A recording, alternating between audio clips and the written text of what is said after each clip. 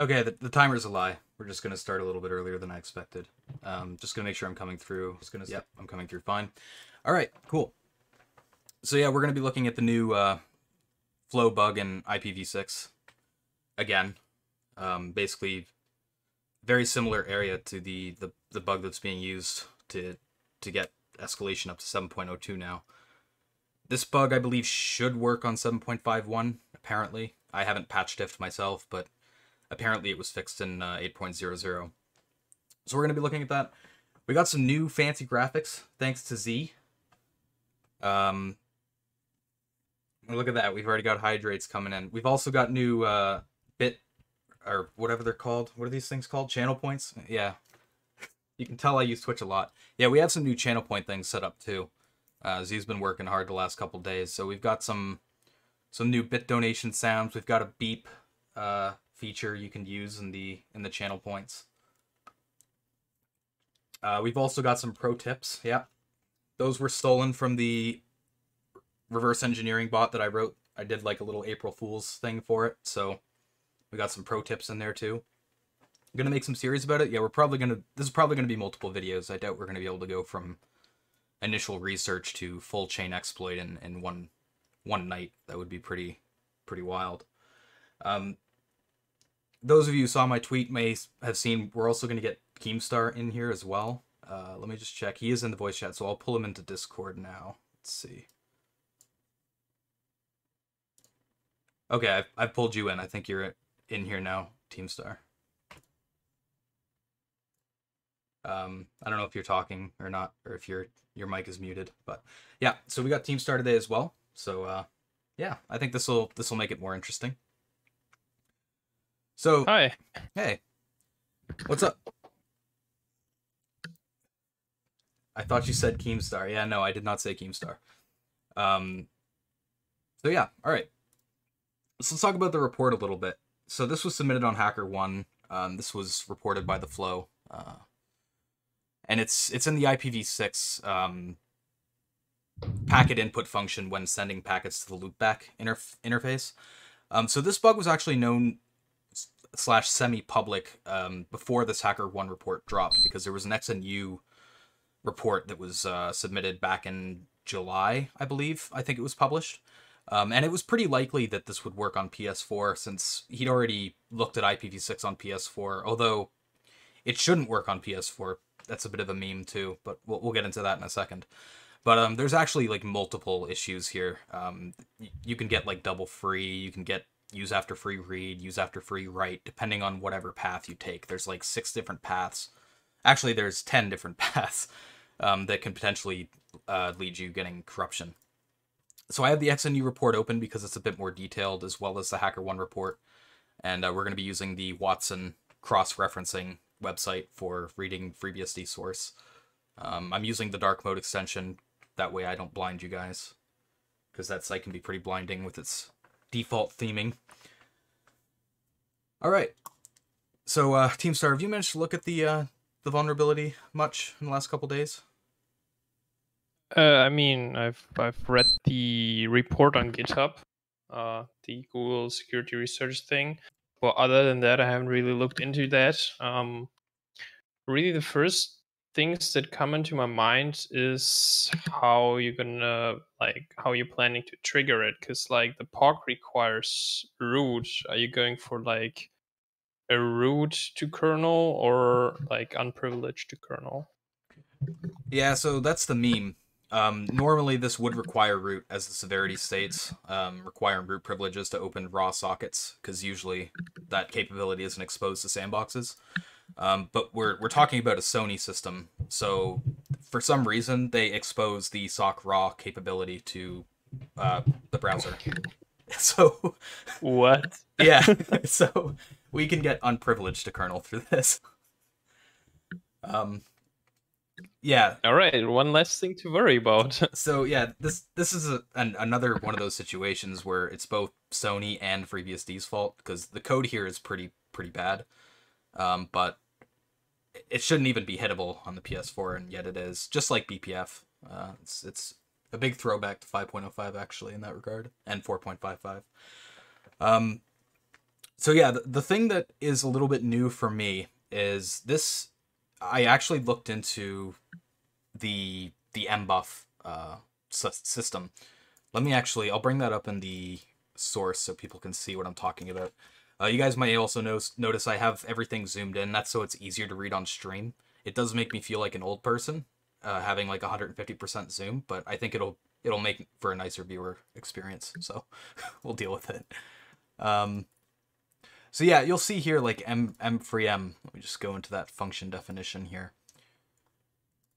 Ah, man, this is the FreeBSD life, going through 50,000 macros.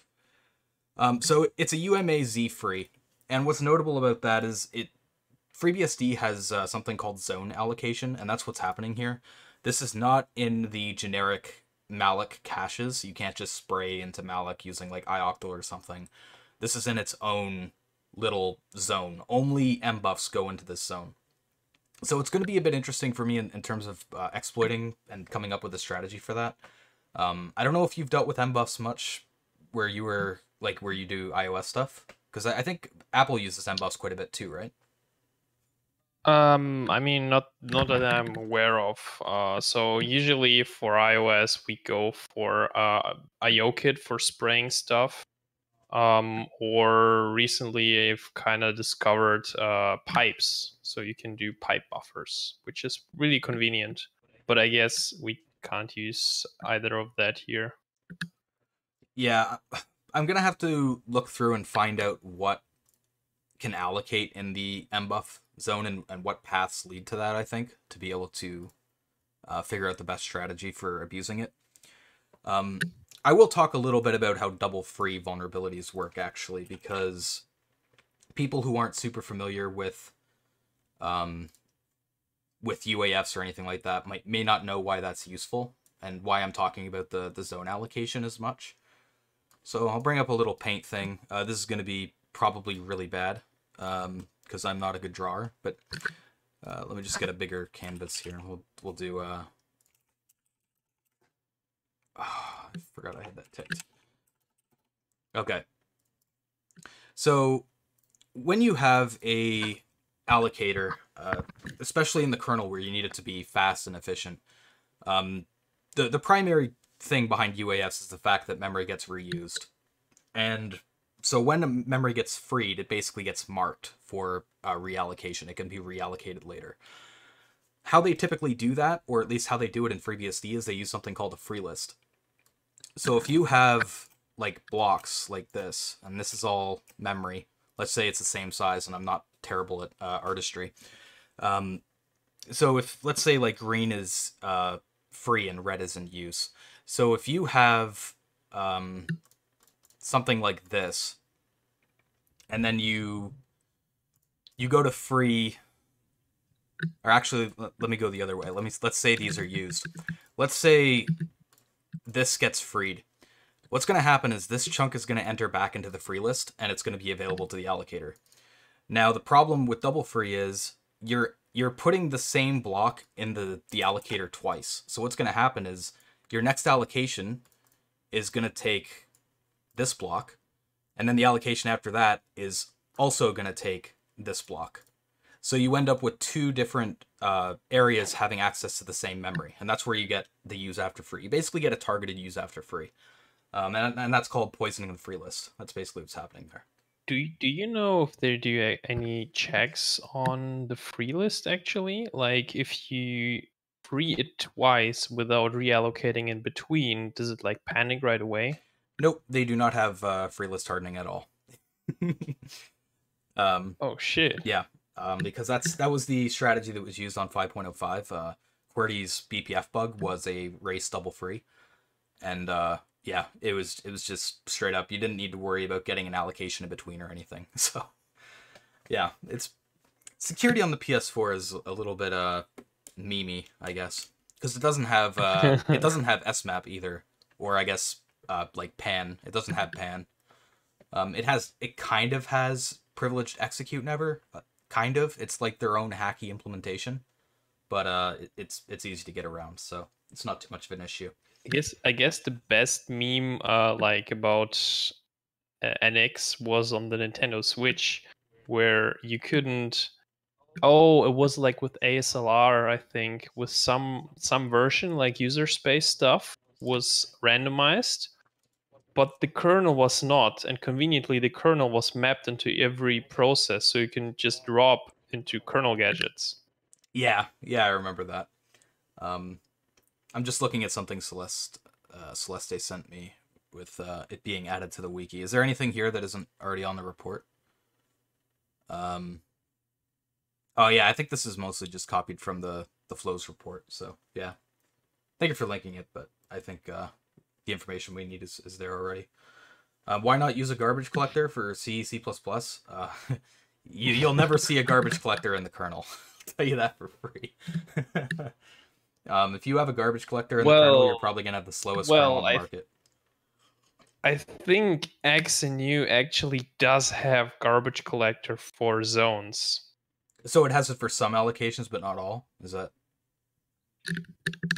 I guess that could kind of work, yeah. Like, if you're not allocating a ton from that pool, then garbage collection's fine. Basically, you have there, like, a zone allocator, and, like, you're familiar with XNU zones. Anyway, basically, you can map pages into individual zones, and these are then passed to other allocators, for example, calloc, which allocates different sizes. And the zone allocations are actually garbage collected. So if you free a zone or like remove every allocation from a zone, it's not freed immediately, but there's like this garbage collector thingy. So technically, I think that does count as garbage collector. Okay, fair enough. But yeah, like generally you won't see GCs in kernel. It's really it's really rare. That's why we need Rust kernels, basically. You know, I'll do some Rust shelling, even though I don't like Rust. That's the fixed commit. Okay, thank you. Yeah, I'm just taking a quick look at it here. I don't know if... Let me just turn off dark mode. Okay, yeah, dark mode was messing with the diff. I was wondering why I wasn't getting any diff lines there. Okay. So basically they pass the double pointer and then they reset it before they use it again. That's what it seems to be doing there. Okay. So yeah, let's talk about the actual issue first, because we haven't done that yet. So the one I'm going to be looking at first is probably the double free path. It seems the most likely to work. So let me pull up the function in Watson. So turn back on dark mode here. So basically just trying to get it to crash at first. Trying to get a crash, yeah. Unfortunately, the raw POC, because it's not in the generic cache, it's in the zone, I don't think it'll actually trigger a crash on the system. Because...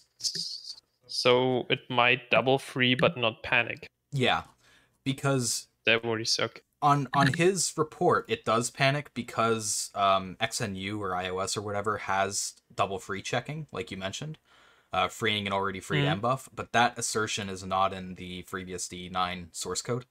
So you won't trigger the assertion. So you won't crash on that. You might crash later on potentially, but it's up in the air.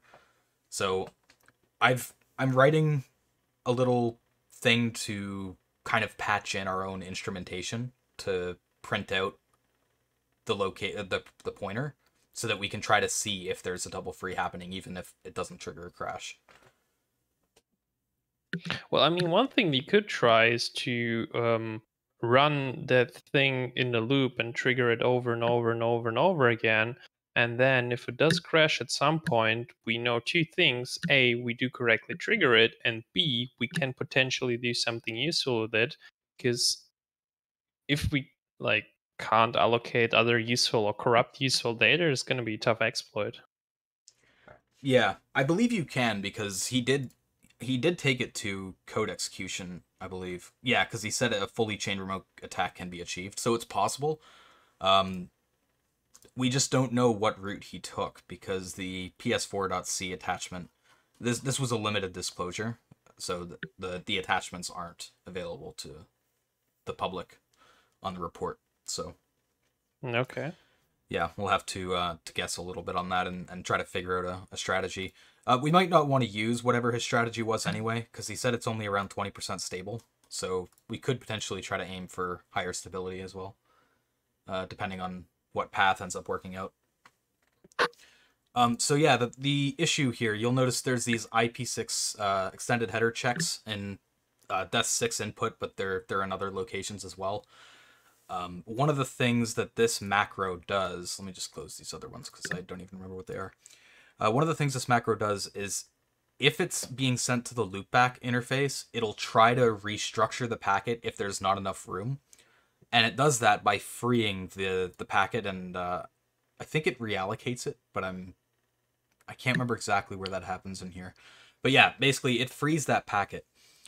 And then when it goes back up, there's no like indication that that packet has been freed or anything. So when it gets to the second check, it'll reuse that same pointer, and then it'll do the same thing and free it again. So that's where the double free comes into play.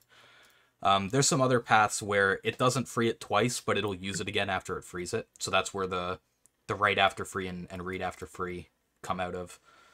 So yeah, we'll have to look around and see what's viable there. Macros everywhere. Yeah, it's one thing I hate about FreeBSD especially. I mean, it's common in kernels, but it seems to be more common in FreeBSD than like Linux, for example. Can you run PS4 kernel in QEMU? No. It's got the PS4 has a lot of special hardware and proprietary drivers. There's been somebody that's been working on getting PS4 emulation working for like 5 years, and I don't even think they're really... I think they have it booting, but the graphics stuff is like a lot of work. You gotta like basically rewrite the graphics driver. You gotta write, like you gotta deal with shaders. It's not fun.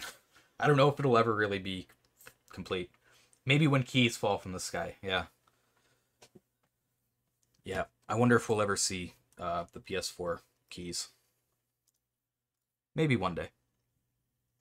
Okay, so this is the one thing I kind of started before the stream. This is just a really garbage hooking payload that I set up. Mira has a more robust hooking system, but Mira's in a bit of a weird development phase, and I'm not actually familiar with the hooking code base, so I just decided to run my own. As you can see, it's really bad. It's basically just mem copying like a function that I wrote into a code cave and writing raw opcodes into kernel text. It's really not that awesome. Maybe we should have a more robust hooking system in the future. I don't know if you'd be interested in trying to work on that, Teamstar, but Oh shit, no. For x86, no way. no way. Oh, okay. No. For if it's like ARM, then potentially, because I have like instruction encoding and decoding shit for ARM64, and I'm planning to do ARM32, but for x86, that shit needs to die. I mean, I'm still like super confused about the fact that you like from kernel mode call into user space code. Like I read it and I'm like, what is that? oh, this isn't running in user space. So this is using a little payload SDK that I wrote. No, but like the KX thing, like if you that thing is a user space program. Once you do KExec, it switches to kernel mode, right? Yeah. But the code is still like in user space pages, right? But the kernel can access this. I'm so confused. Oh, yeah. Because like no SMAP. Yeah. Yeah, you're right. The kexec is like a custom syscall we add to be able to jump to RDI or whatever. And yeah, that function is residing in user space. And yeah, that's just because PS4 has no SMAP, nothing. It's actually really weird because the Vita came out before the PS4 did, and the Vita has SMAP or PAN, but the PS4 doesn't. It's like the PS4 was put on the back burner in security. I think Vita was like really ahead of its time. At least that's what I heard from Ifan. Yeah. It had a lot. It had like syscall filtering per sandbox. It had a lot more security than the PS4 ever did, yeah. It's really strange. I don't really know what happened on the Sony side there. WoW, PS4, no SMEP. Yeah, no, there's no SMEP. So they do one thing. I talked about it a little bit in my 5.05 write-up. I'll just bring it up really quick. They do have something. It's not really SMEP, but it's something else. They have...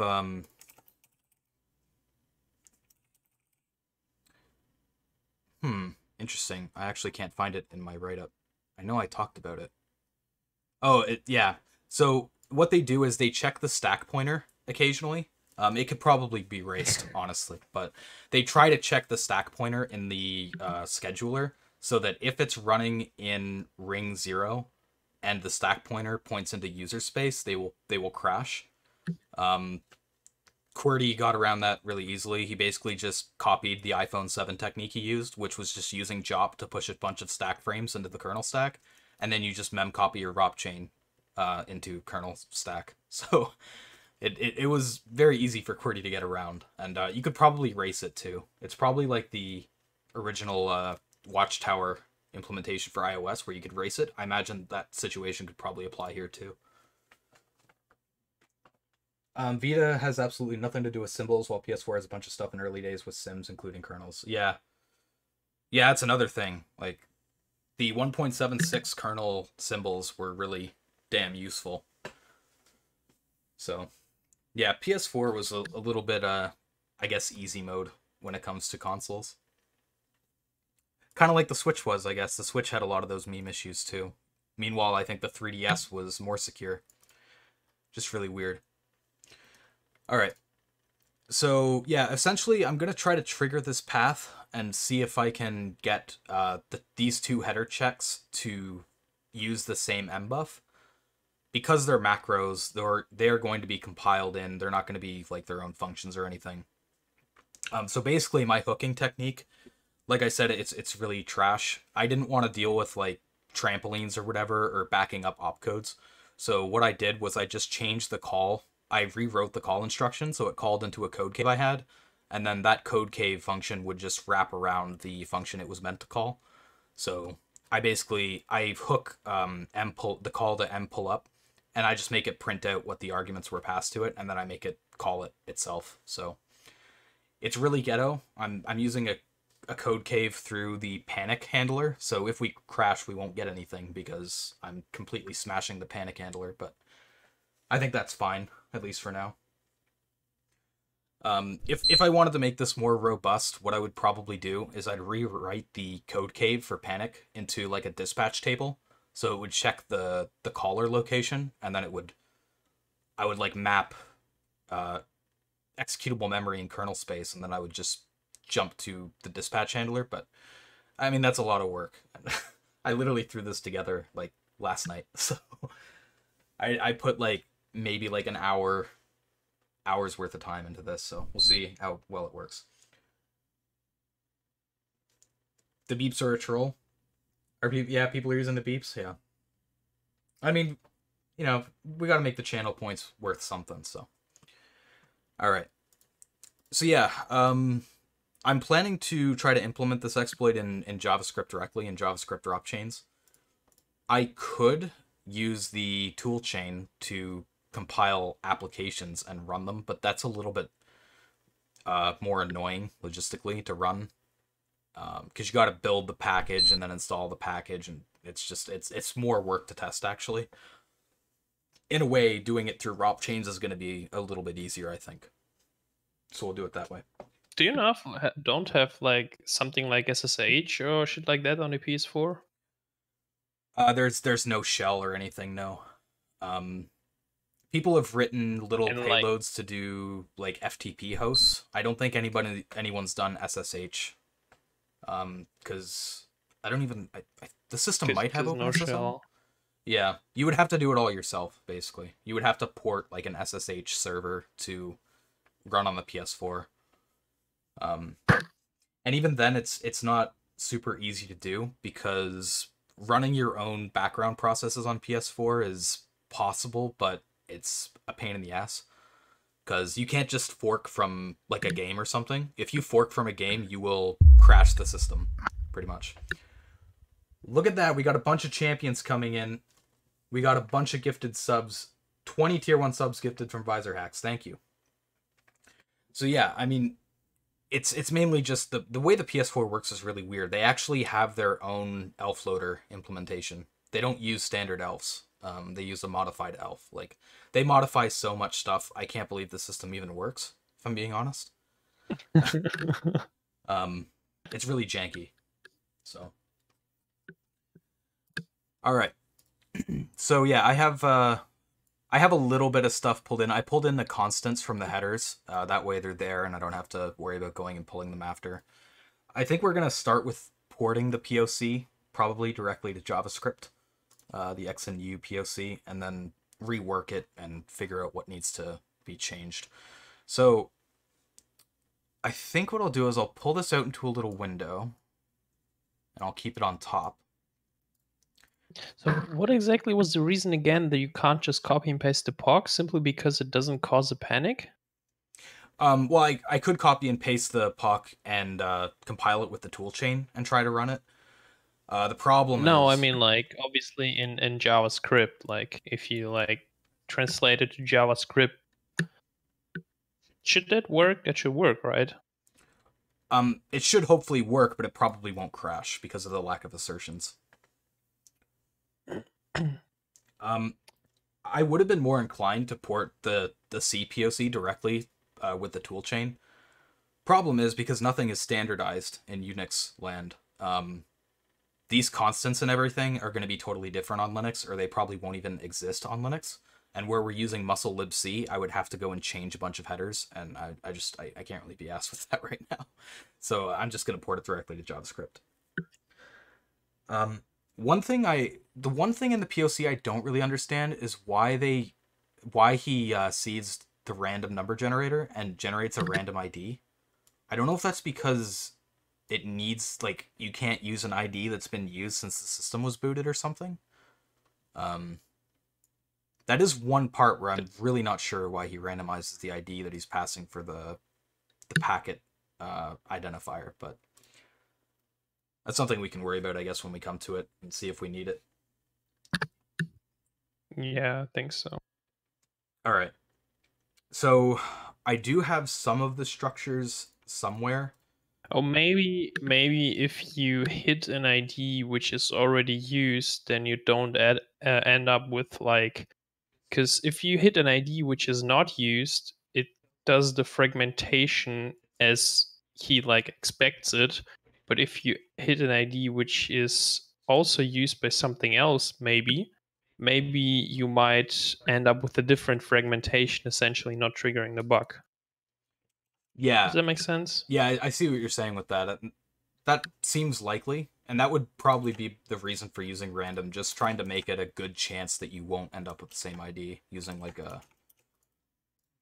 to try to make sure the POC runs without people having to change it every compile or something.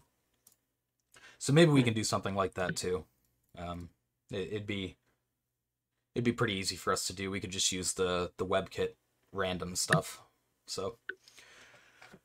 So I do have some of the structures, the structure formats reversed, because obviously there's, like, inline structures and macros and stuff. So I have all that done. Sorry, you were gonna say something there? Yeah, I guess the first thing that I would do is, like, pretty much copy and paste that stuff into JavaScript and then run it in a loop to see if it crashes, while we try to figure out how to, like, detect whether it triggers. Yeah. So let me just... I have these structure formats reversed. I just need to open the file. I'm just looking for it now really quick. Okay, yeah, I found it. So just put that right into here. Okay. So that's the structures. I basically simplified it down into uint 8s and 16s and 32s, stuff like that. That way I don't have to go through and pull all the types and the widths and stuff like that. So I have the sizes, the offsets, all that stuff. They should be correct. The math might be off on... I don't think they're off. I double-checked the structures, so I think they're all fine. But Yeah, that's the structures, because we're gonna have to write them out directly into buffers using the p dot write fours and write eights and stuff like that. I actually did Oh, add two new primitives. What's that? do you think that these are standard on Mac OS and same on PS4? The structures? Yeah. They might be. I pulled the structures from the FreeBSD 9 version on Watson, but I don't know. That's an interesting question. We could probably Because take let a look me really quick. try to dump it on my Mac and then compare it to what you reversed. Okay. Let me just look. What's a structure here that I copied? We'll do like.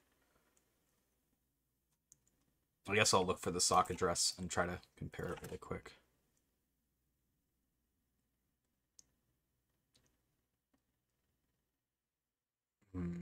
Which header file was this in FreeBSD? Don't know actually. So I will try to like just compile and run that shit on my Mac. So if I'm gone in like 2 minutes, you know why. Yeah, that's fair. I'm finding a lot of search results on GitHub, so because apparently it's used a lot, which isn't too surprising, I guess. Although BSD directory is probably in the same file, in6.h. It looks the same. Len family port, flow info address scope ID, len family port, flow info address scope ID. Yeah, I Right, think let me it's try to identical. get these things. And before Sony changed structs, they looked. Yeah, I know. It's possible. I really don't want to have to go reversing the kernel to in case they did custom stuff, but it's totally possible. Yeah. Should use Open Grok link. Oh, I never use Open. It looks so clunky. It's like the Ghidra of online code linters or whatever they're called. It's so much better though. I'm just used to Watson. I stick with what I'm used to. That's all. All right. So yeah, I think the structure should be identical between X and U. So yeah, I'm gonna try to dump these packets so we can compare with all your offsets. All right. Yeah, sounds good. Chendo asked for the kernel because Sony did change stuff for PMAP structs. Oh, that doesn't surprise me. They probably have they probably changed a lot in the virtual memory stuff for, I don't know, maybe like the GPU or something with like the unified memory model. I don't know. It's weird. Watson ain't got no colors. No, I know. There's no syntax highlighting on Watson. It's a bit brutal. I wish we had. Let me just double check that it doesn't have it.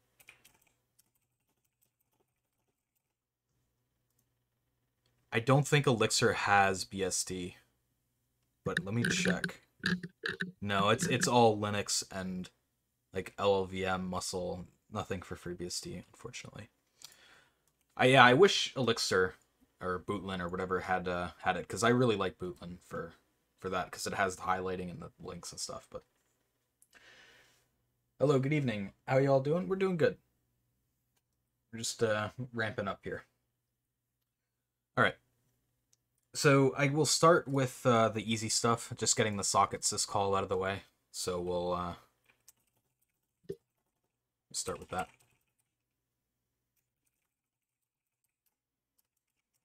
How did I include the sys prefix in the syscall list? I think I did, right? Yeah, I did. And I did call it window.syscall. Oh, syscall names. Okay. All right, so we'll call All right, it. I sent you packet dumps. All right, let me just check.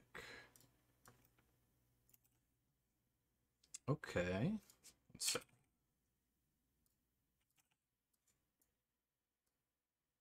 All right, perfect. So I'll use that to double check my things now, actually.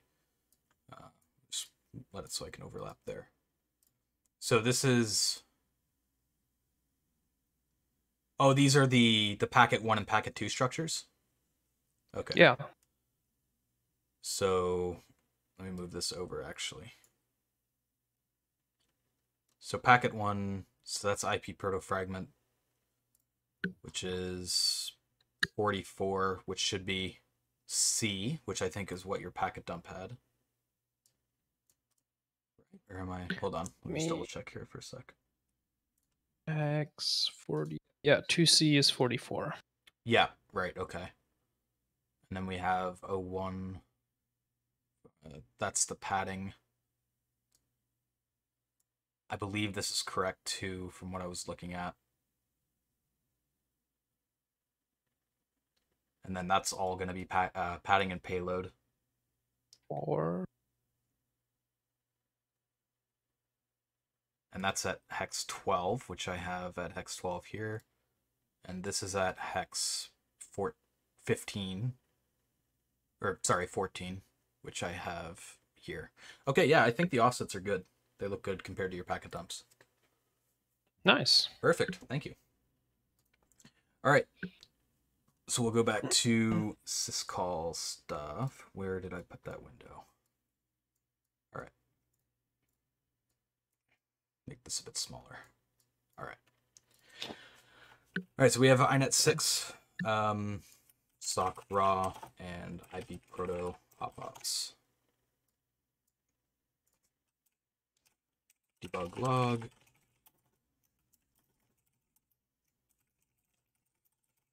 Okay, so I'll use the debug logging to make sure that the socket opened correctly. We're not getting -1. Actually, I'm not getting anything, apparently, because the PS4 is not connecting to the server for some reason. So I need to double check if my IP changed.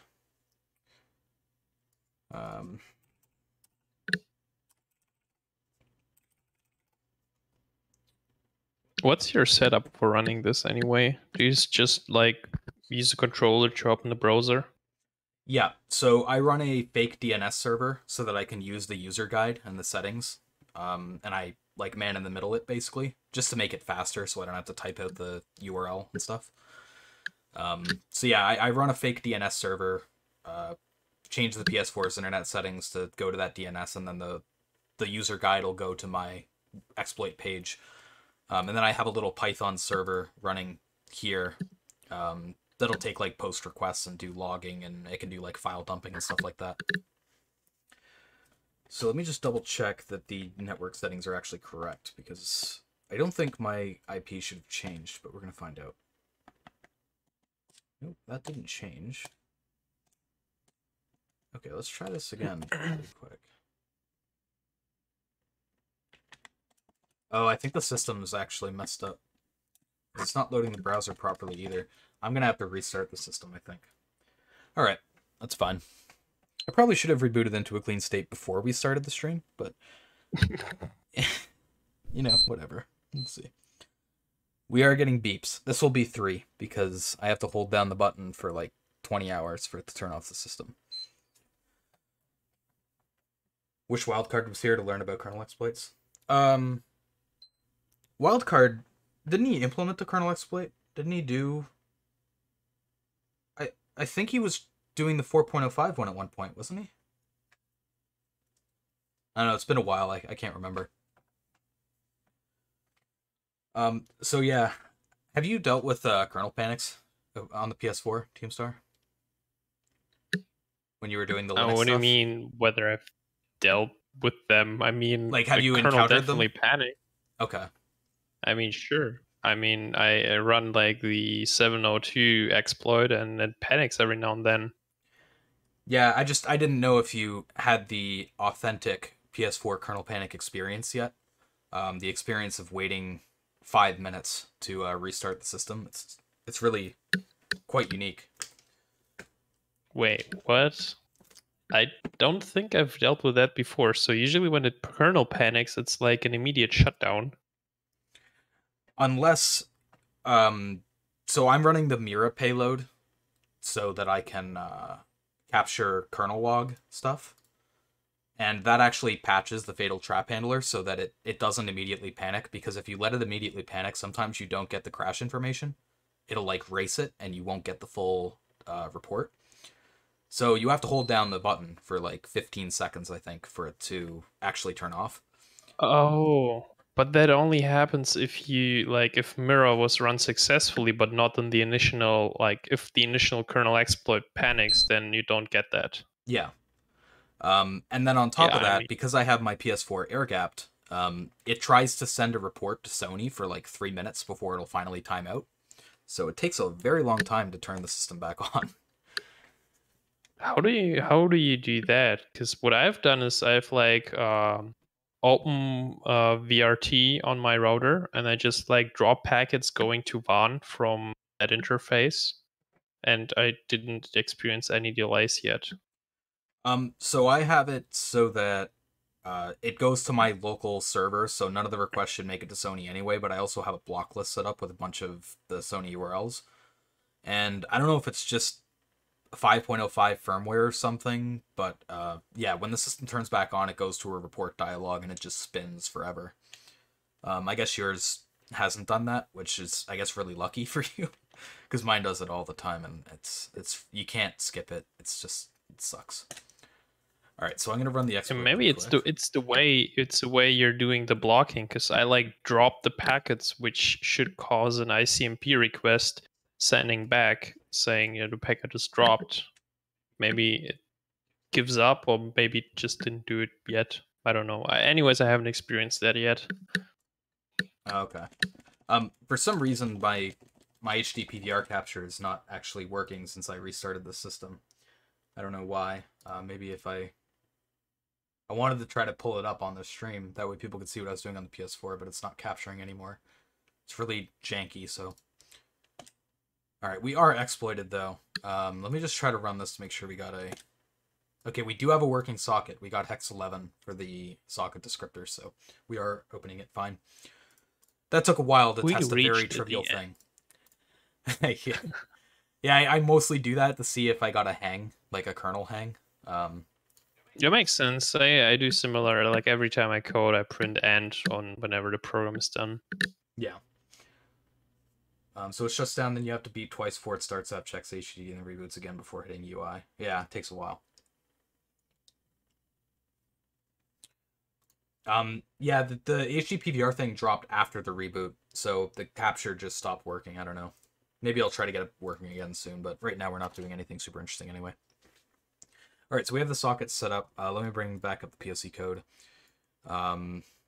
Next, we need to set up the address structure, which I have here. So we'll do address. That structure is 0x1c, so that's how much we'll allocate. So the length we leave alone, we'll write into the family. So we'll do a write. Wait, how big is the family? Is it 1 byte? Yeah. So we'll do a write 1. I think I went to talk about this earlier, but I got distracted. I did add some new primitives that does some bit masking and stuff so that we can write and read shorts and bytes. Before, I just had the write 4 and write 8, so if you had to write less than that, it was a bit of a pain. So yeah, that'll take care of the Indianness for us, and we won't have to do direct writes on the backing. Makes it easier.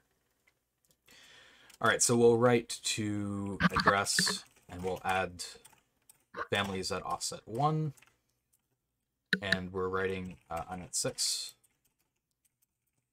and we've got to write into the port as well, which is a short, and the port is going to be 0. Okay, right, yeah, because we're writing the loop back. So the inet pton, if I remember correctly, I did do a quick dump on this buffer, and I'm pretty sure the loopback interface address is going to be totally or complete zeros across the board. But I can dump that too. Okay, maybe you can confirm that for me. I might just call inet pton anyway though, because it's in libkernel. It's a quick call, but yeah. Do you want me to paste that code snippet to you, or I guess you probably have it open already, right? I have it open. Yeah.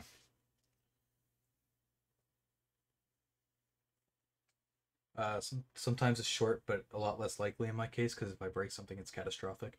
It's weird with the PS4. Sometimes it'll attempt to send reports, and sometimes it won't. It's like certain crashes are like exempt or something. It's really strange. I don't know. They've got such a weird and complex crash reporting system with mdebug. It's a lot. All right. So I will. So it's not just all zeros, but like almost. Okay. Because you need to set it to like IPv6, and the colon 1 isn't 0 either. Okay, I see. All right. So you know what? I think I'll use the inet pton on the system and just compare to make sure that it's working properly. So yeah, make sure to dump the buffers you construct before, like just dump it. Yeah, totally. All right, so we'll get the address bytes, I guess we'll call it. That's going to be a 16-byte buffer. And we're going to do an fcall into libkernel. Let me just get the address of inet pton because I have it on another window. Right, okay, there we go. Okay, 1b5, 10.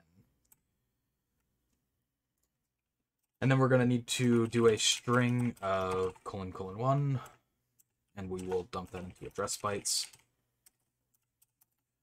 Maybe I will actually write a quick dumping function just so I don't have to rewrite this all the time. So we'll do dump bytes. Please add a comment that says what that offset is.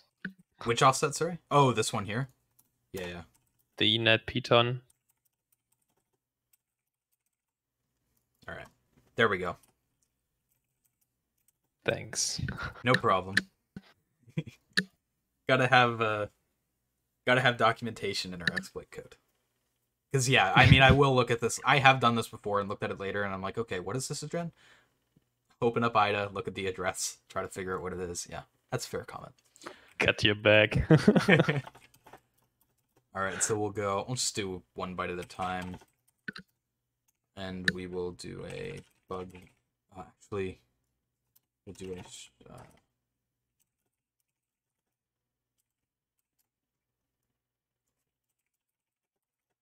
QWERTY once said, "You can do everything with JavaScript given enough memory corruption."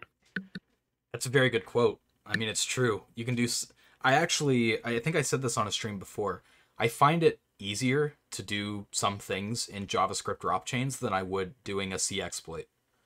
Because it's just... Really? Some of the primitives are just really nice that you can construct in JavaScript, and it's weird. It's like a strange low level of control with like ROP chains that you don't have at the C level. Like, you could back up certain registers really easily in a ROP chain in JavaScript. If you're in C, you have to use like the inline assembly crap from the compiler, and it sucks a lot more. So yeah, I really like working in JavaScript actually in the context of post-exploitation. All right, I think we can't be friends anymore. Why, you don't? You don't like JavaScript post-exploitation? Yeah, actually, I hate JavaScript. Like, the first time, like not really the first time, but usually when I do JavaScript, it's only for WebKit exploits, and I've done like 2 of them. This is as much as I've used JavaScript for literally anything. So you go straight from WebKit exploit to JIT then? You have nothing to do with like JavaScript? Yeah, as soon like I try to do like JavaScript, and usually I have like a debugger, and as soon as I get it to somehow to do a ROP chain or debugger or something, I try to avoid JavaScript as much as possible, and then I go straight for a ROP. And then if like for the last 2 things, I had a code sign bypass, so from ROP I could go to plain C code, and then I disable every thread in WebKit and then just do my thing in C. Fair enough. Yeah, like Z said, we're mostly sticking on 5.05 for now because I have Mira there. I can get log information from my trusty kernel log viewer here over UART, and then we'll port it up after we have something on 5.05. That is the plan. Yeah, we can port it then to 7.02 first. I don't know if that makes any difference, and then 7.55 is probably not going to be that much of a jump. Yeah. So I'm getting something different from my dump. You can kind of see here. You're getting the 1E and the 1. I'm getting just zeros. So that's interesting. So the first one, which is the 1E, this is due to setting. Let me see, what exactly are you doing?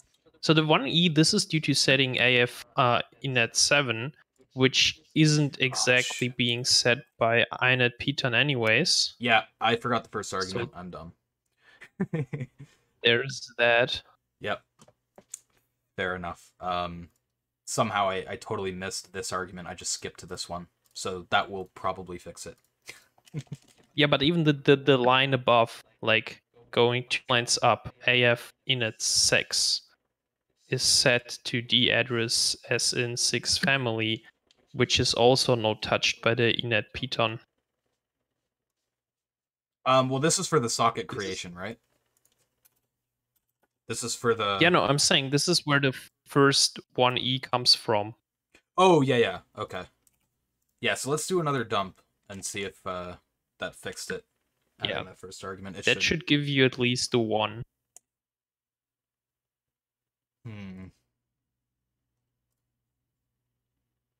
That's really strange. Let me just do a for loop here really quick to write bytes we know into the buffer. That way we know it's actually getting written to. Gets bytes.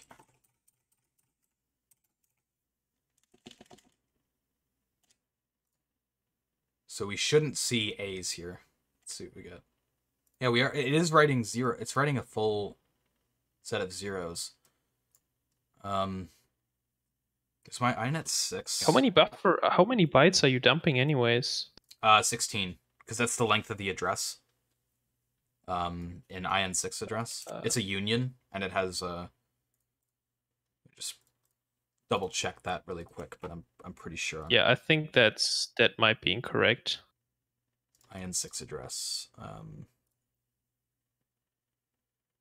Yep, it's a union of 16 bytes. Yeah, so that should be correct. The size. Oh, right. It's union. You're right. So, yeah, the size is correct. Do I have the wrong offset, maybe? I'll just double check. I have libkernelweb here for 5.05. And inet p10 does show it 1b510.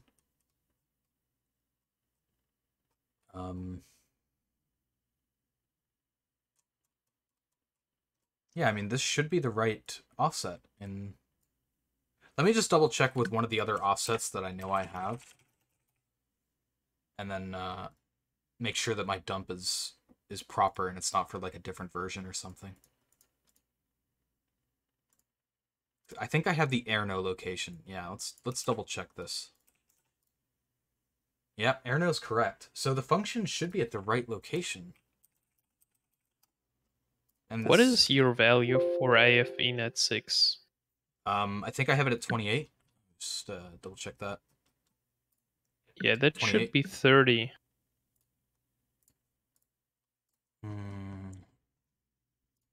Just double check that. 6. At least for Mac OS X, it's 30. Yeah, on FreeBSD 9 it is 28, so that's correct. Okay, I see. I can't see why my the inet would be giving different results for essentially the same thing. I mean, one of your values will be different because you should be getting 30, which is like, what is that? That's like 1E. 1E, yeah. So I should be getting 1C. But I'm not even getting that. I'm just getting 4 zeros. No, you should not see 1E. The only thing you should see is the 1, the dump I sent you. Yeah, this 1E, right? That's what I'm talking about. This should be a 1C in my case. No. The one later, the 0-1. Mm-hmm. This is the only thing you should see in the dump anyways. Okay. But I'm not seeing either. I'm just seeing a full set of zeros, which doesn't really make sense to me. But I know this location, this call location's correct. I know this is correct because I just checked it. that should be correct, but maybe I will double check the stringify primitive, creating a buffer view. Yeah, just dump the stringify primitive. Just hex dump that, I guess.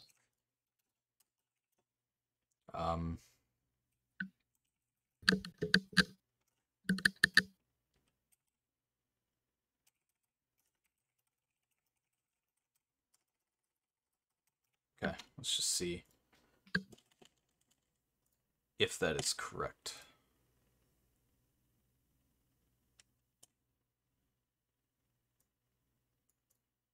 Oh, I'm dumb. I forgot the length. Let's just do like that should be 4 bytes. 3, 4, 4, yeah, 4 bytes. Yeah, shit like that doesn't happen with compiled languages. Okay, we're getting 3 A's. That's really good. So stringify is something's wrong here. Yeah, I was wondering 3A is not correct. That's really strange because I know I've used it before.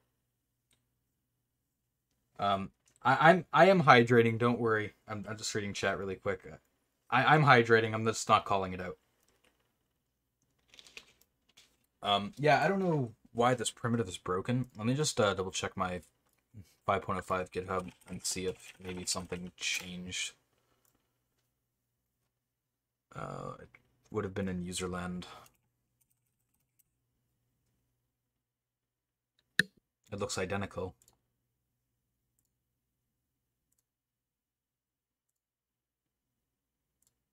Yeah, that looks fine. So why is it doing 3 A's?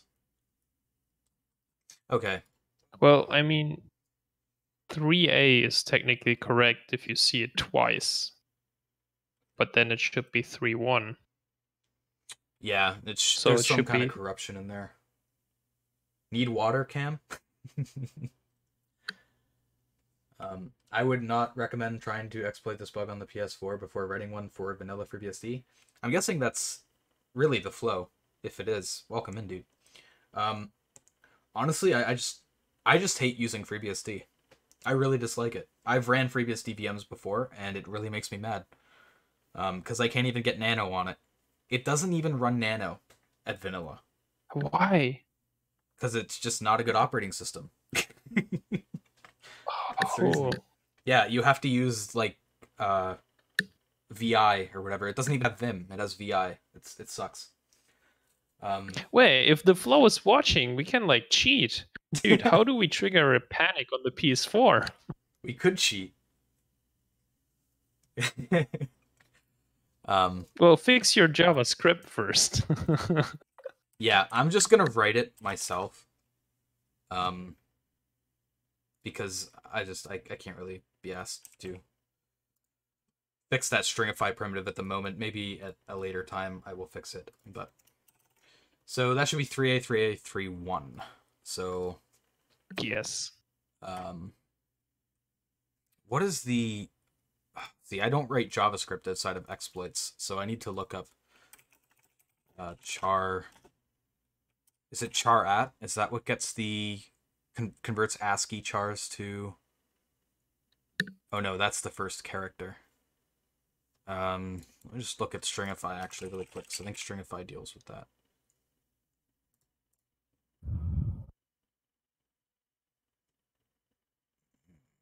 Wait, isn't that...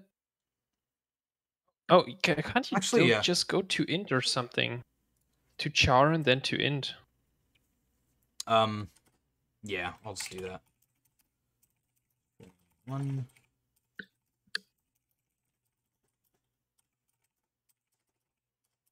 And then 3-1 if I'm not mistaken. Double check. Yes. Yeah, so that should be correct. Hopefully this time we see the proper...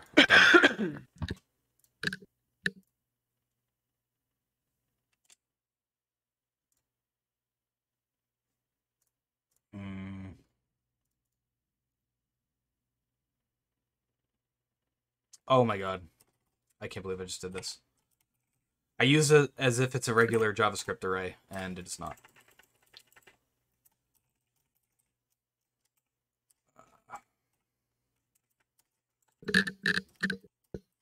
Oh man, I hate that VS Code does that. So let's just replace that here.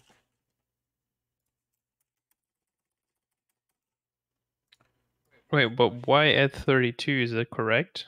Yeah, that's just the primitives that are set up in exploit.js. It's the in64 class. So I don't know if you've used that in like WebKit exploits. I've seen that, yeah. Yeah. And we gotta add. Okay.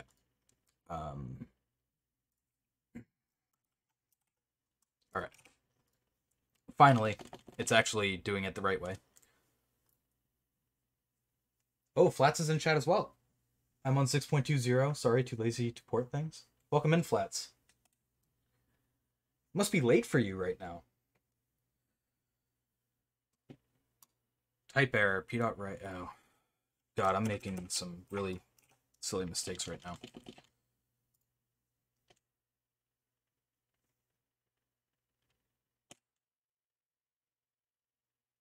Okay, we're ending up with the same issue actually in the dump. We're getting 3 A's.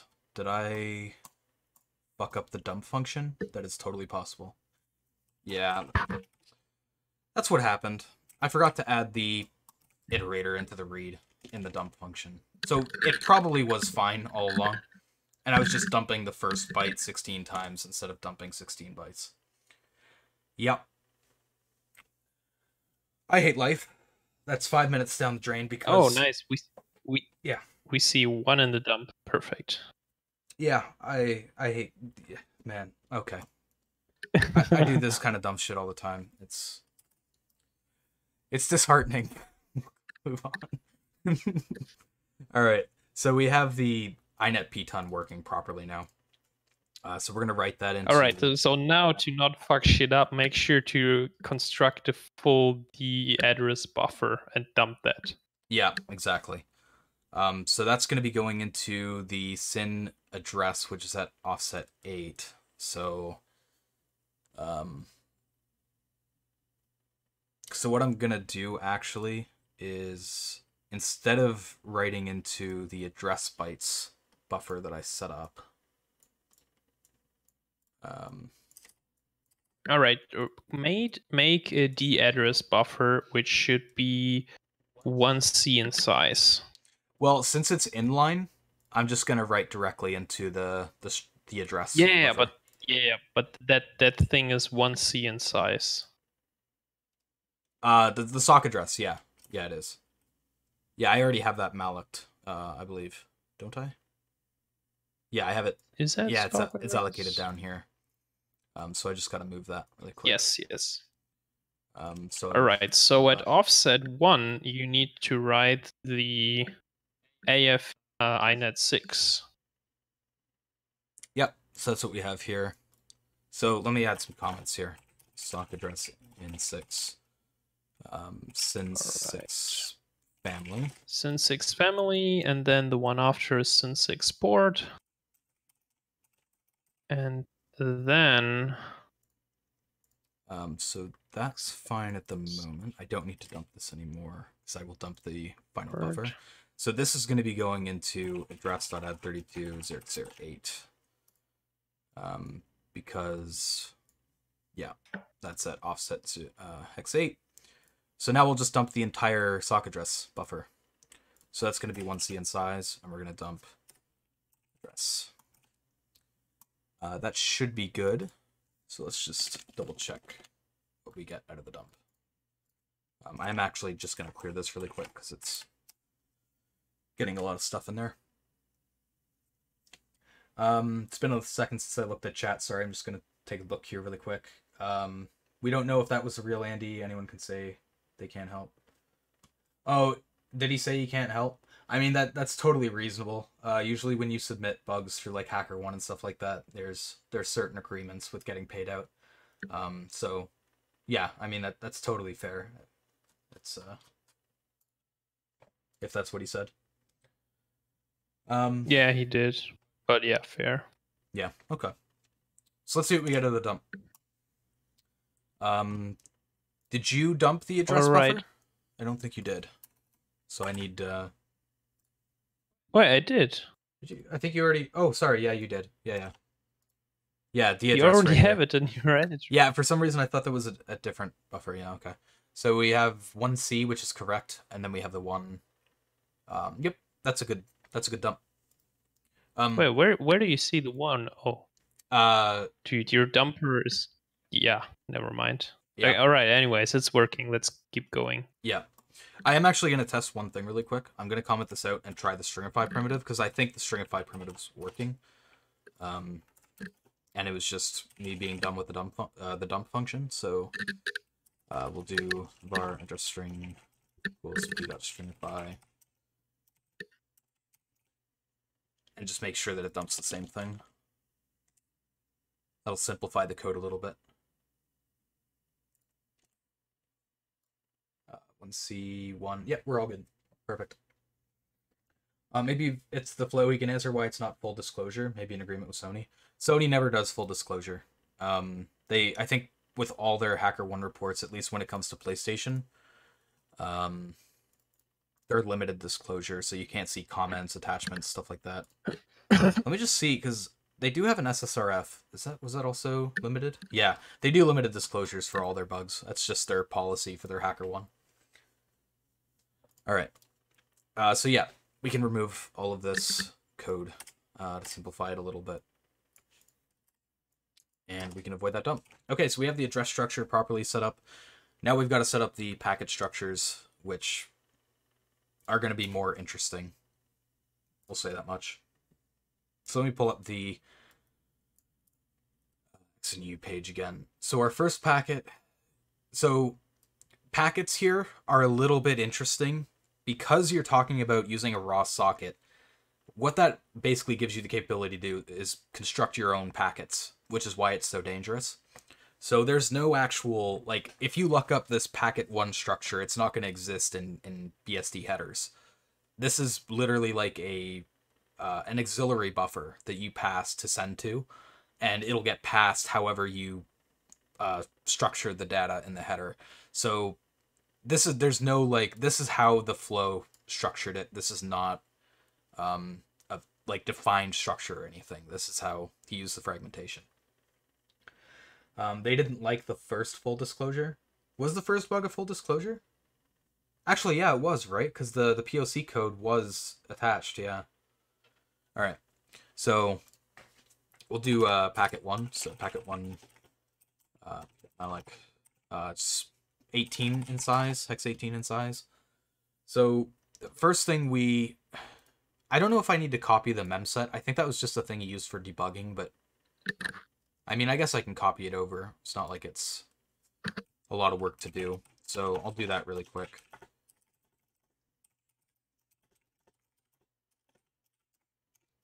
So we'll do p.write for packet1.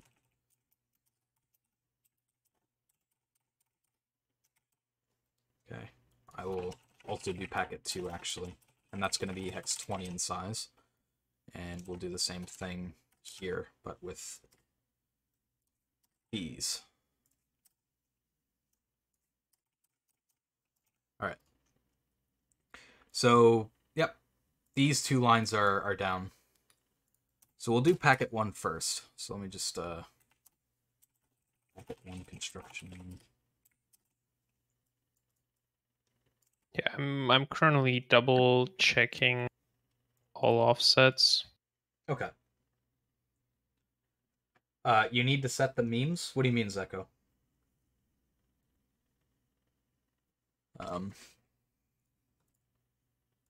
Yeah, I'm not sure what you mean by that. So, first thing we need to write into is the HBH structure, which I think is the hop by hop. I think that's what that stands for. So, the next member... You know what I'm thinking of doing? I'm thinking of taking these structures and just doing, like, inline. That's what I'm going to do. I think it'll be easier to read that way. So What do you mean inline? Oh, I'm currently taking care of that for you. So basically, at offset 0, you have IP6H next. okay. Oh, you're doing that too. Yeah, I just wanted to keep it all together, kind of, just so it's easier to read. All right. So yeah, so that's packet 1. So HBH, so we have next at 0 and len at 1, if my reversing is correct on the sizes. So the first of few I have. So next is on 0, len is on 1. That's correct.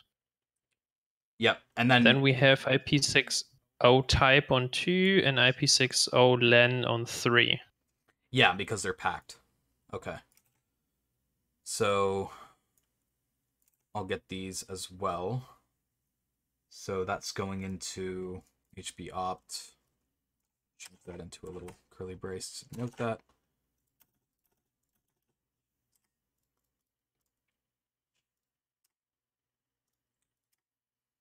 Okay, so pad should be on 4. Which I think, yeah, that should be fine. Pad should be 4, yes. And then 4 bytes padding, that is correct. And then frag will be on 8 because of the 4 bytes padding.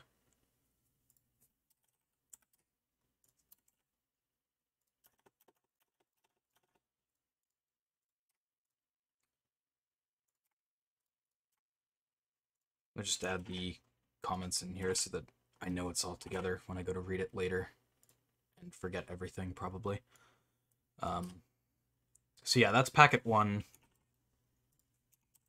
We've got frag. We need dest and opt still. Opt I actually have still, I think.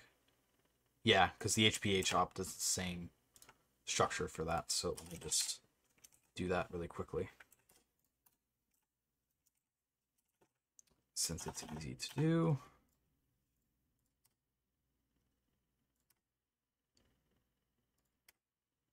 Okay. I just want to make sure I have the indentation right so I don't confuse myself later on. And then the last one is the... Oh, I put that in the wrong one. That's fine. I'll fix it.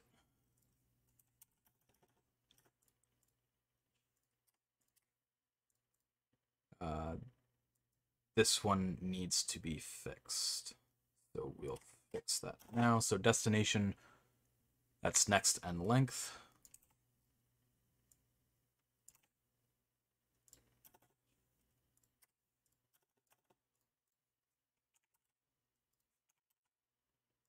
Okay, so packet 1.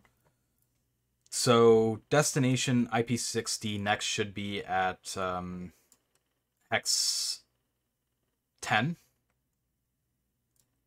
Hex 10 should be IP60 next. Okay, and then IP60 len should be hex 13. Yes. Okay, so I have it correct then. Just add pluses to all of these because otherwise it looks like they're raw offsets when they're not. Okay, so that is the structure of the first packet. Maybe I'll copy this to the second packet and rework it because it'll be faster. So packet 2, we have the HBH, the option, pad, frag, desktop. No, we don't have dest. We have dest opt. And then we have this stuff. So that comes after desktop. And then the total size should be hex 20. Okay, so for packet 2, IP60 type should be at hex 12, right? I haven't looked into packet 2 yet. Okay. But I have done packet 1. Let me send it to you. I doubt an easier downgrade Right. is going to come around without like SAMU keys and shit. Yeah, I haven't used Wildcard's glitch attack yet. I've been meaning to try it out that way I can like get rid of a PS4 because I have like 3 of them. But I've never bothered to try the glitch attack. Mostly because I'm bad with hardware and I get temporary Parkinson's disease when I pick up a soldering iron, so I'm not super excited to get into it. Paid 100k plus to have CPU decapped and the keys extracted. Yeah, I mean the thing with decapping is it's not only the money. You do need a lot of expensive equipment and an expensive lab, but you need an experienced person to do it too. Like, even if you have 100k or something, if you don't have somebody who knows how to use that equipment, you're going to be screwed. So, from some Chinese company. Oh, I see. Okay, they hired a company to do it. Okay. Well, that's a speculation anyway. Because, yeah, for those listening and not following that train of thought, somebody somewhere does have PS4 keys, because there's been decrypted kernels that have been floating around on the interwebs. And the only way you're getting decrypted kernel elves is if you have keys. Because dumped kernels are very different. You can tell by looking at them. They don't have, like, they have headers and stuff that aren't allocated into memory that you won't have in a decrypted kernel. Or that you will have in a decrypted kernel, rather. Hardware will be the next fun thing for you. I do find hardware really interesting. I've been looking into, like, glitch attacks and stuff because I find that stuff fun. That being said, I don't fully understand them all, especially when you're... I don't understand how glitch attacks work when you get to, like, chips that run in the gigahertz and speeds. I have no idea how you can do, like, clock glitching and stuff when you're running that fast. A lot of the glitching talks I've seen have been doing things on stuff that are, like, a couple megahertz frequency, not gigahertz. So sometimes, depending on the target, I know people have like connected an external clock. So if you can somehow like disconnect the internal and run on the external clock, you can like lower it a lot. So I have not like seen. I mean, obviously people done that, but I like don't really know how that works. The other thing that I'm really interested to look into is EM glitching, which is you basically have electromagnetic pulse sent on the chip, then hopefully it glitches. So then you don't need to solder a lot. You literally put the probe onto the chip and then hope it does the thing you want it to do. Yeah, so with the clock glitching, I know the way most people generate their own clock signals and stuff like that is they use an FPGA. But the thing is, a lot of FPGAs don't run in the gigahertz, so you're not going to be able to beat the host chip. So that's where I'm, like, confused on how that works exactly. Wait, what do you mean beating? Like, from my understanding, you're not competing with the host, but rather you're disconnecting the host clock and reconnecting your own clock. So then you can run the clock as slow as you want. Surely, though, if you drop a chip that's running at, like, 3 gigahertz to 3 megahertz, it's gonna... There's no way you can recover from that really quickly, right? That's gonna be too much of a drop, I would think, but... I don't know, I'm kind of, like, speculating, because I wish I knew more. No, I think that's not how it works. So basically, if you have like a super fast clock but run it super slow, I don't think that's any disadvantages for the chip per se. You know what I'm saying? Like, it doesn't hurt the chip to run it slow. No, it's a non-intrusive form of glitching. Because I know you can do, like, thermal glitching too, which is, like, really crazy, but you can, like, destroy the chip easily doing that. One thing that I always thought would be really cool, and I'm told is technically possible, but would probably cost, like, tens of millions of dollars, is if you could just get, like, a really fine, like, laser or something and just flip one bit in the CPU. Like, say you could flip one bit in a register or something like that. But I'm told that having a tool that could have that level of precision is not practical at all. Yeah, so this is very intrusive. So I know, like, at my university where I've studied, they have stuff like that, and they shoot like FPGAs, but you pretty much need to open up the chip, like decap it completely. Yeah. All right, so I guess I'll get into packet 1 construction, getting back to the exploit stuff. I'm guessing you haven't dumped packet 2 yet, but you could do that, I guess, while I'm working on packet 1. What do you mean I haven't? It's literally in your editor. Packet 2? Yeah, okay. Yeah. See, I forget things that get sent to me. I'm looking at like 4 different things. Okay, it's not my fault. But I'm like almost finished, like completely recovering the offset, so we can go through that fairly quickly. Okay, cool. So packet 1 IP6 next. So that's going to be at actually, I'm going to bring this down to toward where I'm actually constructing it. So these structures I don't need anymore. So I'll get rid of these because I already have them in line. So there's packet 1. Bring that down here. Just put it there. All right. So packet 1 at 32. So to denote that we're working with inline structures, I'll use a plus, even though people will probably think that's redundant. So next needs to be set to IP proto fragment. God damn it. I'm just going to copy that part. That way it's quicker. Len needs to be set to 0.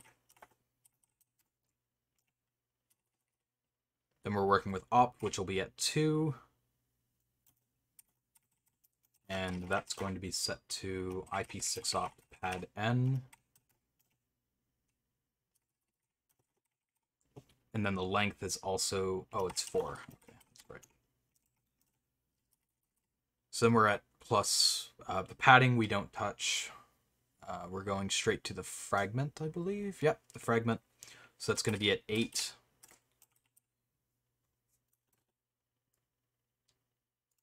And for packet 1, the exact offsets I also sent you in Discord, so you can see like the field, the offset, and then the size. oh, awesome! Thank you. I will verify with that actually when I'm finished. Thank you. I'll use that instead. Yeah. So next has to be IP proto desktops.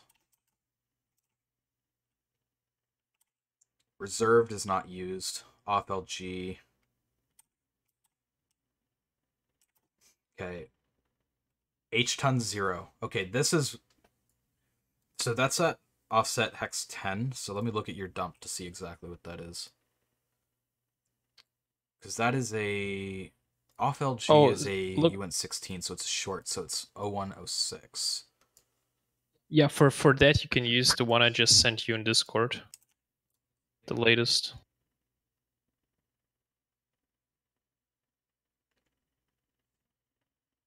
Okay. So it says you the offset and then the size. Oh yeah, what I'm trying to... I just want to know what HTON 0 is. Which oh, it's 0. Is it? It's just 0? Okay. Yeah, it's like a byte swap, like a little to network endianness. Is that right though? Because IP6F more frag is just 1. No, but in your like byte dump you have 0106. So the 06 has to come from HTONs, right? Because off LG is a short. It's not a single byte.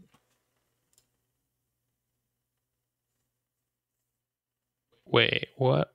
See how in the code he ORs IP6F more frag with HTON 0? So IP6F more frag is just 1. So that's where the first byte comes from. The 06 has to come from the HTON 0, I believe. But okay. I mean, that makes it easy. Get point, but I'm just gonna write a short, and I'm just gonna use 601. We'll do that for now, and then we can compare after. Change if we need to. You can also use EF to flip bits through the package, but you need to be dummy precise and guess the right location, pretty much. Wait, you're right, but that's not... It should be, though. Maybe my offsets are fucked. Let me just look at... I think... Oh, wait a minute. Sorry. Okay. I was looking at packet 2, I think, which is what confused me. I'm looking at packet 1, and I looked at your packet 2 dump. So, hex 10... So that ends up... Or, sorry, hex A. Yeah, so 0001. Yeah, Okay. that's Yeah, that's yeah. right. You super confused me. Yeah, that's my bad.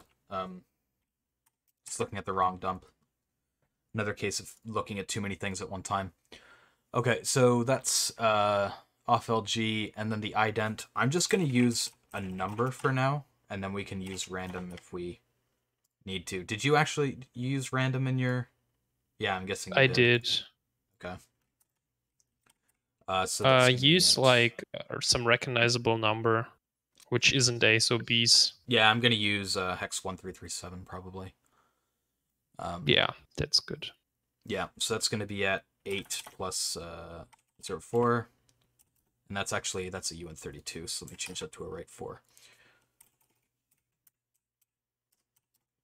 Alright, so that handles the frag destination. That's going to be single byte writes. And that's going to be at hex 10 base. And he set them to IP6 opt add n again. And 4. Okay. So I think that is packet 1. So I'll go ahead and dump this. Packet 1, UX1C. Alright, I don't know why that took so long, but I got the packet 2 now. Okay. No worries. Is it water drinking time? Yeah, probably in a second. Alright. So packet 1. So let's compare with your dump. 2C 0 1 4 4 4 1s, 3C 4 oh, that's interesting. Okay, I do have one difference. I think you forgot to zero that. Yeah, I did. What is that? That's at offset. What offset? That should be offset XA, right? 9. 9. No, Should it be 8 9? is 3C, and the next should be 9. That should be IP6F reserved Oh, that's 0. right. Yeah, okay. So I'll set that. I don't know if it matters since it's reserved, but just in case it is, we'll set it to 0 anyway. Avoid any potential problems.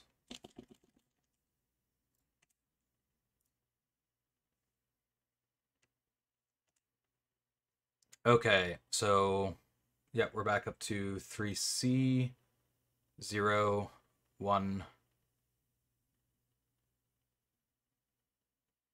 I think that's also fucked up. So byte 8, 9, 10 should be 0. That should be... Wait, what? 3C. Is that 0? IP6 reserved? Huh.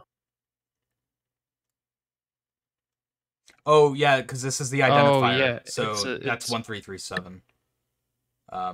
no. The I think. Wait, what's the current dump? I'll paste it right underneath. That way it's somewhat aligned. So everything. Yeah, I think you fucked up the Indianness. Or did you not? No, wait. 3C. Yeah, there should be an extra 0 in here. No, you fucked up the Indianness. It's a 3C001, not 010. Because of yeah. That's strange though, because it should be handling the endianness in the right to function. Cause Oh no, I'm saying the wait. What offset is that? That should be before ID. So IPF more frag is defined differently for me at least. oh, okay, interesting. So for me, IP6F more frag is defined as OX0100. 0100. Let me show it to you. So this is how it is defined on Mac OS.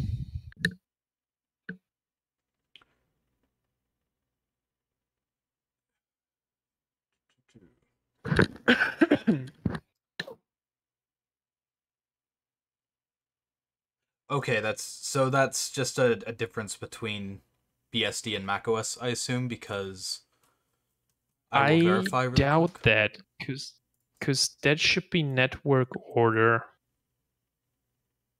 Because you're writing into the socket the way that shit would come out from the network. And judging by that logic, you should do, like, swap that. Yeah, it is hex 100. Huh. I don't know how I got that that constant wrong. Okay. So that should hopefully fix that. That is really strange. I must have been looking at a different header or something. I'm not sure. I mean, it is 1 technically, but 1 in big endian for a 2-byte short.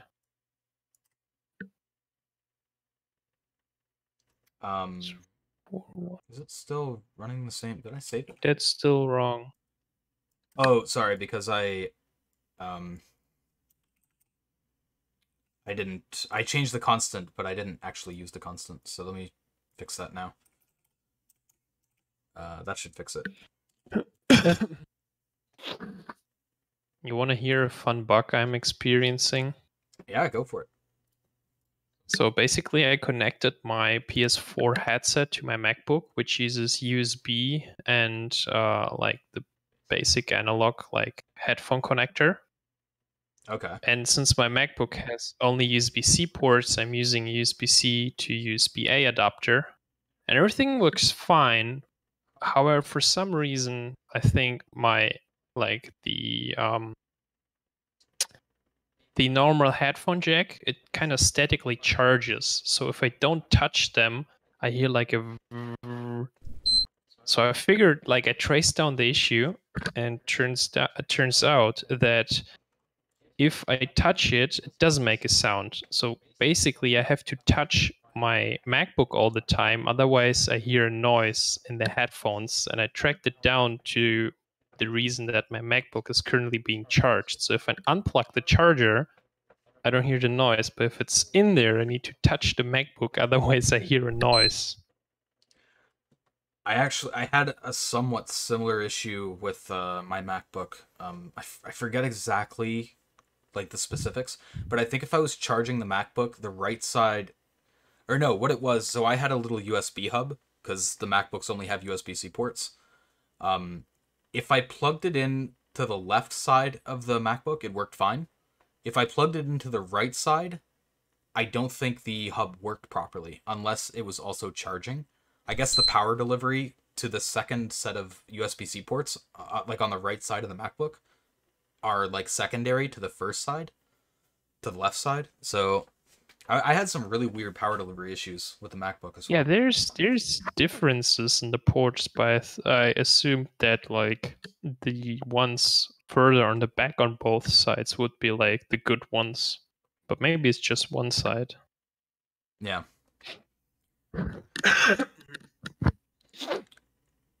So I think we might be looking okay. Let me just double check that I have the size correct. The first packet Just run it be... once again and show me the dump. Yeah, I dumped a little bit too much, so I'll reset it here.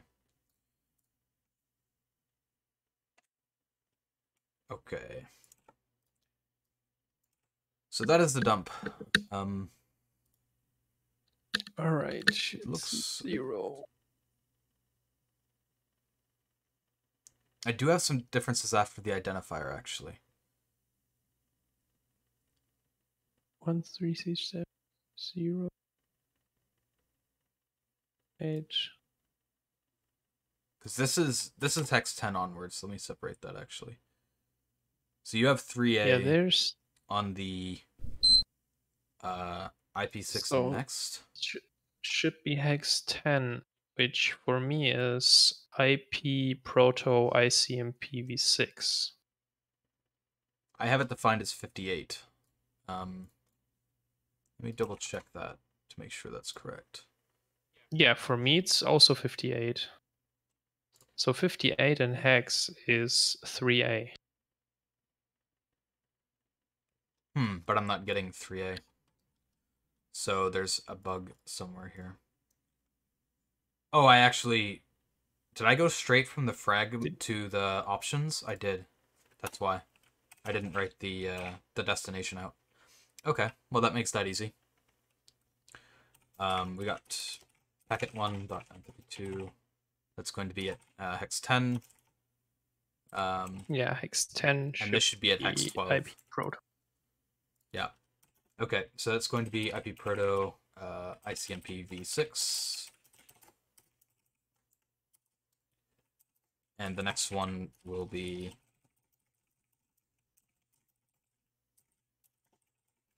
IP60 length equals 1. perfect. Okay, yes. That should give us a perfect packet dump.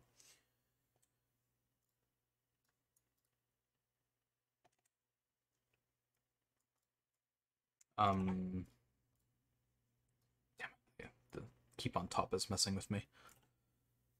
Okay, so 2C 0 1 4 4 1s, 3C 0 0 1 ID, 3A 1 1 4 1s. Okay, yeah, packet 1 is packet 1 construction. Looks reasonable. Good. Yeah, perfect. So we can move on to packet 2. All right, let me just tell you the offsets. So I can verify those against mine. Whoa. Oh, I thought just so shit is easier to write. So basically at offset 0, you have p proto fragment. Oh, let's just jump straight into like writing that thing. I think the way you're currently doing is way too complicated. The way I did the first packet? I'm just gonna copy this and change it because it's very similar. It's just different data. So the second packet will be faster. So the fragment. Okay, let me real quick verify the offsets. I will tell you and you check.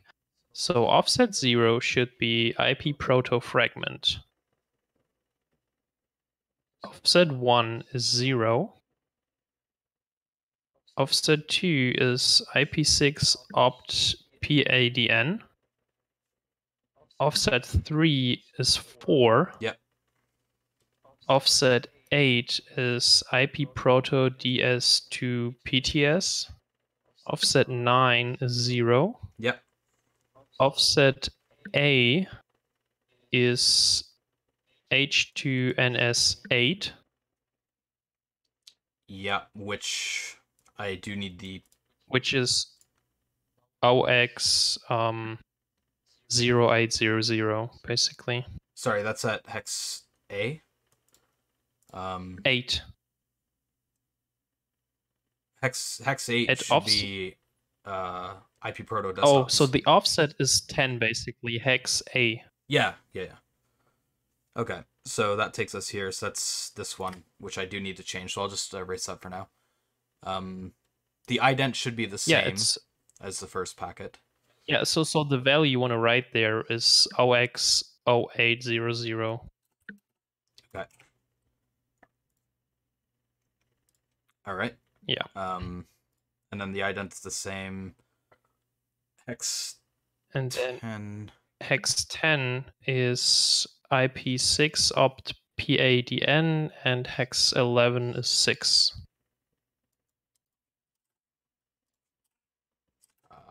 6. And we just remove those. Okay, yeah, that should be good. And then the rest is the payload, which we'll leave as Bs for now. These I do need to change to packet 2. All right, so p.dump packet 2. All right, let's just double check them. That one was far faster, where I didn't have to write out all the fields again. Okay. So your second dump I moved down. So let's just move that. Okay, so 2C, 0, 1, 4, 4 twos, 3C, 0, 0, yep, 0, 8, 3, the 1 through 3, 7 stuff. That should take us to here, so 1, 6, 4, 2. Looks good. Across the board. Yep, I wasn't dumping, was I dumping enough? Yeah, I was dumping enough. Okay, yeah, both packets are good. So yeah, that's most of the POC out of the way. We just have to invoke the send-to calls. So let's do that now. We'll do a p.syscall. Syscall names.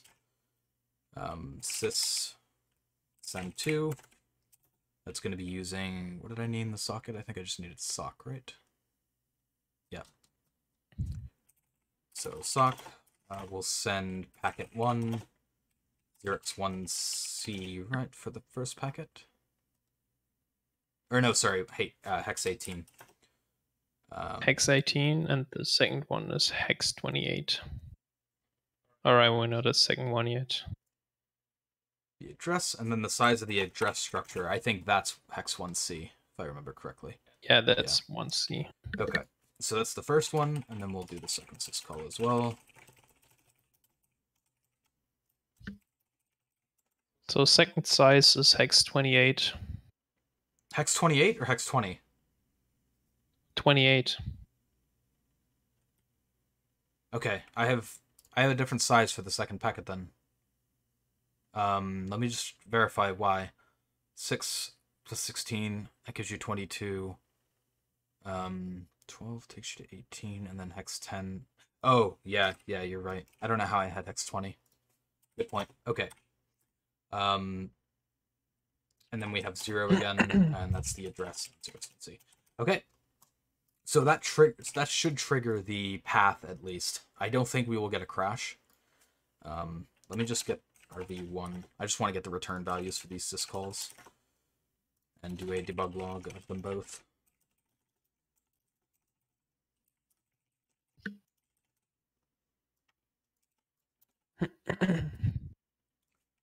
Okay, so back out really fast, and we'll see what we got in the log, which I will clear because it's big again.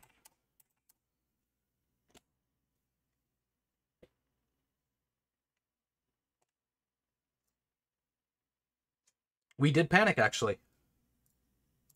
Yeah. Really? Nice. Yeah, we panicked. So I guess I was mistaken on the assertions.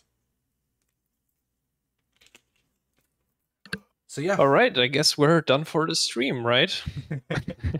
We got DOS. We're gonna write a report, say it's an RCE, and get a new CVE. No. All right, so yeah.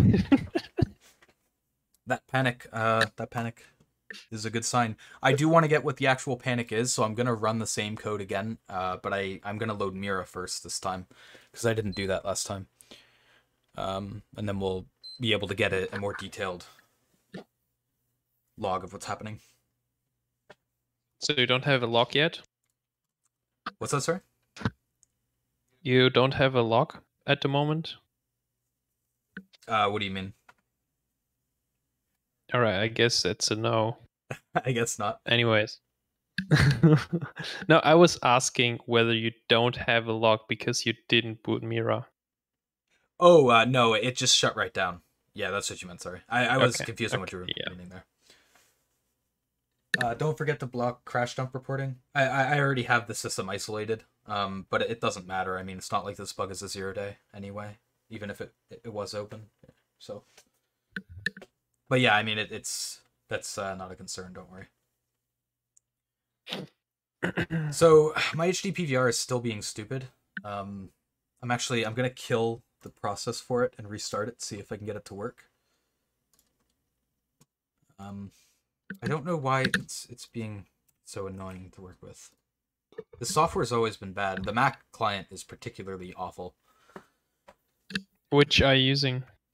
Like what capture card? The Hodgepodge. It's pretty old. I think I've had it since like 2010. Oh, the HD PVR2? Yeah. Oh, I have the exact same thing.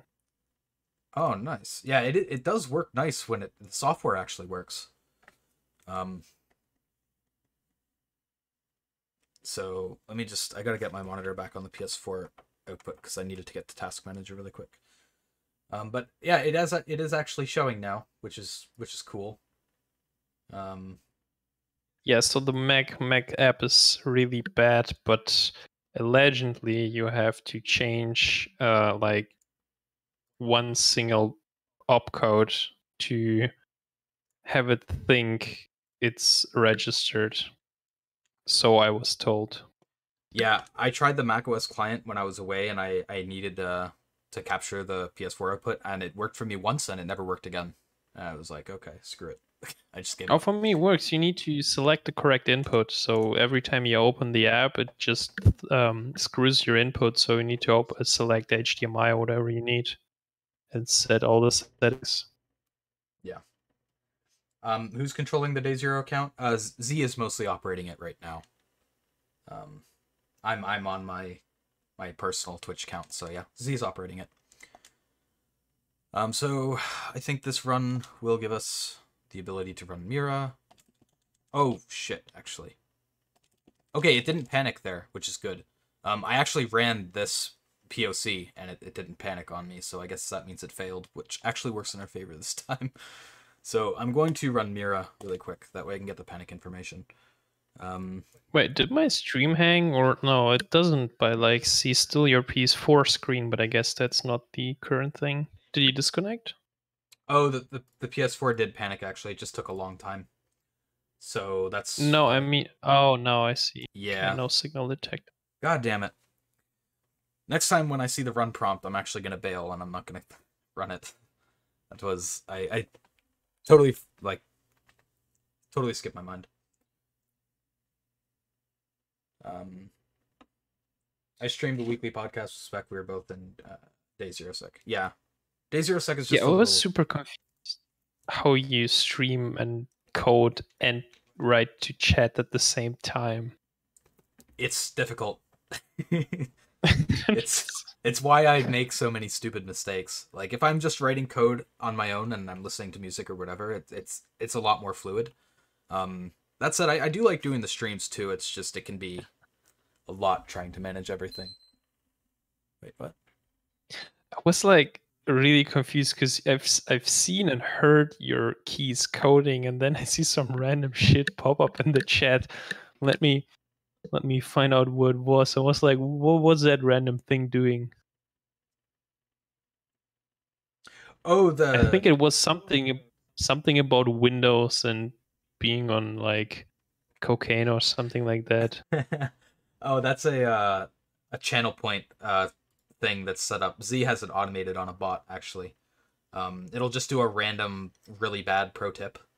So it'll say stuff like do a printf with allowing the user to control the format string because it's faster. It's really bad. They were actually I did them for April Fools a long time ago, and we just ported them. That pro tip is actually a little bit irrelevant now, I guess, because IDA finally has undo, but keep it around for legacy's sake. My system seems to be having trouble. Load. Yeah, it seems to be having some. Actually, I don't even know why it's showing that because it's really behind. Cause... Oh yeah, it was the Adderall quote. Oh yeah, the effects of Adderall. My PS4 is okay. It finally restarted. It just took a long time. I was worried. I have gotten this system into a blinking blue light of death phase before because I left my system on for like 30 days straight. It was not the best idea, but I didn't realize it at the time. So I don't know why the capture window isn't updating, because the system has rebooted. I'm just trying to see if. How do you stream with OBS? Yeah, I have. It's just the capture window for the HD PVR is not updating again, and it's actually froze again. So for the Mac app of that thing, you can actually send the stream to UDP, and then you can capture it with OBS and use it as OBS input stream. Oh, that sounds really useful, actually. I wish I knew about that before. I'll have to figure out how to make that work. Okay. Hopefully the sizing is good, but we do have a PS4 window again. So I have to reset it because it used the wrong thing.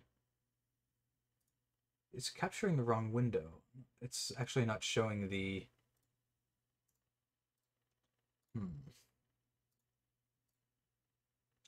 I can't get it to show... OBS is really annoying with this stuff sometimes. I can't get it to show the Hogpog window again. It's actually grayed out. I'm not sure why.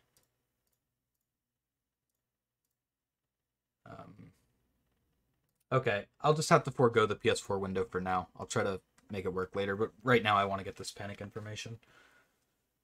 They need to write better software for the Hogpog capture. Screw the PS4 window, we need the water cam.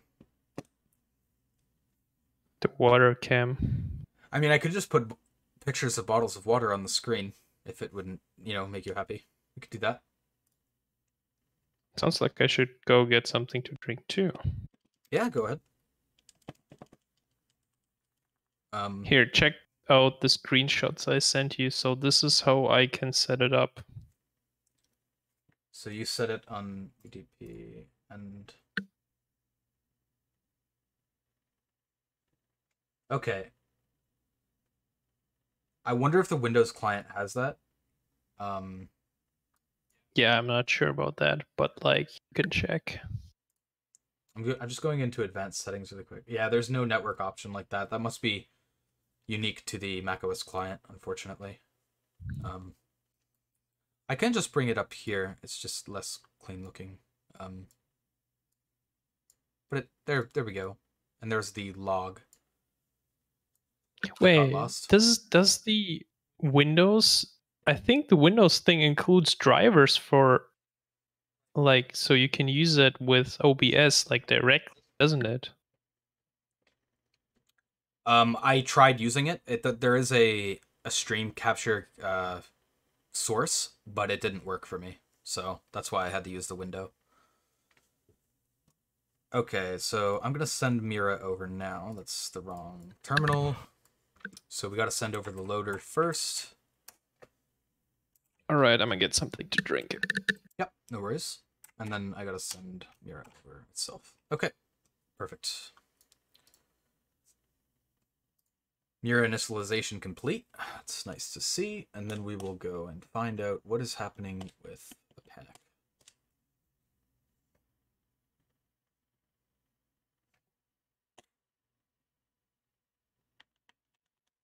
Okay, we haven't panicked yet. That doesn't mean it's not going to happen. Let me back out and try to go into an app or something. Oh, it's one of the stupid panics. Okay.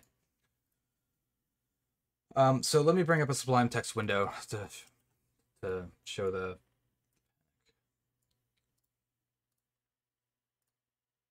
So... the web process was killed, which isn't super uncommon. But then we got a panic.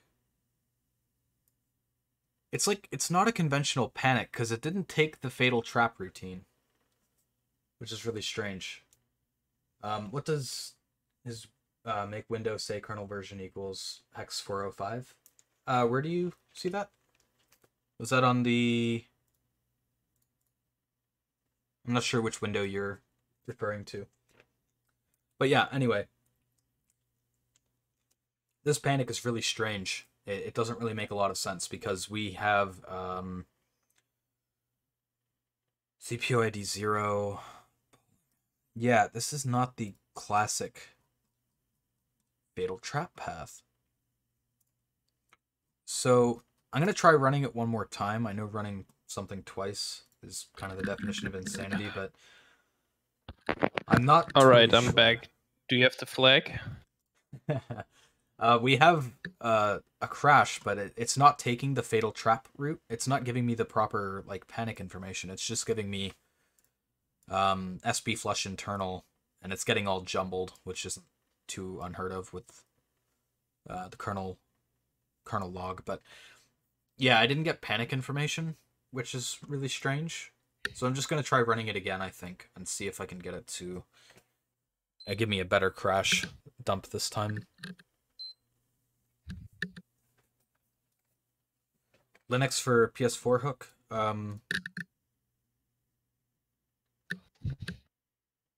I do have hex 405 and 505. Yeah, that's for my like personal SDK. That way I can have offsets for each kernel firmware. But yeah, I have it set to hex 505, obviously. And I haven't even gotten to use that yet. So let's see if the PS4 has finished rebooting. I believe it has.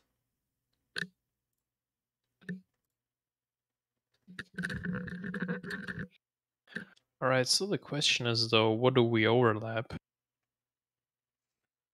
Yeah, that's going to be the next roadblock to tackle.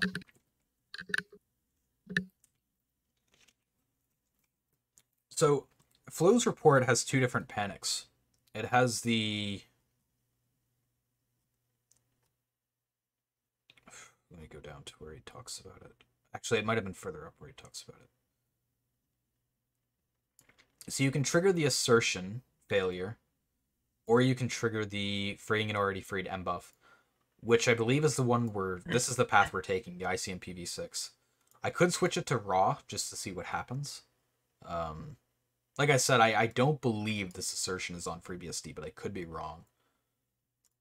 Maybe for this run, I'll just keep it the same, and then for the next one, if I still don't get any information, I'll change it. That's what I'll go by.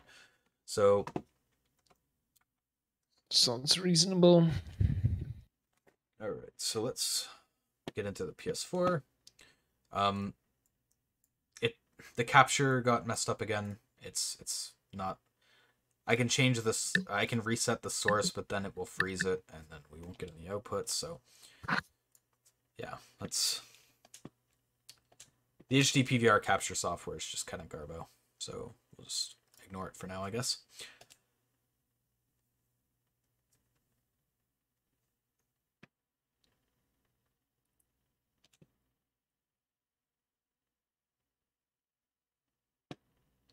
Okay, Mira is loaded.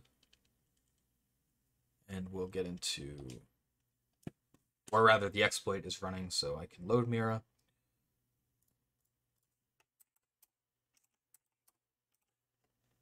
Okay. So let's see what the exploit gives us.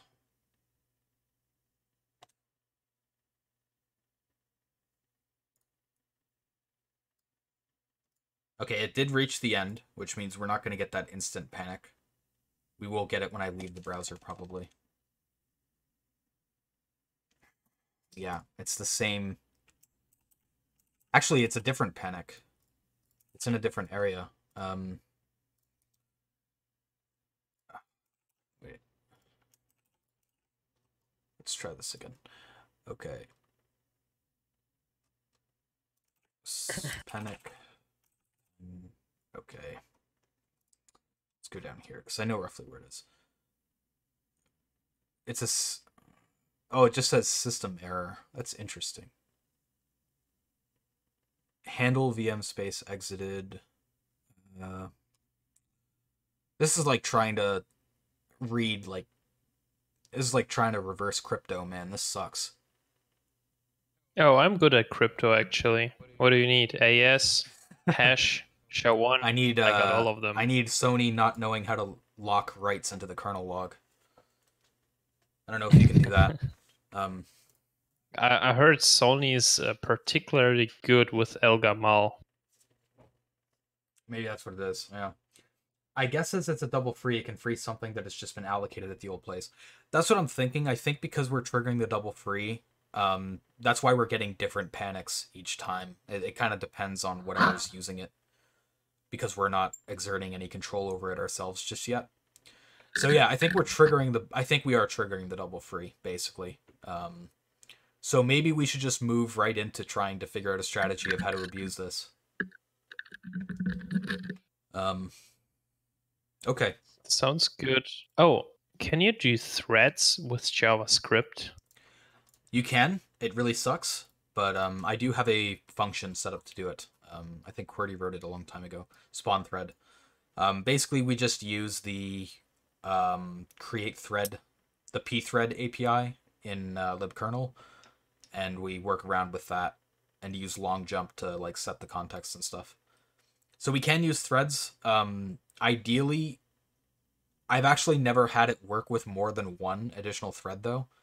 If you start spawning more than one additional thread, you end up with issues where the browser just will hang and you'll never be able to use the browser again until you restart the console. It gets really weird. When you try to do threading in WebKit, it gets strange. All right, so there's that. Can you map read write execute? Yeah, I can call mmap with read write execute. Yeah, because of kernel patch And interruption. that is allowed on PS4? Not by default. It is allowed after running the kernel ROP chain because it patches mmap to be able to allow the execute flag.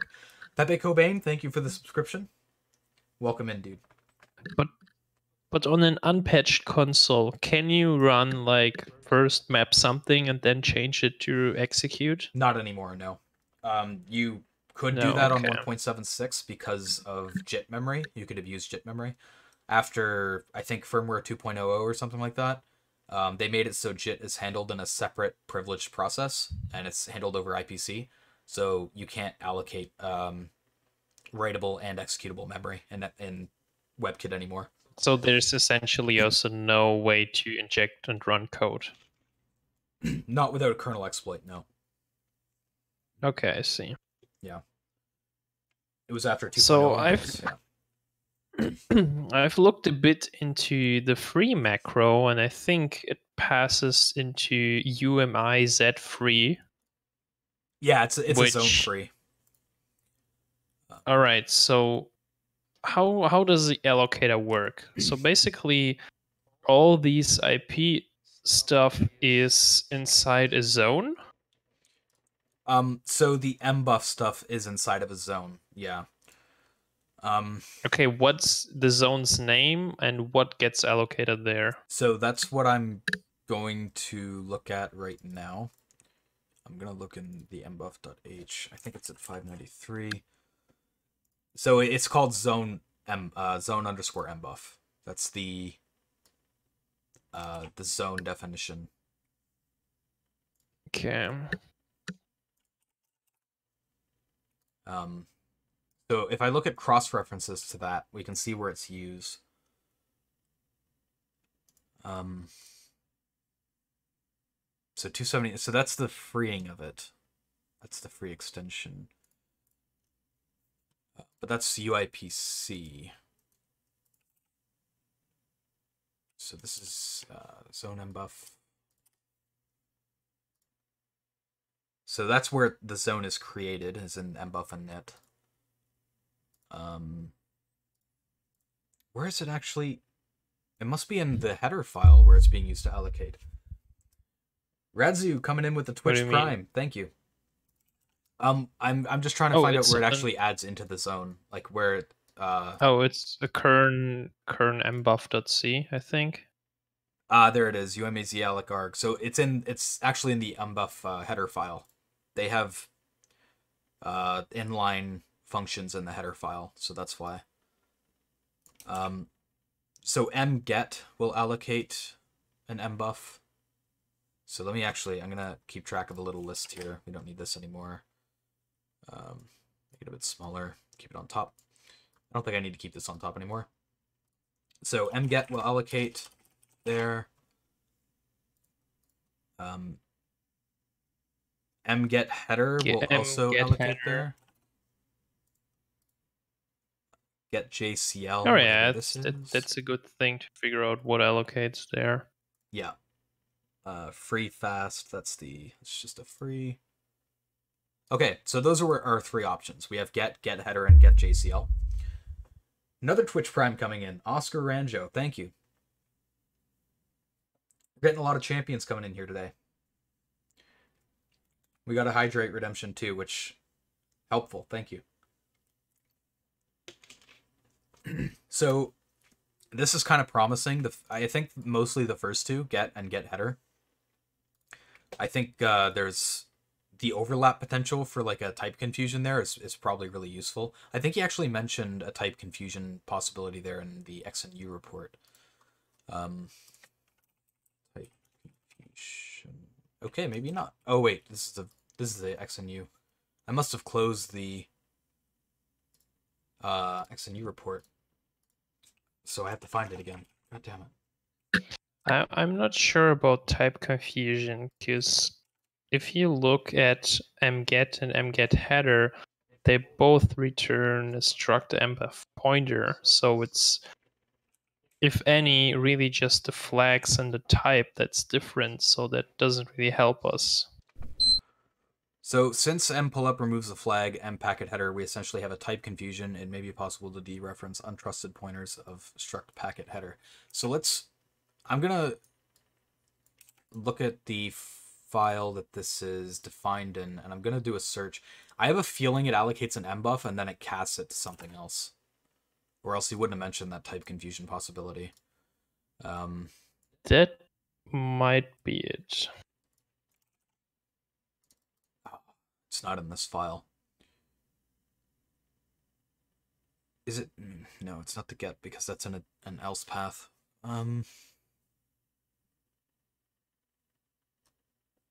Okay, let me search for packet header and see where that could be. Yeah, I was just gonna do that.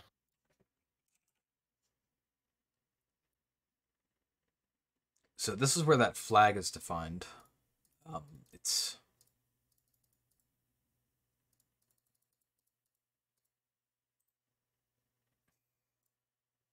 so this is the struct type. So I'm going to go back in here and I'm going to search for struct. Try to narrow down our search results here. Only used one place in the UIPC mbuff stuff, which is the only place I can see us having any... Oh, the mbuff header as well. Could be used in here somewhere. So...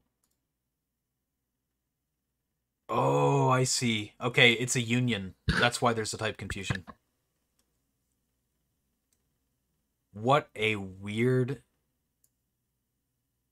Oh, man. Can you send that to me on Discord? Yeah. Oh, it's an mbuff.h? Yeah. I think I got it. Yeah, I'll just send you the link. So yeah. Oh, normally this probably wouldn't be a super interesting issue. You might not be able to exploit this issue, except for the fact that they use unions.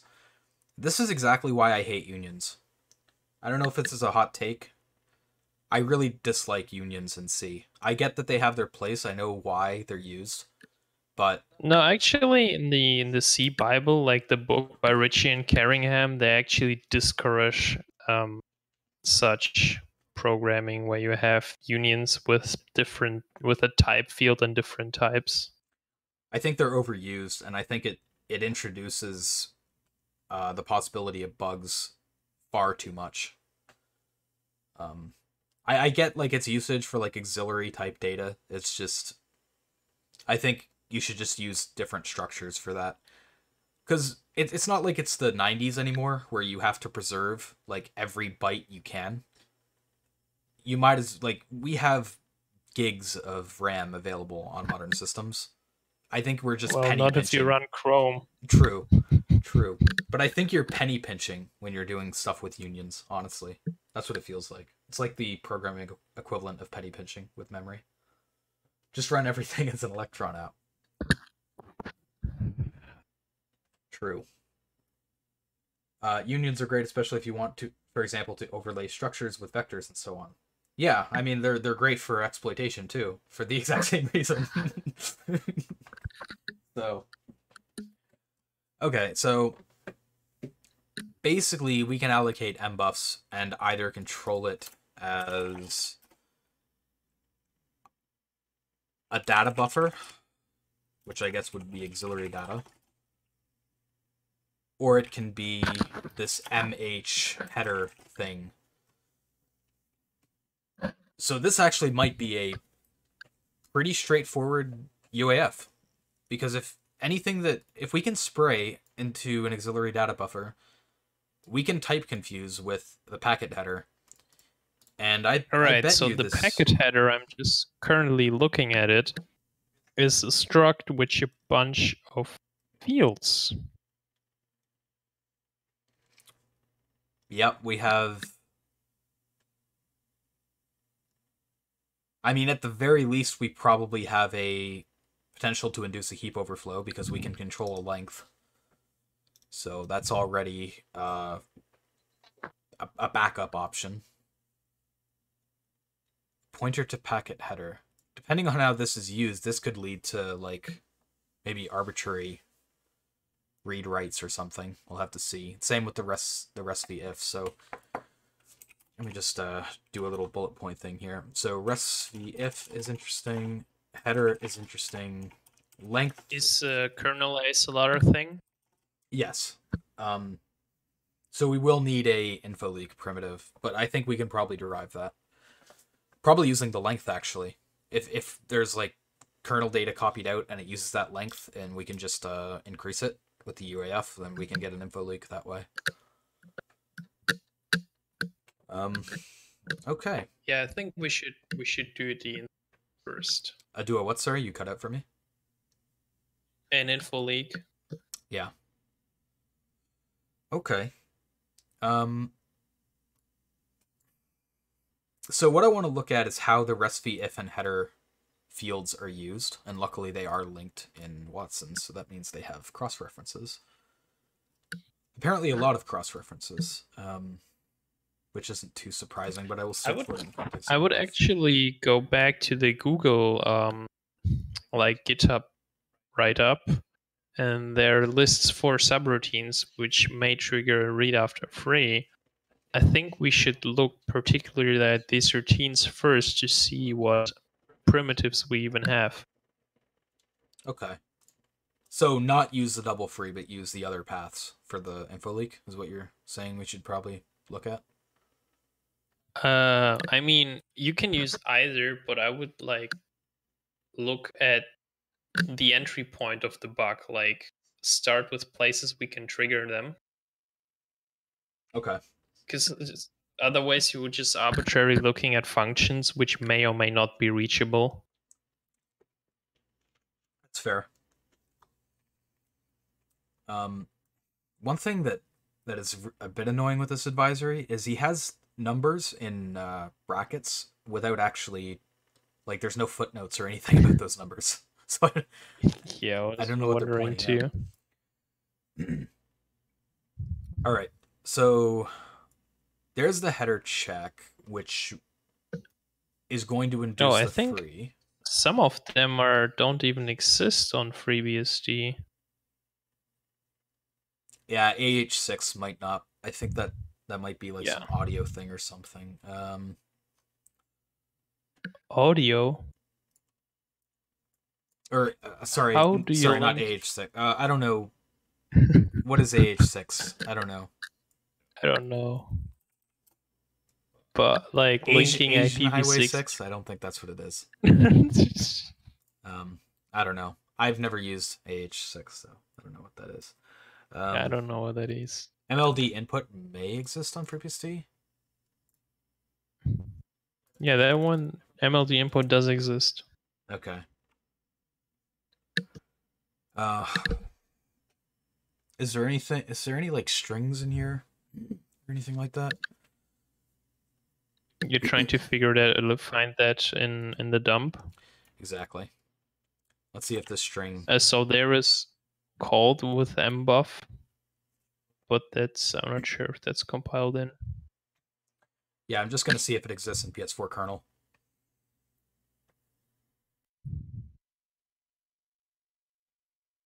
Oh, you want to put breakpoints or tracing, hooking? No, I just want to make sure it actually exists. Like, even if it exists in FreeBSD, doesn't mean it necessarily exists in PS4 kernel. Sony does try to strip out stuff that it doesn't use from their build. So I just want to make sure, even though that MLD input function exists in the BSD source, I want to see if I can find the function in the kernel dump, just so I can be absolutely sure it actually exists. AH6 is a Sounds helicopter, I'm pretty reasonable. sure. All right, how are you gonna find that if there's no strings? I'm gonna have to do some wizardry and look at the constants, maybe like the switch cases, and try to find the bytes and just reverse a little bit to see if I can find it. Because I doubt I have the... Okay, nothing found for that string. I'm actually gonna check in the 1.76 kernel to see if... Okay, it does exist in 1.76 kernel, which makes... The string? The function, because 1.76 has symbols. So it does call m pull down, which I do have labeled. I think. Yeah. Oh, I have pull up. I don't have pull down, actually, interestingly enough. So okay. So I know how I can find pull down. So I know of a string that's around it. And it's in the... Which function is this?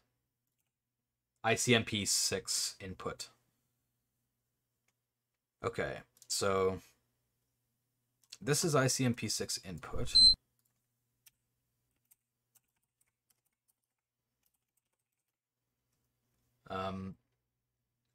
Now pull down... Oh yeah, did you find ICP6 input? I did, yeah. I just need to find the pull down call. This function is a little bit... I mean... Oh, you can it's a little also bit crazy. go, like, MLD input is also called from within that function. From within ICMP6? IMP6 input? Yes. Okay. Can you find switch case 143?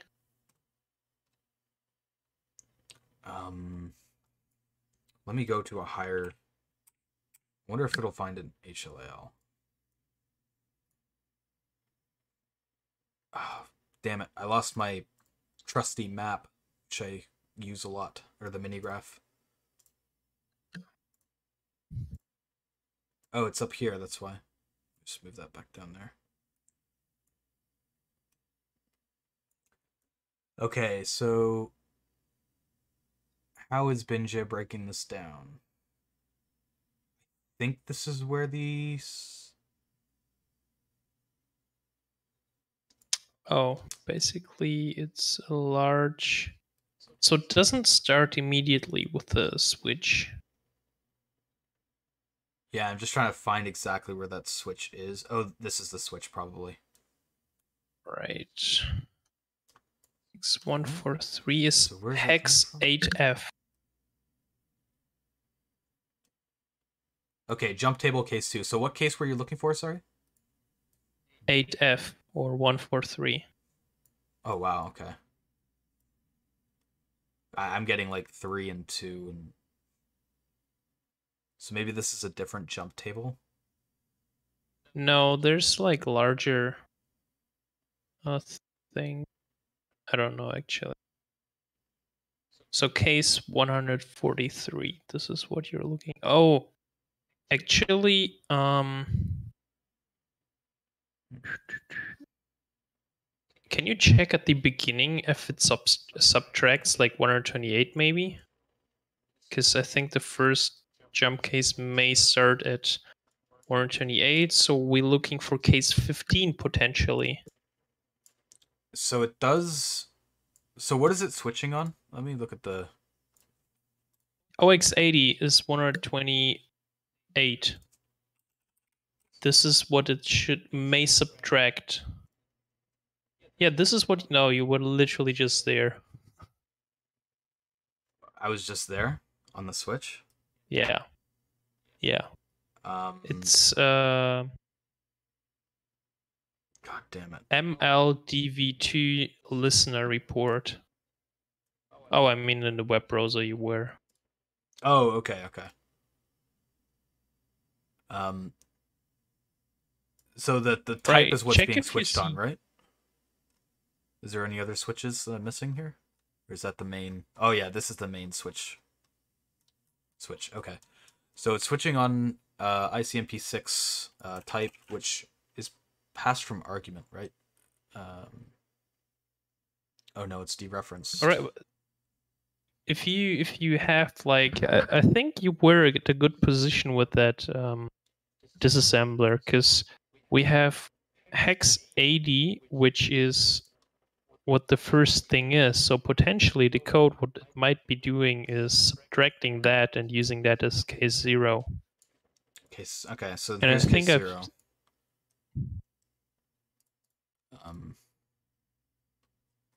So if we follow this path, oh no, case 0 goes all the way back. Not case 0. Try to find case 15. I didn't see a case 15 when I was looking.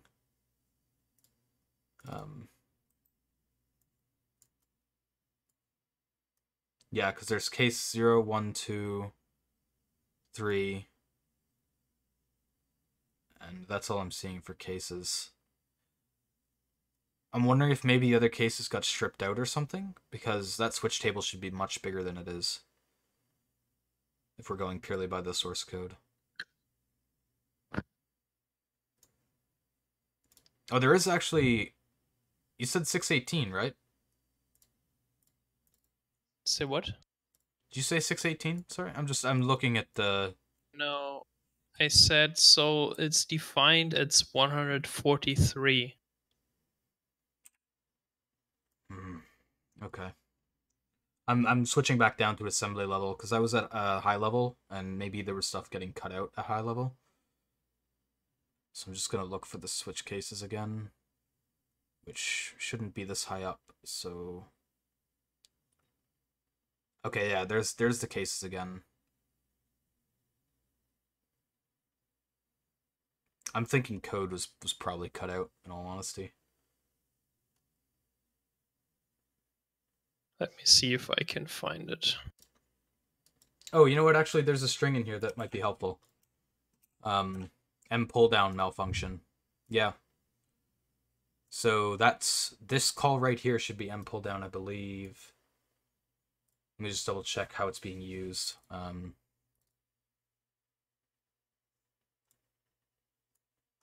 Does this make sense? Is it doing... Oh yeah, this is M pull down. I found it.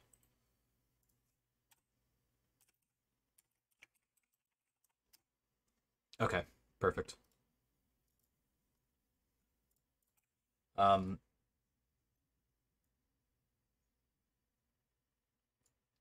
So I'll probably use a different method of finding MLD input, because I think going from the M pull down will probably be easier. Just going through some of the XREFs. So let's check this one. See how this is being used. Okay, this does not seem correct.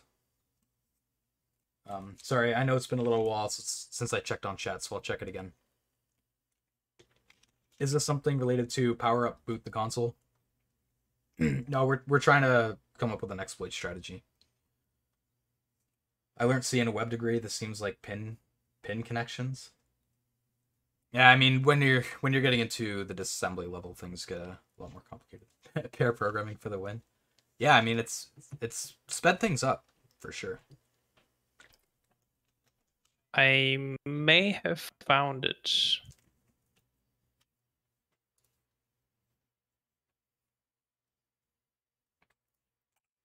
Okay, let me just see what else I can go by here, because I think I might be able to confirm it.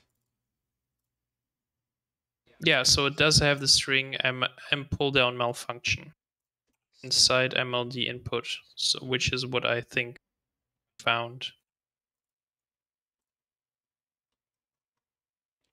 I wish Binja had... The problem is Binja doesn't have a ability to list all the search results. I think it just finds the next one, or the one that's closest to you. So Yeah, you're right. MLD input does have that string in it. This might be it here, actually. Is this... This isn't input, is it? Oh, it is. Okay. So let's do it again and see if it finds another unknown function.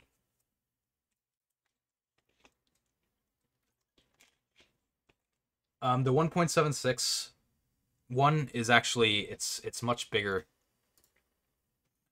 This is MLD input in 1.76.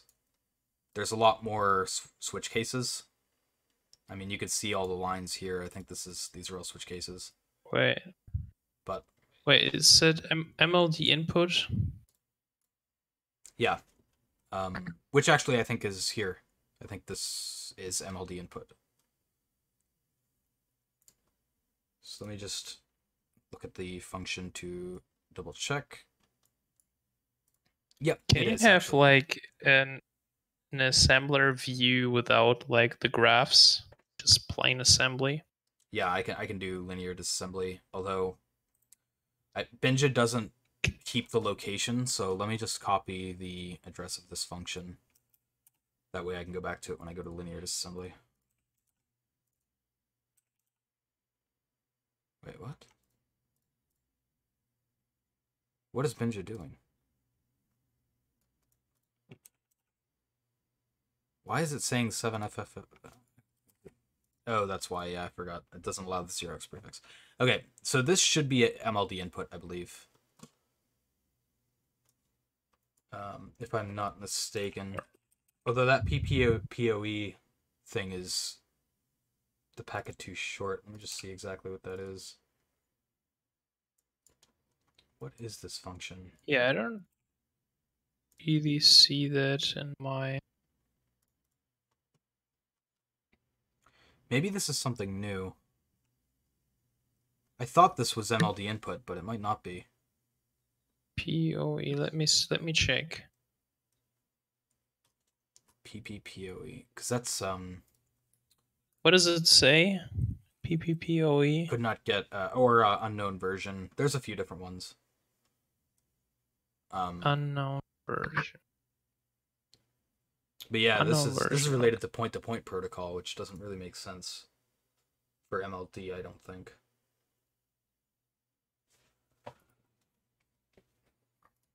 There are file references here. Yeah, this is in PPPoE. This is not. Okay, so this is not that's wrong. Function. That's wrong. So let's do another search. See if we can find a new one.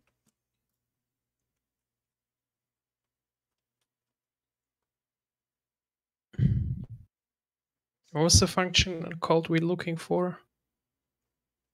I'm looking at M pull down.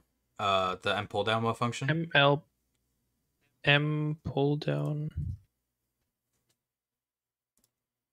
This looks like it could possibly be it. Where's M pull down actually called? Wait, I thought we look for MLD input. That's what I'm looking for, but I'm reverse. I'm trying to reverse find it with the M pull down malfunction string. Let me just look at the graph really quick here, because I really like graph view. It helps me out. Could this be MLD input?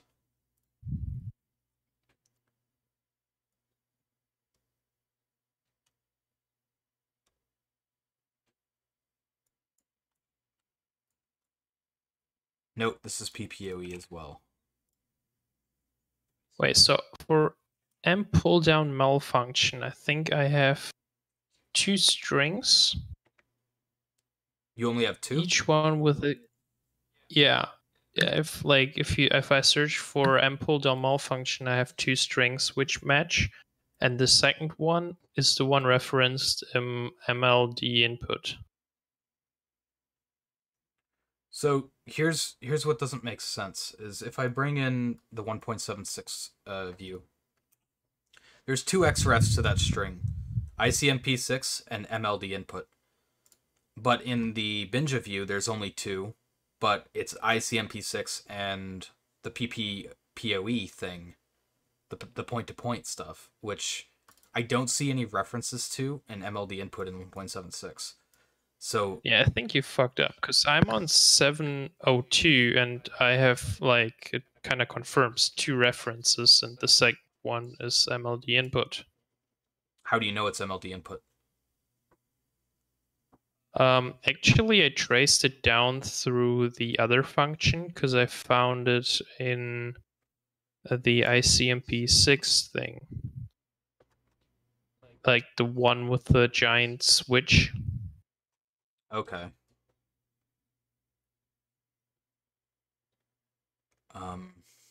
Hmm. How the fuck do you do cross-refs in Ghidra? In Ghidra? Yes.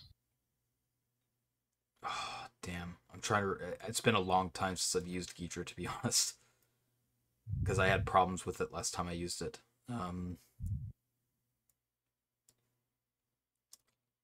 I think there's like a. I can't remember. Yeah, it's super confusing. Yeah, right-click menu. I know the right-clicking thing, but like, there's gotta be a shortcut. Oh, it seems like it might not add the references automatically. You might have to manually add them.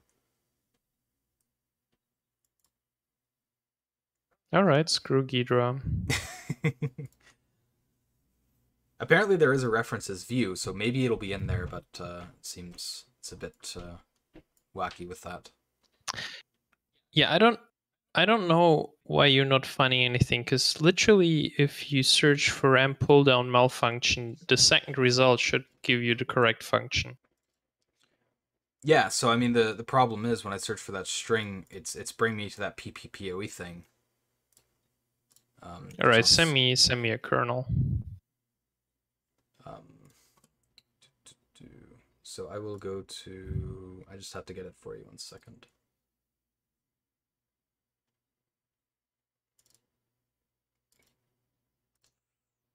Hopefully I still have the raw kernel. Okay, I do.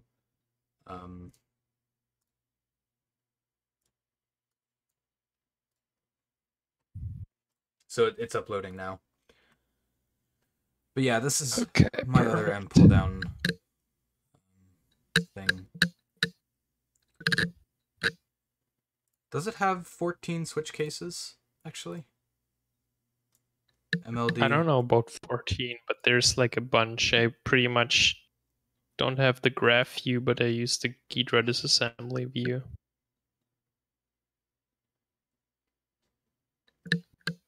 Fuck it. We're F5ing this.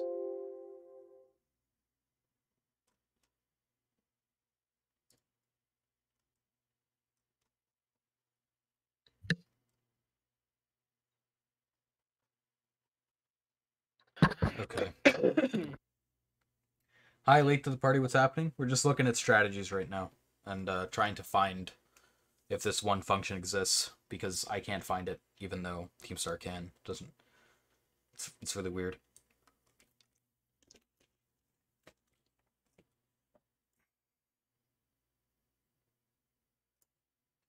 Don't worry about it. I'll find you the function.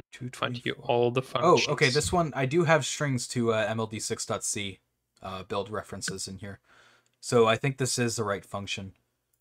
I don't know why I saw that PPPoE stuff. That maybe that's just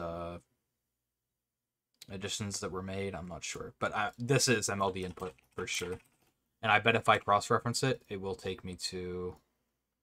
You should have exactly one reference.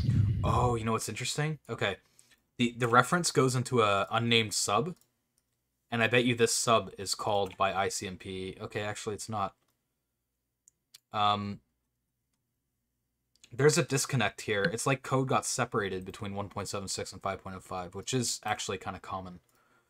But yeah, it's not directly called an ICMP6 in 5.05. It's called by something else.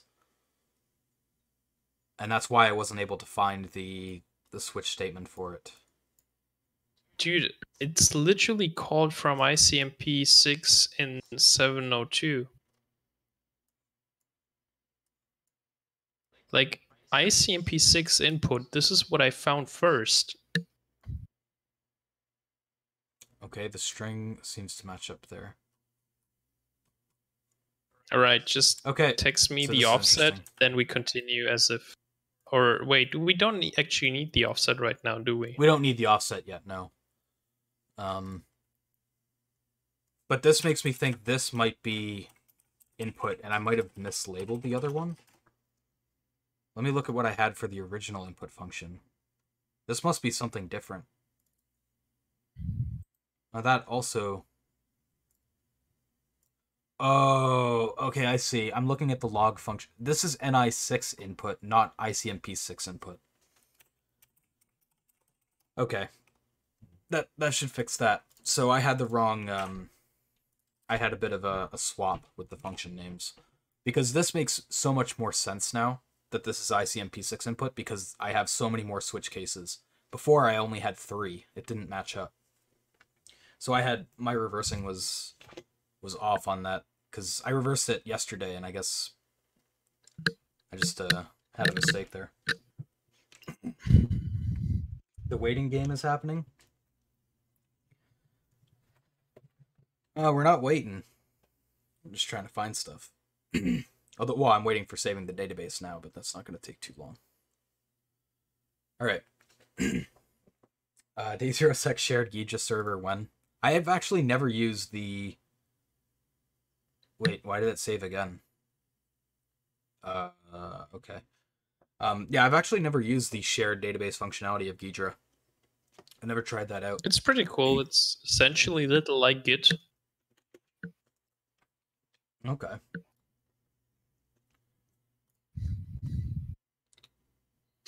Okay. I don't know why it saved twice, but hopefully we're okay now. So MLD input does exist, which is the main thing I wanted to confirm. Now I just have to find out how exactly that gets called.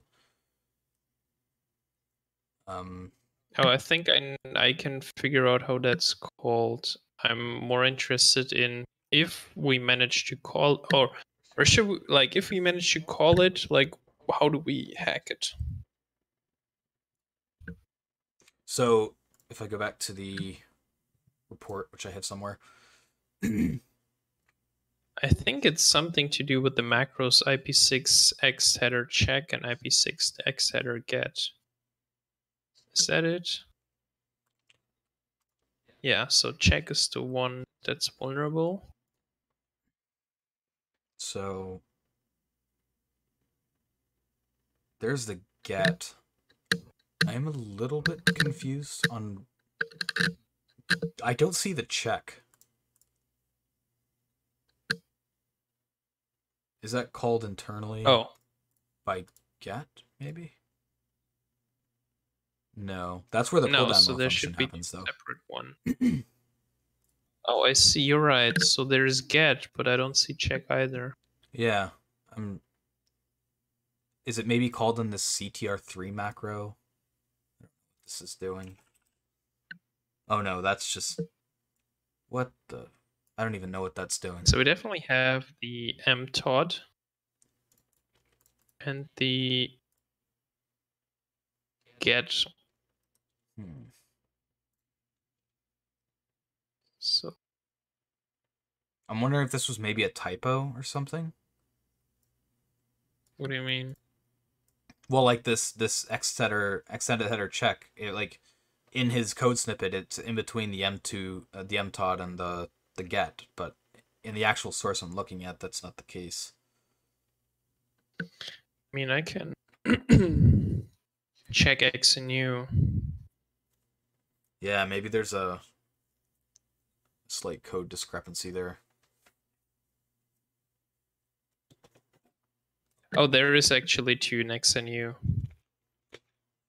Oh, really? Okay. Yeah.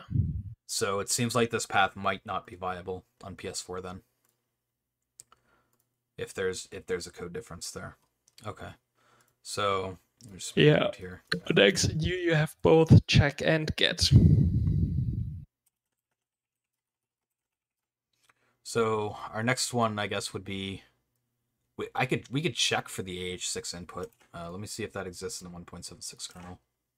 No, I didn't think it did, just by the name. Doesn't even exist in the sources.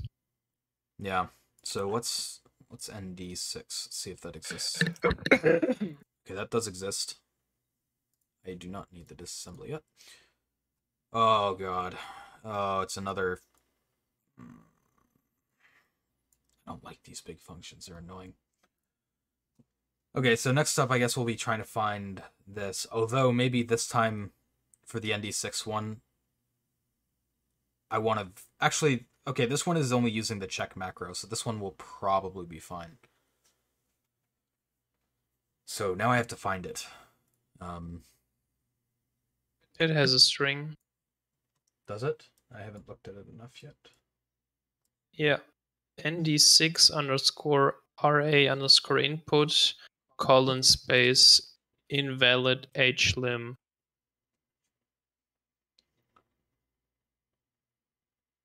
Okay, let me just check. Oh, sorry, was it... I put ND6 input. I think it's ND6 RA input, so it probably won't find anything, but I'll do another search once this is done. Actually, maybe So I did find it. My kernel, so your kernel dump is still analyzing in Ghidra. I don't think it will be done until tomorrow. No, I'm using Binja. It's already analyzed. I found it actually. No, I'm saying like on my machine. Oh, on your machine, yeah, okay. Yeah, Gidra's really slow, so it seems likely that this is correct. Yeah, because there's another. Yeah, N6. Yeah, it's definitely there. Okay, cool. It's called in a few places an ICMP6 input. So how is it used in the source?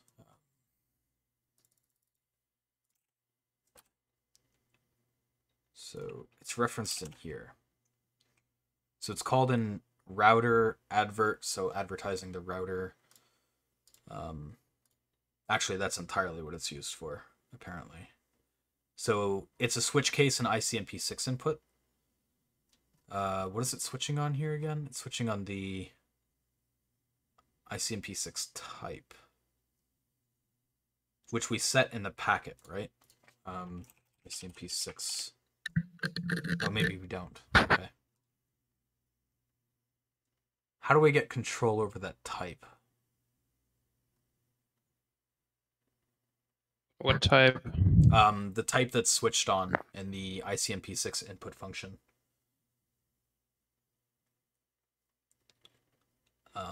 Because that's how we need to. So in ICMP6 input, there's the giant switch case, and it's switching on ICMP6 ICMP6 underscore type. What line is that? I will link it to you. 490. 498. 90. Wait. Am I tripping? Oh, you're not looking in the ND6RA input function. No, I'm looking at where it's called. So how we can reach it. Because all the references to it, I believe, let me just double check there's, yeah. I think they all have to be called from ICMP6 input. So, and it's called via, the RA stands for router advertisement. So we have to have the ICMP6 type as ND router advert. So we have to figure out how to get that set as the type, which I'm just trying to look at right now to see where it's used.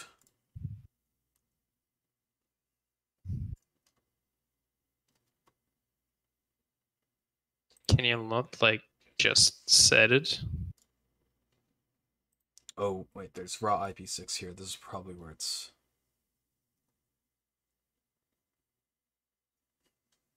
ND router advert. We'll just see if it's listed on, like, a man page anywhere or anything like that.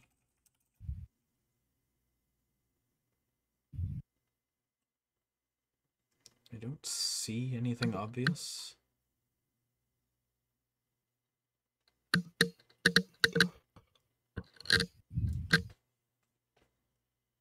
No, I think that's just a fork of the kernel source, right? Yeah. Okay. So there is a reference to it in the send, or the output function rather, but I'm not totally sure how to reach it yet. The proto has to be set to IP proto ICMPv6, which we are setting. It's just the type, which let me just double check if we control that. Oh, okay, it might be the destination operation type, actually. That would make sense. So there is IP6 opt router alert. But I don't know if that's the thing that we need. Let me just search what is also defined with that pad-n operator. So that's used here. So that switches on the operator there. And then it falls back on unknown option. And that's in Des6 input. Okay, so let me just see what this unknown option thing does. If that does a type discard, type ICMP. Don't see anything there for the router advertisement. Wait. What if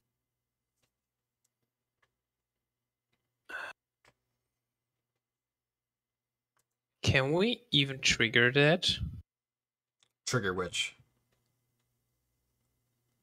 ND6 RA input. That's what I'm. Because if you look at the no, look inside the function. So basically, in the report, it wants us to go to mtot, then check header, and then cast it to NDRA. NDRA. However, before that, on line like 340, no, actually 344, must silently ignore fragments. Don't we need to have fragments set to trigger that bug in first place? 344 on Watson or on a different? Yeah, on Watson. I don't see that comment. Are you talking about 344 for me is setting the family of a packet request? What line? N6 RTC. I'm probably not looking at the latest, so scroll up a bit at the beginning of the RA input function. So this is where I'm at on 9.0. Yes, yeah. The comment is right there. Go a bit up. Oh. Yeah, maybe I'm not seeing it. Are you looking at a newer it's not FreeBSD? Maybe. Yes, I am. Yeah, look at FreeBSD 9. That's what PS4 is based on. Oh, interesting. Because on. Let me see. What is it? FreeBSD 9 stable? 0? Yeah, I use 9.0. I'm not sure if it's based off 9.0 or 9.3, but they should be close enough where it's either or would probably work. So E6 put. I'm just looking back at where it's called though, see if we can reach it somehow. Yeah, indeed. So I think in newer versions they added a check where that thing can't be fragmented, but I think here it can. Yeah. Strange indeed. I still kind of struggle to see how the hell this function is invoked though. The only way you can invoke it is through ICMP6 input and have the type as ND router advert, which I'm not really seeing how you can get that type set yet.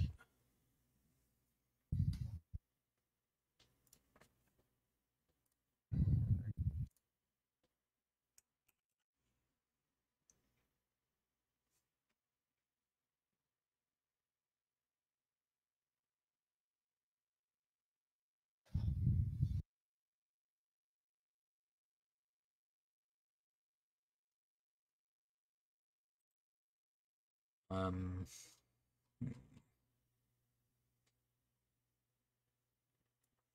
just gonna look at some other option to see if there's any like documentation that can help me out here a little bit.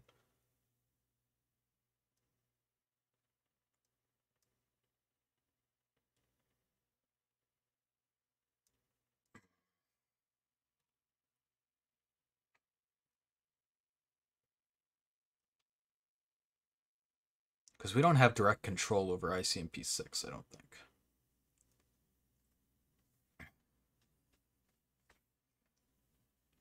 Why not? Because that's... Oh, that's not where it's defined. But anyway, we have control over the... Actually, hold on. Where's the packet being read in?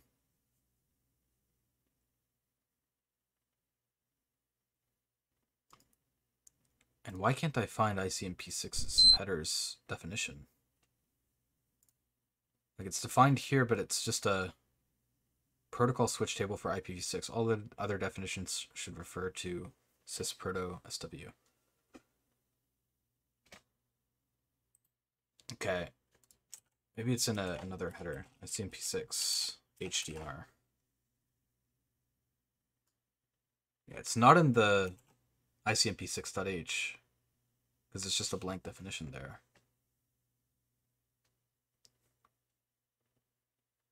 But it looks like it might be in NetInet. Yeah, it's set in NetInet. So maybe we can control it, actually. Maybe it's part of the packet. It's just we need to get the right... we'll need to change the POC, I guess, to use it, potentially. All right. I am going to take a quick break. I'm probably going to go make a coffee. And, I don't know, maybe... Do you need a few minutes too, Teamstar? We've been Depending on how much a few minutes is. Yeah, we've been going for about 3 hours. I'm probably going to take like a 5-minute break around there.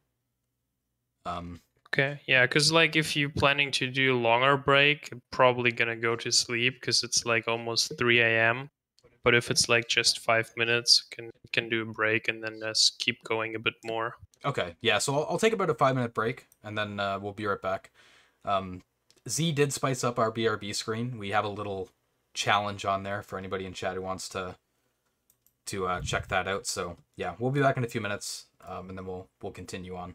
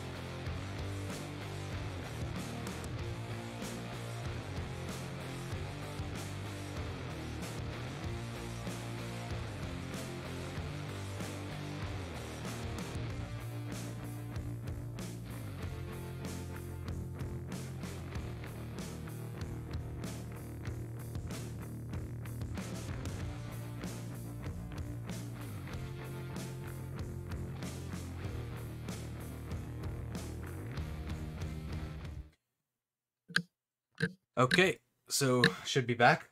Did anybody from the chat get the bug? Let's see.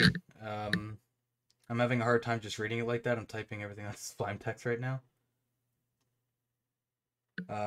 You think it's EAX, RAX fuckery. Just add 1 bit anywhere in RAX MSP to bypass it like that.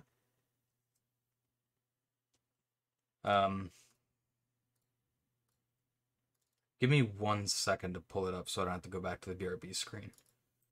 Because where you're talking about registers specifically, I just want to double check that really quick. So it was the checking numbers one. I mean, you are somewhat correct. It is related to EAX. So, but if you want, you can keep going into specifics, and then yeah, there is a bug around that area. I'll say that much. All right.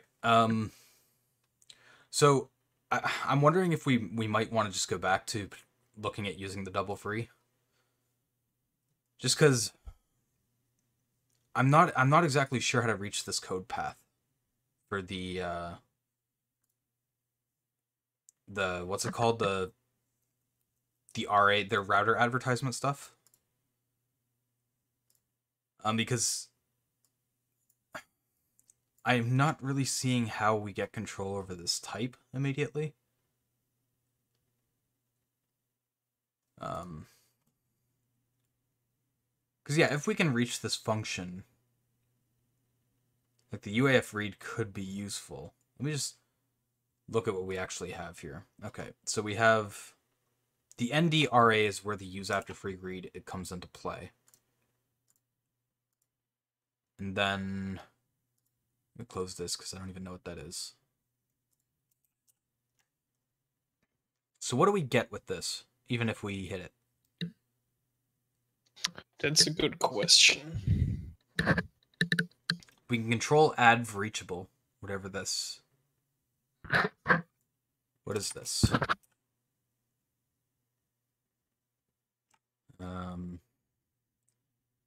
So probably we should look at ND router advert. So what exactly does the bug lets us do again? So it gives us a use after free read on this NDRA structure, the router advertisement structure, which I don't know if we have a definition for the structure, unfortunately. Yeah, maybe in free text search.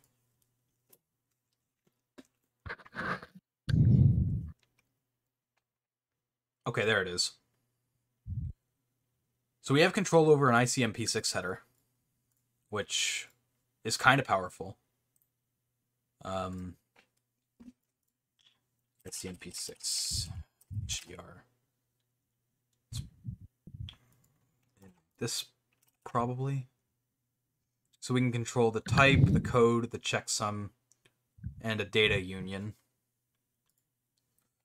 So actually, maybe it's not as powerful as I thought. This router advertisement structure actually looks kind of lacking. Because I was thinking, if like, don't you already control the IP header just from the fact that we're using a RAW socket? We might. But now that I'm looking at what we have control over, I don't even know if this might not even be worth hitting. Because there's no pointers in here at all in this structure. But why did he say that it can be used for read? See, I don't think he meant it could be used. Oh, it's read after free. Yeah, so you get a UAF read. It doesn't necessarily mean you'll be able to get an info leak out of it or something like that. It just means it's used after. I mean, it should just say use after free instead of read after free. I see. That structure is very underwhelming. So it's not really about the structure, though. Wait, it's more like. So where is it used again? So,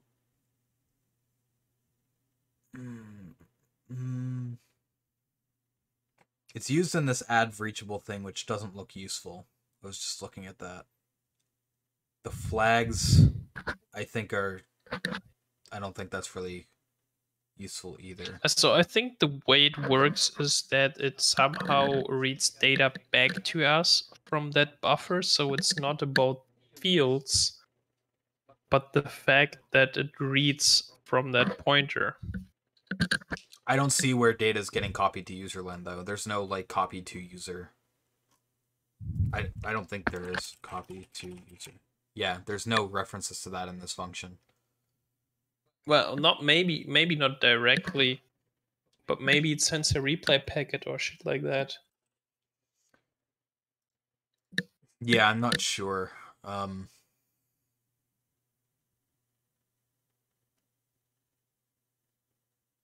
The thing is, like, if we tried this, we wouldn't even get a crash, though. No, because it's like yeah, even if you free it and you read from it, it probably wouldn't crash. No, because there's no pointers or anything in the structure. And like, I'm trying to think of how you would, even if it was like a replay, you'd have to have a rest fee on the other end, right? Which, if yeah, well, we can do that. How does it work when you're sending to loopback, though? If you send it to the loopback interface, does it work like a conventional socket would, where you can just read it on the other end, or is loopback like a special? My NetSec is kind of, I don't know a lot about the networking stack. Basically, what you're doing is think of it as you're talking to the destination of localhost. So once a packet arrives there, may or may not send a packet back, because you're essentially maybe, for example, you can construct a raw packet talking to whatever, like TCP port 18. If you happen to have a web server running there, that would potentially respond. So what you could do is you can listen on one port and then open another socket and send packets there, and then potentially receive on the other end or send back and forth. I kind of see what you're saying. I'm still just kind of wondering if the double free might be more like a better strategy to approach, because it gives us so many more options, right?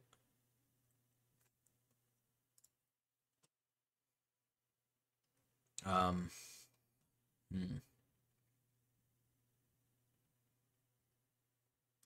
Well, I mean, the double free panics immediately, doesn't it? Or mostly immediately. Actually, most of the time it panics after I close the browser, which means it's probably the closing the browser. Probably there's some kind of networking that happens, and the corruption just chains until it blows up.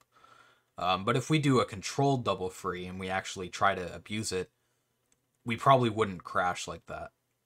We'd probably get the crash that we want until we take it to code execution, in which case we don't want it to crash.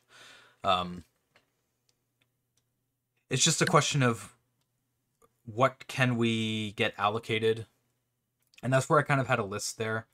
You have the data buffer auxiliary and the header, which means if we do a double free, and then even if we call one of these other functions, with double free, we have complete control over the mbuff, instead of having to rely on just the that path's UAF, if that makes sense.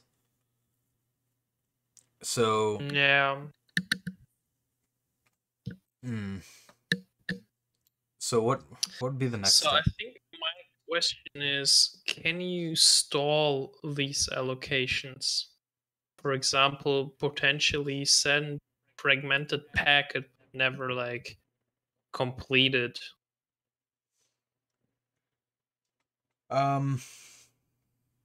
Because, like, what's the lifetime of these allocations? That's a good question, actually. I'm not totally sure on that.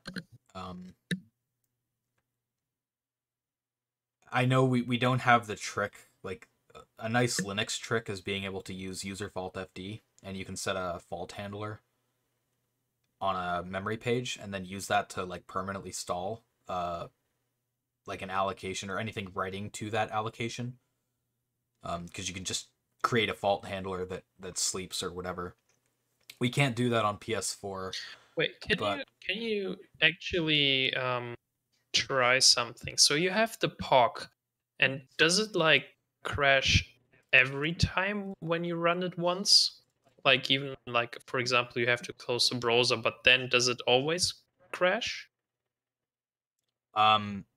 It always crashes either immediate. Well, I've only ran it 2 times, so maybe I'll run it again just to be sure. But if it doesn't crash immediately, it has crashed when I close the browser. Yeah. Okay, can you try sending one packet, then sending a very long sleep? I don't know, What do you mean 15 a long seconds or sleep? something. Like just Yeah, like sleep for 15 seconds or I don't know, or 20 or something. And then send the other packet and see if then panics. I can try something like that. Yeah. Um, Although I actually don't know what happens if you sleep on the main WebKit thread. I don't know if that would blow shit up or not. I've never tried it before, I don't think. Um, Can you send like a JavaScript like timer? oh, like a timeout or whatever? Yeah, like you can do that in JavaScript. Yeah, I can. Um, Yeah, basically so that in between sending these two packets, we have like 15 or 20 seconds or something like that. yeah. I'm just I guess we can't use await because I think that's too new. I don't think the PS4 supports await. So you can't use promises. So yeah, I pretty much have to use a timeout, I think. Or do like 3 seconds or something like that if you don't want WebKit to blow up. So I can put this in a like p.test func or something. And then we'll put Basically, what I'm trying to figure out is whether if we send fragmented packets, whether they stay there until we like, I don't know, complete them. Because the idea is if we send the first packet, which is fragmented, then wait, then send the second one, then the first packet will stall for as long as we didn't send the second one, which may potentially be a way to keep the allocations alive, which we can then use later in the exploit. okay. So what I've done here is I've stuck the seconds this call in a function and I've set a timeout on that function. So that should effectively accomplish what you're saying. I'm just rebooting the system now and then we'll give it a shot. I will clear this log as well since it's getting long.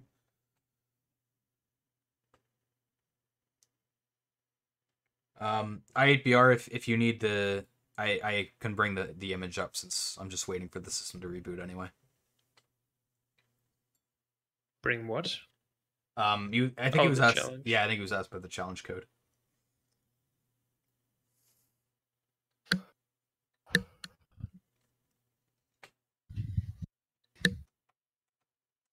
So let's see if. Dude, I have a good idea. You should just, every time you do this challenge, probably nobody gets it anyways, so just start posting random snippets of PS4 code. And at some point, one person will be like, I found the bug, and then be like, good job, and you have a 0 day. 0 day tricks. Let's do it. Post one, or I don't know, because what would you do about really long functions though in the kernel? You couldn't really do that in like a screenshot. I guess you could do like a paste Well, a benefit though hard or something. time. That's what we're doing now. Nice. Z actually specially crafted these screenshots of targets that he's looking at, trying to hunt for 0 days. He's being very sneaky. He's double dipping. All right. So I'm gonna run Mira really quick. That way we can get crash information, and then I will run that page and see what happens.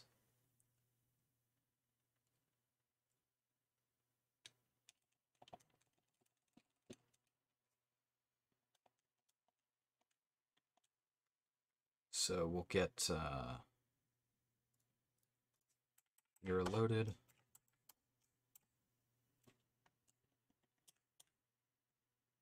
And see what happens in the browser.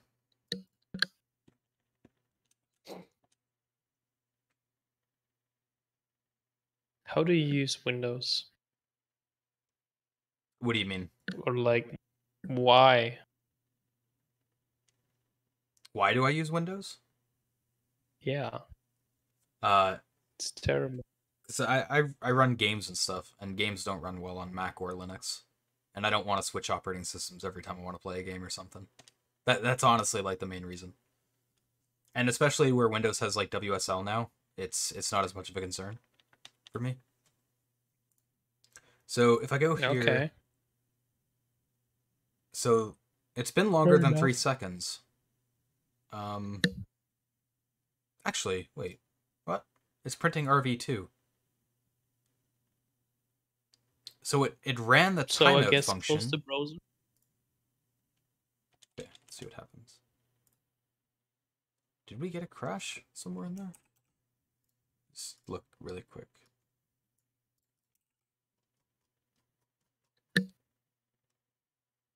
That's a WebKit crash. That's not important.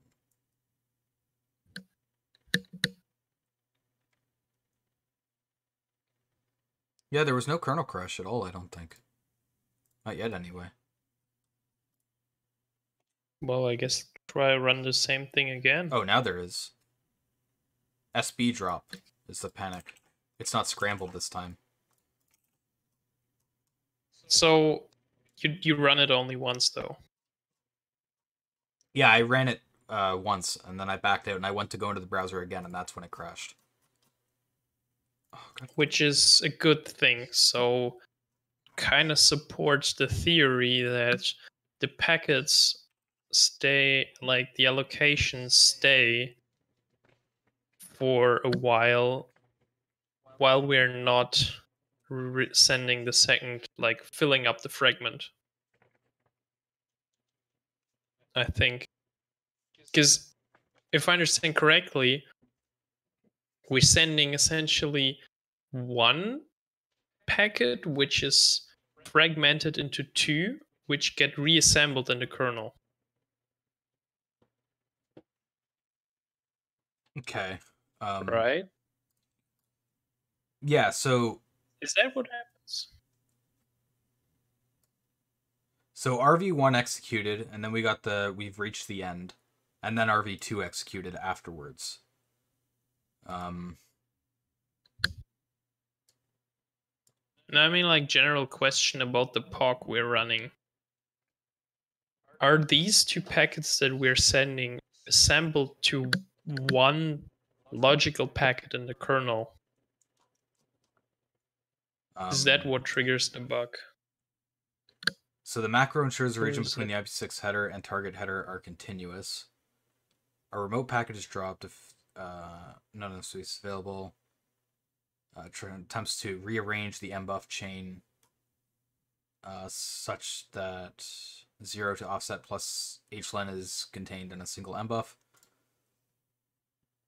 If it succeeds, nodes of the mbuff chain that cover the len bytes are freed, and the new head of the mbuff is returned, then it is assigned.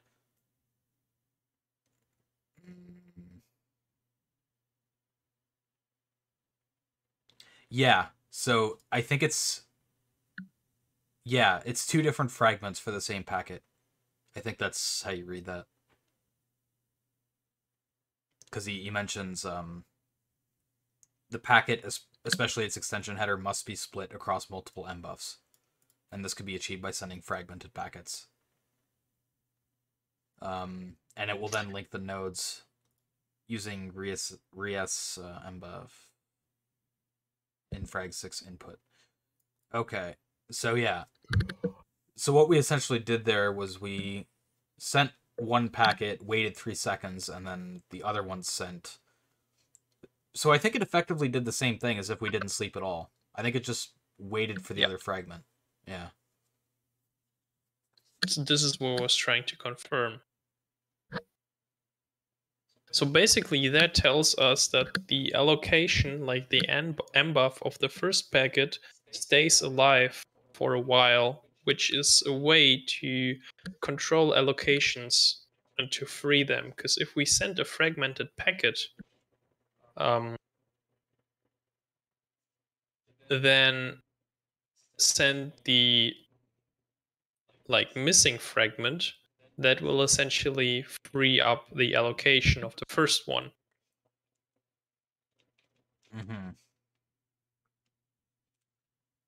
Because now we have allocation and freeing primitives. Sending a fragmented packet makes an allocation, and sending the second part of the fragment kind of frees the allocation. I mean, leaving the side effects aside. Yeah, I see what you mean by that. Yeah. So we can control the timings better. Which is, so if we should at some point build a primitive where we give it an IPv6 packet and it automatically splits it to 2 packets for us. Because I think that will be useful at some point. Okay, so you're saying like it would take one massive packet instead of packet 1, packet 2, it would take a massive one, and then the function itself would split it into the 2 and send both, or send 1/2? I mean, just give us 2 packets so we can send. So basically, then we can try the following. We first trigger a double free, hope that we don't fuck shit up. Then we send fragmented packet A, part 1, which is, I don't know, a header or a buffer, which should fall into 1 allocation. Then we send packet B, fragmented packet 1, which falls into a different allocation, but essentially into the same memory. And then we should, with the second packet, be able to overwrite the content of the first packet. And then if we finish sending the second fragment from packet A, that should proceed to be parsed.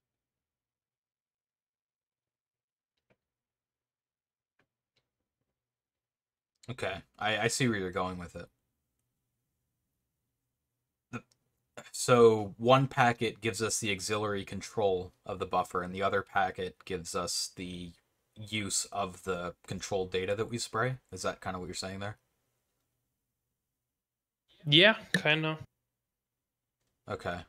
So we allocate a header, then we send a second packet which overwrites the header with all our useful data. Then we send the second part of the first thing to trigger processing of the header.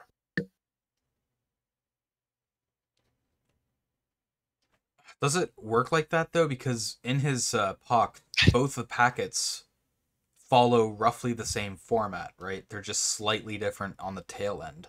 One has a destination op and the other one doesn't. This is a good question. I think therefore we should figure out how to reassemble this packet into one packet, leaving the fragmentation aside, and B, make a function which essentially splits one packet into packets so that we can send them one by one to get reassembled by the kernel. Yeah. Yeah. Okay. Yeah, maybe I like the idea. It's just there's a lot of things I don't know about how the packet fragmentation works. So there'll be a bit to research there for sure. Thinking at a chat. Don't forget to kill the active socket. What you are using can't do twice if you already attached once. We're not attaching or anything. Like, we're not binding to a port or something. We're just we're sending raw packets to the loopback interface, and it's not a huge issue if we can't do it twice, because once panics anyway. The kernel blows up. Wait, So. why wouldn't you be able to do it, to not do it twice anyways? Yeah, that's what I'm saying, is we can do it twice, but even if we could, it doesn't matter because we can't, because of the kernel panic anyway. But yeah, no, we're not attaching to a port or anything. Like, we're not binding to a port, so. Is it just you guys known to be working on exploring this bug so far? I don't know. There might be others. We're just streaming it and looking into it. This is a little bit of a complex bug just by the nature of packet fragmentation. It's not an area that I have a lot of experience in. Networking is not my forte at all. So it's new to me for like an exploitation attack surface. And the following two subroutines, I'm just trying to read a little bit more of the report to see if I can glean, maybe answer some of the questions that we were just talking about. In the following two subroutines, a double pointer is passed, but it is not updated after the check. These are parsers of extension headers, and hence can be followed by yet another target parser, which can free M once again. Which that the second target parser, I believe, is the fragmented packet.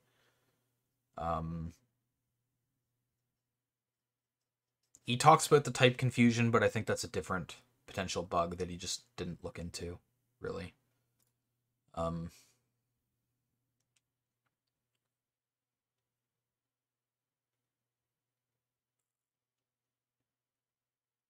So the write after free has more information than the read after freeze, I think,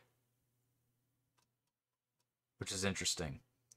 In the following four subroutines, the content of the stale mbuff can be modified by IN6 set scope, or by directly writing to the address. By racing with another thread that sprays mbuffs, it may be possible to reclaim the mbuff and corrupt data. So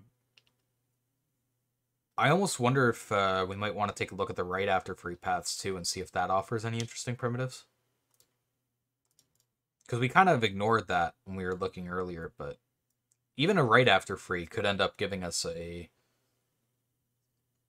info leak down the line, potentially. The content of the stale mbuff. So you get one that you want to use on the heap, and then you overwrite it with set scope. And then that with another thread that sprays mbuffs. This is the part that's confusing me a little bit, is why do you need another thread to spray mbuffs if you can already modify the stale mbuff?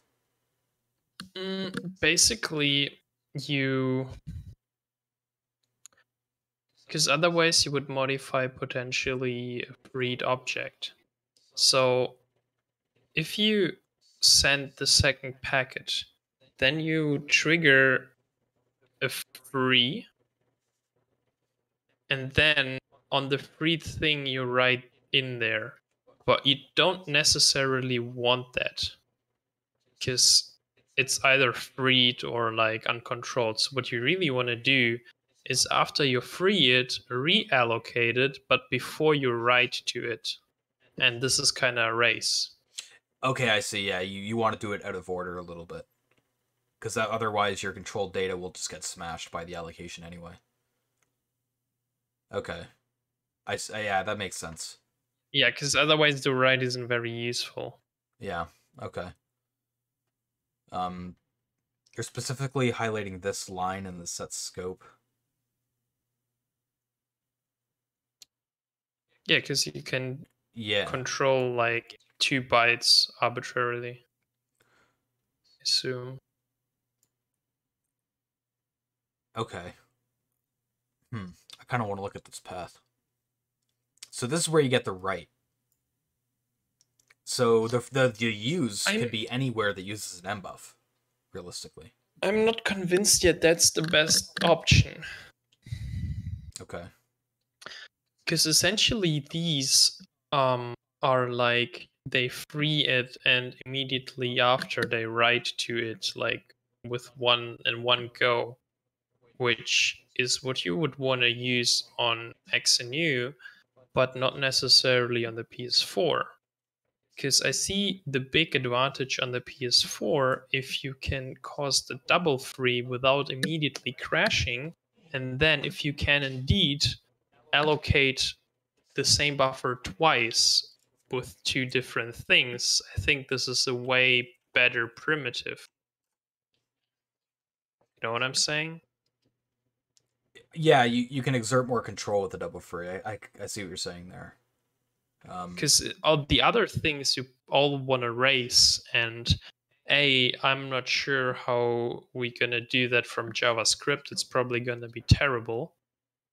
And B, we potentially don't have to do it two-threaded racing, which is good. Yeah, web threading sucks with WebKit.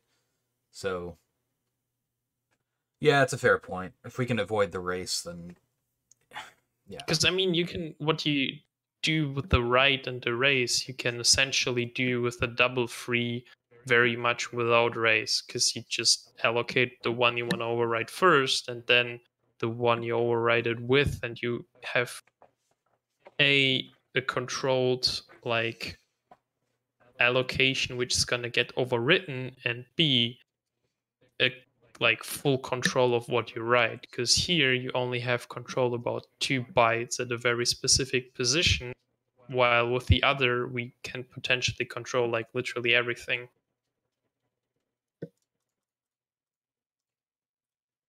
Okay, so let's settle on double free for now, and then look at what we would want to trigger. Like we need a spray gadget first of all. We need a path that will use or that will take data that we control and put it into an mbuff. So I have a lot of tabs open. I don't know exactly what they're all doing, so I'm just gonna pull one out.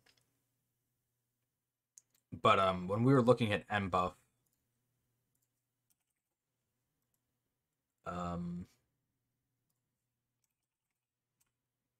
what's it .h? There's another thing. Can we do the can we send fragmented packets without triggering the bug? I think there would be a way, because he mentioned that certain flags had to be set. Where was it? M flags must have M loops set. Yeah, so that's if you send to a loopback interface. If you don't send to a loopback interface, then the bug won't trigger. The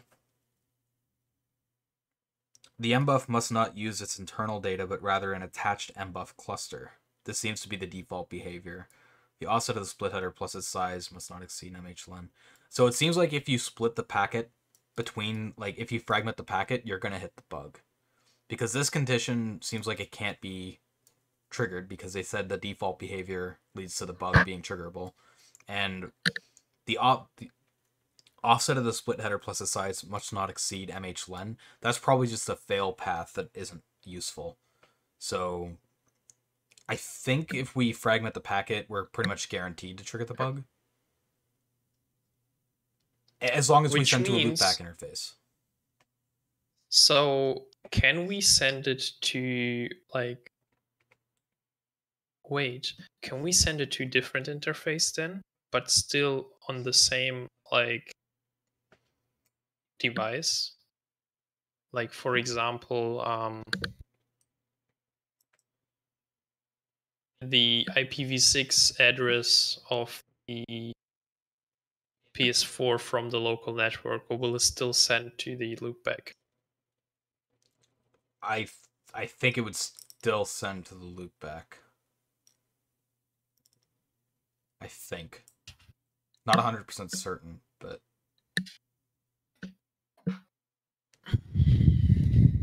Yeah, I don't see why it wouldn't. So from my understanding, we need to make sure we don't always trigger the bug. Otherwise, we can't really, or it's gonna be triggered every time we use. Oh, wait, can you send more than one fragment? I would imagine as long as you set the lengths properly, you could probably send like 3 fragments. Yeah, you could probably send more than 2. Because they do 2 in the POC, but that's because they have 4 and 6, right? So the 6 would have to go over the size of, or sorry, let me think here for a second. Next yeah, so they set fragment, which is at 8. And next is set to... Oh, there's a flag which says IP6F more frag.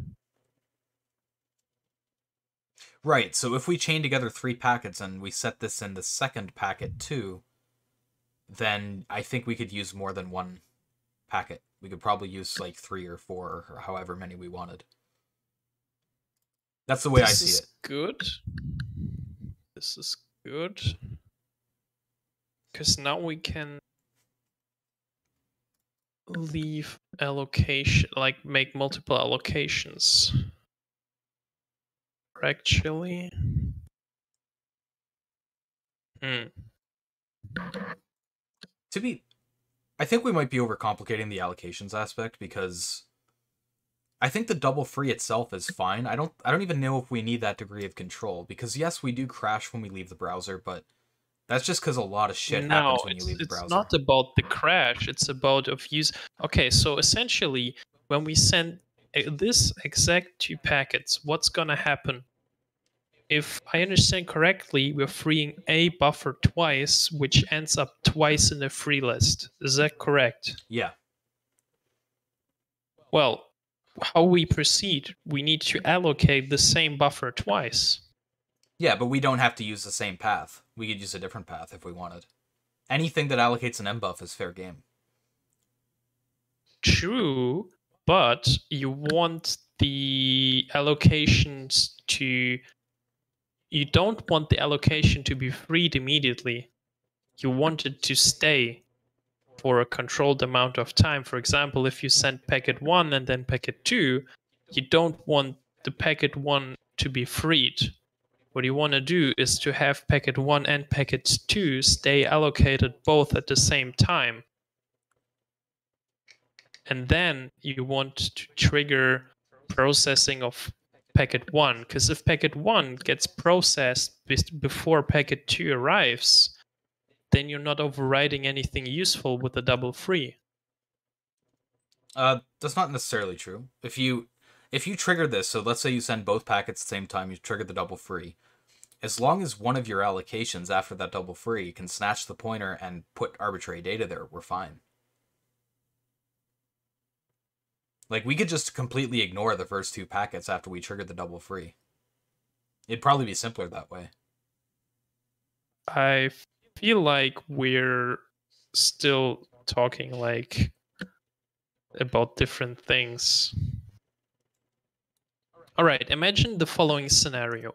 You have the 1 buffer twice in the free list, and let's assume the next 2 allocations are gonna be the exact same buffer, right? Which is essentially what happens after we send these 2 packets. Well, it's the same mbuff, but the mbuff can be different between the 2 different calls. Because remember, mbuff has a union in it.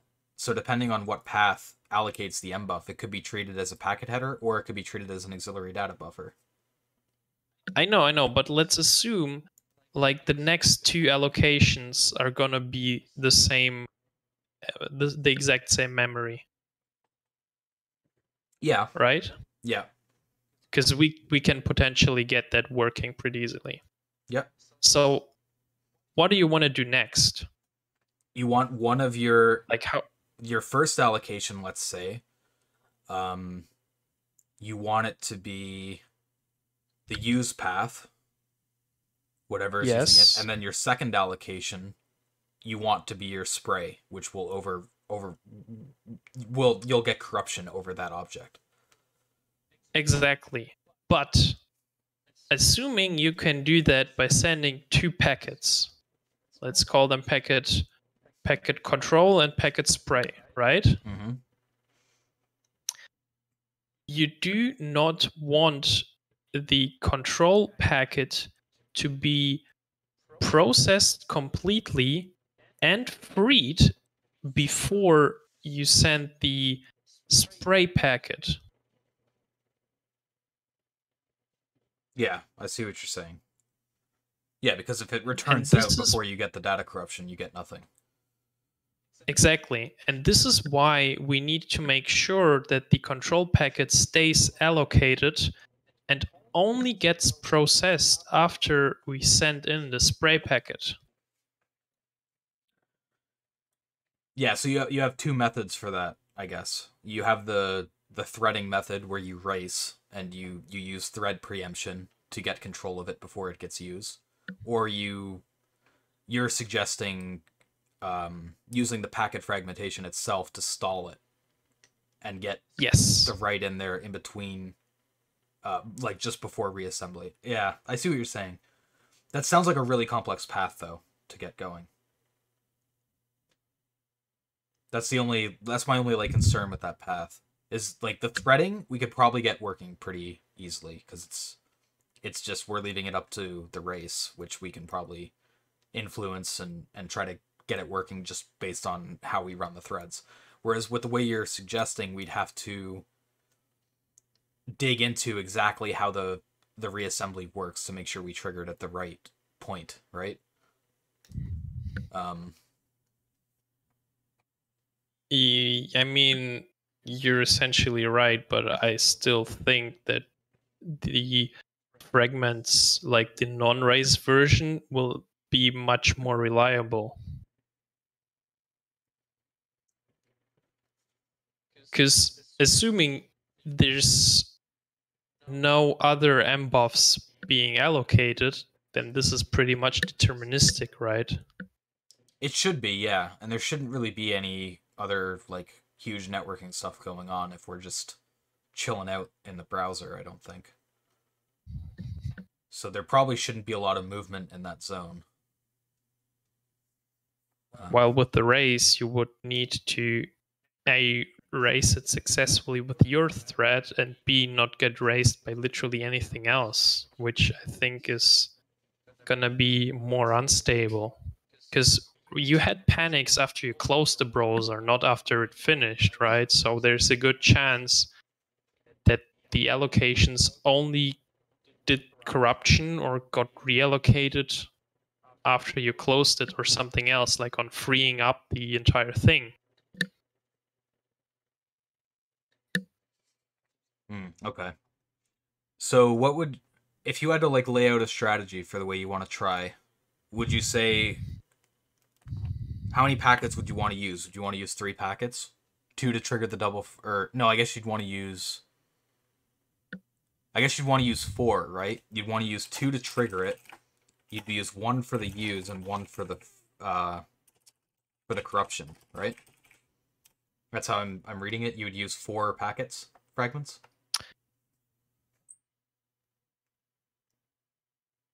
No, I think 5. Okay, why would you use 5? What would be the 5th one? All right, so packet 1 for the bug setup, packet 2 for the bug trigger. Now we have the mbuff twice in a free list. Packet 3 is the control packet, fragmented. Packet 4 is the spray packet, also fragmented. Packet 5 is the final part of the control fragment. So once you receive that, and reassembles the control fragment and proceeds to process the control. And for the second part of the spray thing, we might potentially be able to just let that time out. Okay, so you have the 2 to trigger the double free, the first control fragment, then you have the spray fragment, and then you have the second control fragment to get reassembled.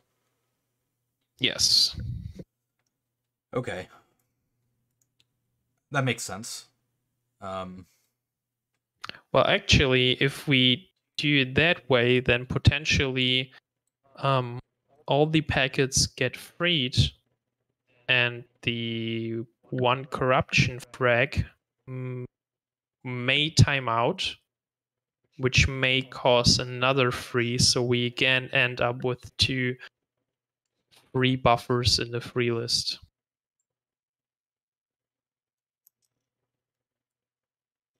So between the 5 fragments, you would have how many send to calls would you have for that? Like, how many master packets would you have when they're reassembled? Like, let's say they're not fragmented anymore, they get reassembled. You have what, 3 packets? 2.5. Okay, because you have the. Because you don't really need to finalize the corruption fragment. Right, so you have the 1 for the double free, and the 1 for the control fragment, and the half for the corruption fragment? Yes. Okay. And the corruption fragment will override the control fragment 1. Okay.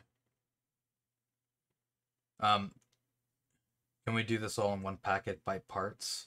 No, I think you would need different. No. Yeah, you would need different fragments. Yeah, different ones. You need at least 3 different IDs. Okay. I'm down to give it a try and see what happens. But I guess when we break this down further, we have to figure out what. So we know what we want for the trigger fragments. We already have that from the POC. What do we want to use for the control fragments, though? Like, what path? Or like what packet do we want to use for that, I guess? So what I would suggest doing is first create a function which splits a packet into 2 fragments. Because then we can use the POC and reconstruct the full packet, throw it in a function, and get the 2 ones we already have. We can essentially use that to verify that splitting a packet into 2 works. Basically, manual fragmentation by hand. And then we can abstract away the layer fragmentation and look at the full packet and see, okay, if we do it like that, we would overwrite that and that. Okay. You know what I'm saying? Yeah. I'm just trying to visualize in my head how we would do the packet splitting. Like if we put packet 1 and 2 together. I mean, it's just a matter of like stripping the fragment header and putting that together. I don't think that should be too hard. I can implement it in C and test it out, and then we can implement in JavaScript and test it out on your end. But I think maybe before we do that, the interesting part should be finding targets. Finding the corruption for 1 and the control for 2. Yeah, like assuming all of this works, what is the control fragment and what is the corruption fragment? Yeah, so in terms of the corruption, I think it should be relatively straightforward. We just want something that uses the data buffer, like We don't want something that uses it as a header, because that doesn't really give us much, I don't think. So if I do like a free text search for what uses that that union option, we might be able to find something. 162. Oh, okay, wow. So mdat is the macro that...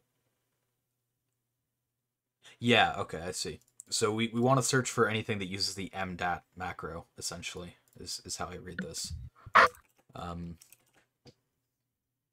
So I'm gonna take a look at how the packet fragments are assembled. okay. These are all mdata, which is not really what I want. Okay, there's mdat. So pull-up uses it.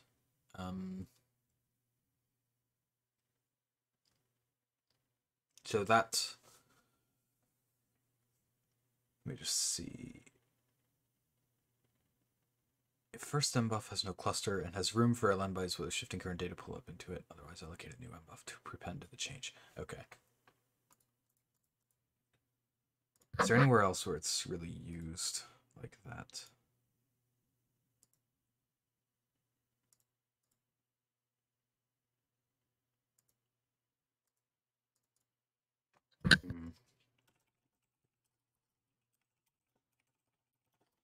I'm just gonna look at like man pages to see if I can find anything interesting.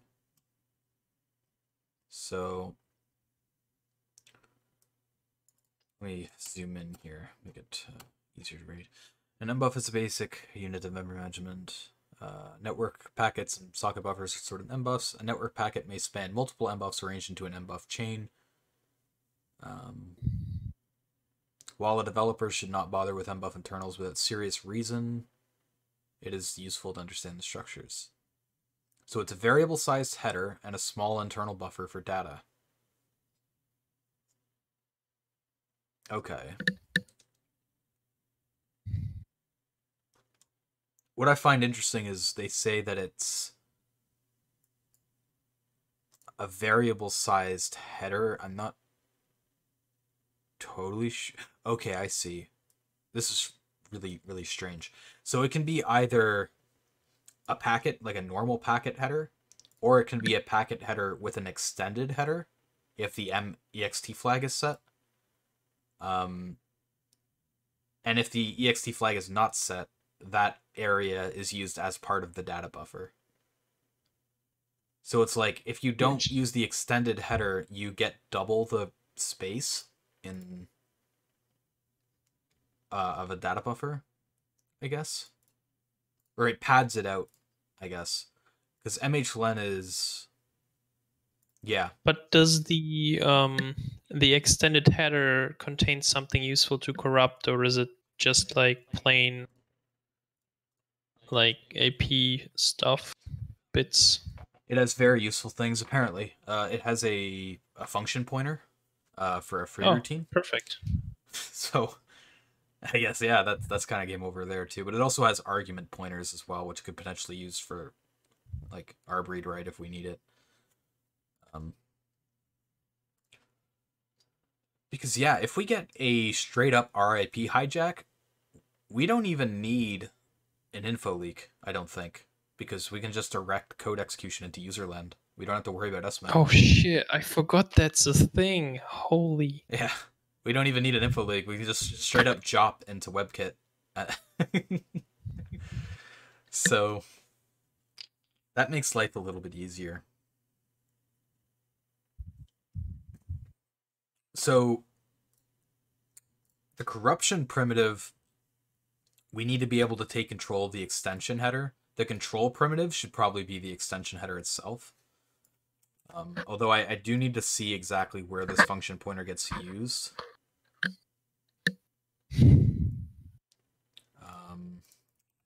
Oh shit. Okay, that just does weird things. What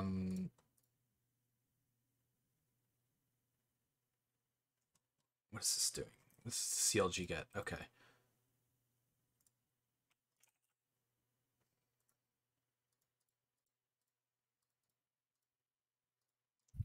Okay, here's where it gets called. It gets called in the MB free extended, which I think gets called from the pull down function, if I remember correctly. Or an M free, yeah. Okay.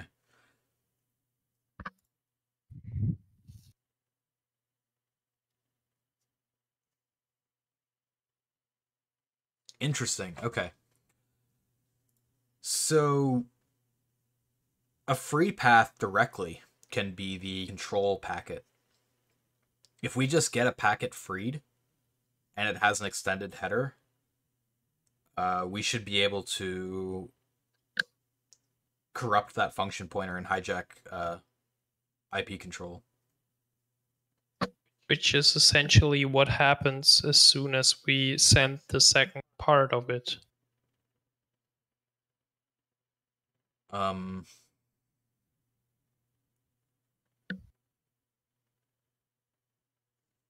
Possibly. I don't know if whatever we send has an extended header. I'm not sure if it does or not.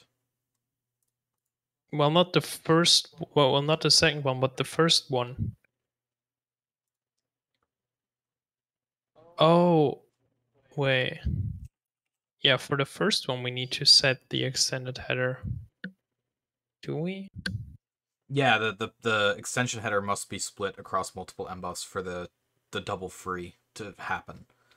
So essentially, if we trigger the double free and then we send another set of packets with an extension header,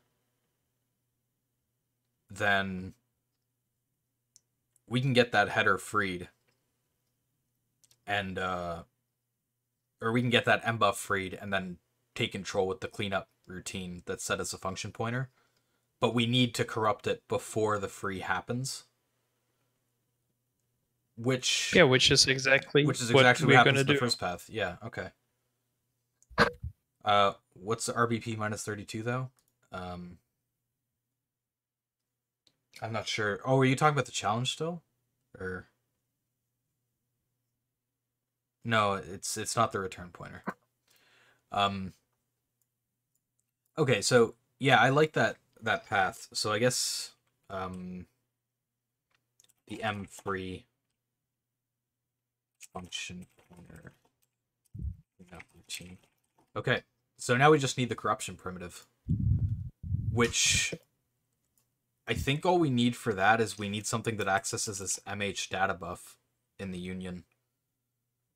So I'll do another free text search to see what pops up for that. Ooh, not a lot of references here. Okay, so it's M packet dat. So let's see.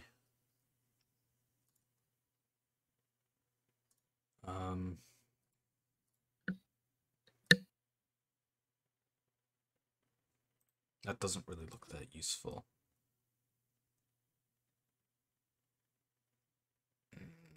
Maybe in here it's used somewhere cool? Maybe? Move packet header from to. From must have M packet header set and to must be empty. So this looks like it's a potential source, or rather a sink, the M move packet header. So I'm gonna bookmark that really quick. Or write it down rather. Where else is this used? It's used to duplicate the packet header, but I don't think we'd want to duplicate it. I think the move would be, I don't know. I'll write it down regardless, but I think that's less useful potentially. Copy packet. Copy an entire packet, including header. An optimization of the common case. Note that the copy is read-only because clusters are not copied, only their reference counts are incremented. So this is a case where I think you would only send one packet, because if you were sending a fragmented packet set, you would have a cluster of them. So this might not be useful to us. Okay. I'll write it down, but I don't think it's useful.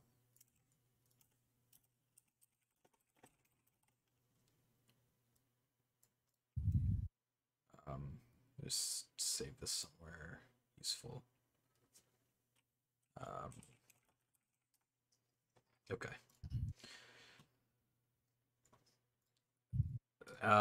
So is there anywhere else I want to look at? I don't think so. I think those are the main areas. Anywhere else, these other like netgraph and stuff are not going to be on the PS4. So I think mmove packet header is probably our best bet here.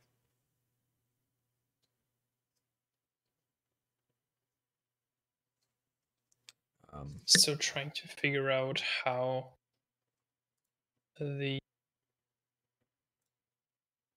packets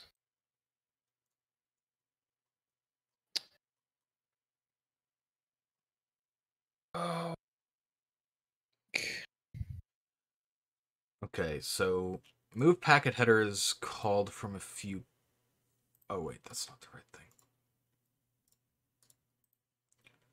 So it's called from 860. Oh, that's just the prototype, and then that's the. Oh, there's a macro around it too. Of course there is. It wouldn't be BSD if they wouldn't have a macro around it too. Okay. So it's potentially used in more areas too.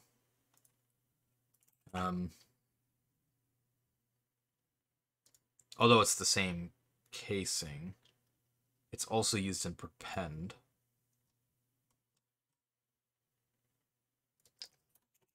I'm gonna do like a list view here. M copy data.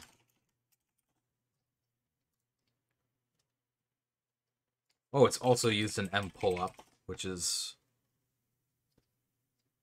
an interesting case.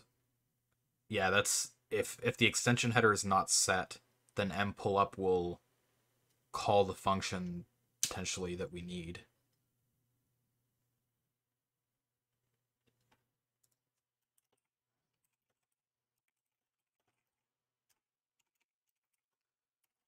And then, oh, I did not need to exit out of that. And copy up also does it as well.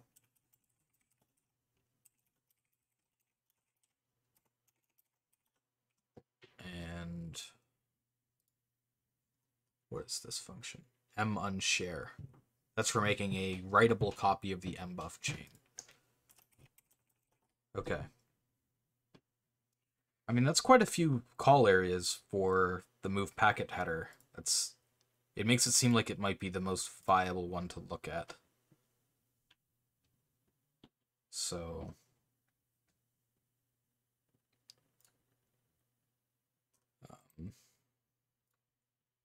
did I miss any of the macro ones? I think 506 I got, that's in the prepend. Oh, I didn't write that down, but prepend. This one is the pull up, which I got. This one is the copy up, and this one should be on share. Yep. IP options, this might. Insert IP options into preformed packet, adjust IP destination. I wonder if this function is easily triggerable.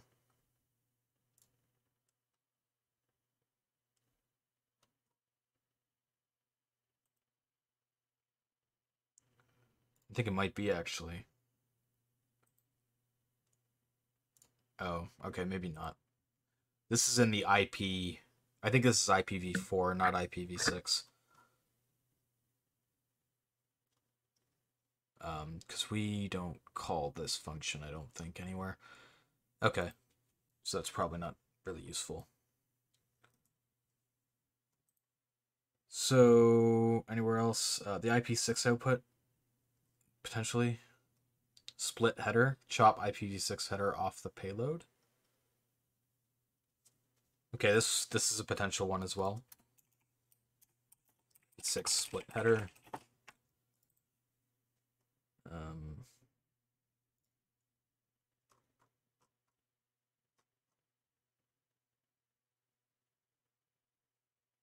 Potentially echo request.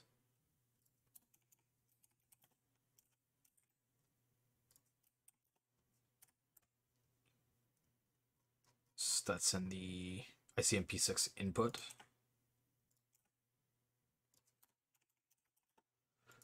Okay, anywhere else? Maybe 1505. What is this? Is this...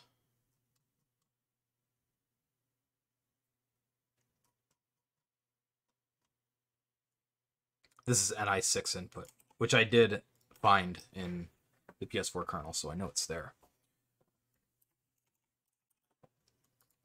I think that should be all the paths. I hope.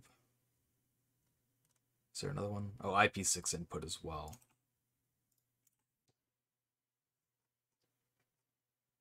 So we have a lot of potential paths to explore. I think it's kind of impossible for there to be this many paths and not have one that's viable.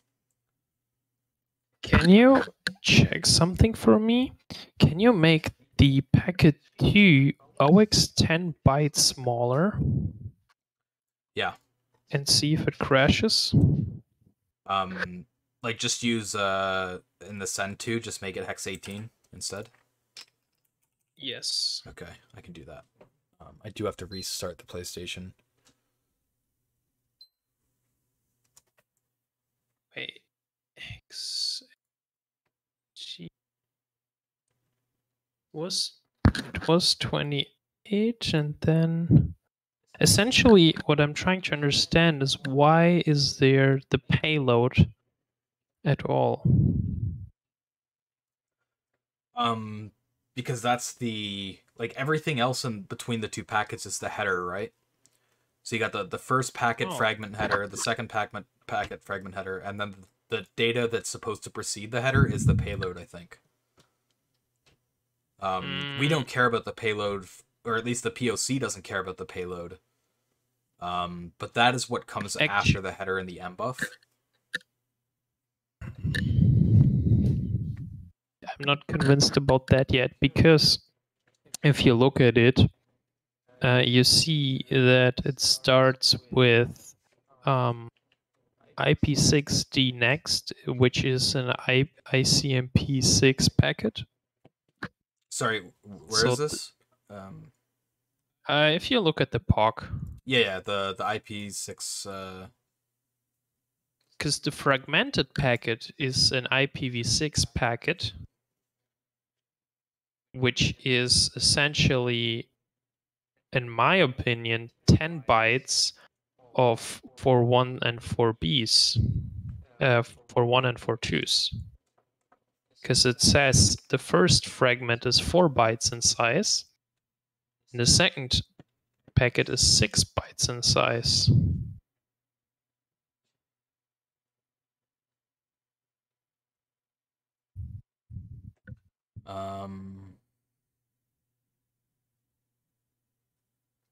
Yeah, because the hop by hop length, right? That's what you're going off of? Yes. Yeah, so the first packet's 4, second one is... oh, no, second one is also 4. No, second one is 6. The 6 is... that's the option size, or the destination option size. The first one has an option, or a destination option size of 1. No. 4. It said hex 11.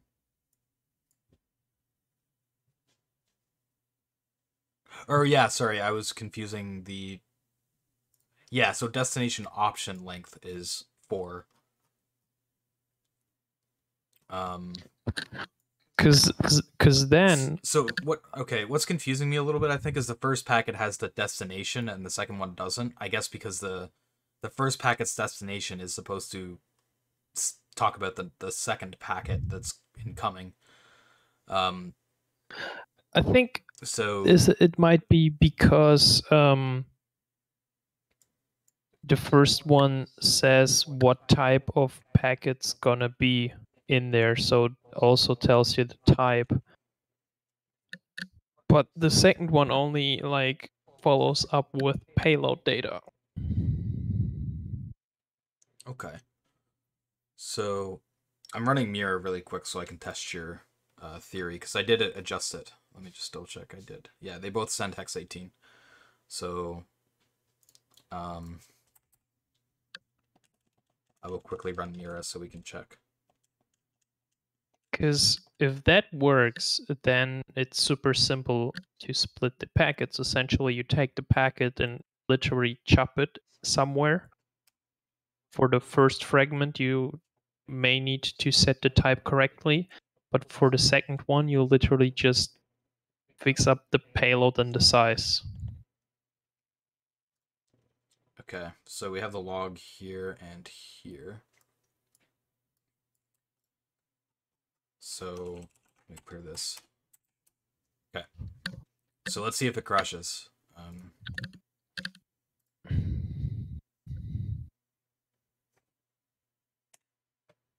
Oh, you can remove the sleep, but I guess it doesn't matter.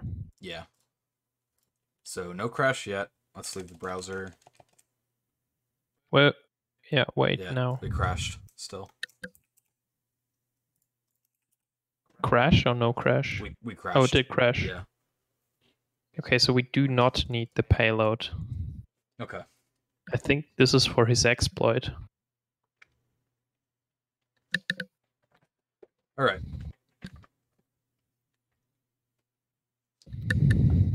I do not know exactly what panic this is, because I can't read what the hell this says, but yeah. Anyway, it crashed. That's what matters. Okay. So I guess next step is looking for which path of corruption makes the most sense, I guess. To get controlled data into the extended header field. Which, to be honest, I don't know if I want to get started on that tonight. I think we might want to put that to... would you be available for a stream tomorrow? Tomorrow, no, and weekend is kind of busy for me. Okay. Yeah, I also don't want to. What we can do tonight, if you're up to, is we can quickly try the packet splitting, or implement that at least. Okay, we can do the packet splitting, yeah. But yeah, we'll definitely need another day to get into the full exploit, which is, you know, I already knew that was going to be the case, but I guess we'll have to try to set aside a day for that. Next week sometime or something. Okay, so we can try to do the packet splitting tonight. I just need a few minute break just to go get some more water, because I've ran out here. So I'll be back in like 2 minutes probably. And then we can do the packet splitting stuff.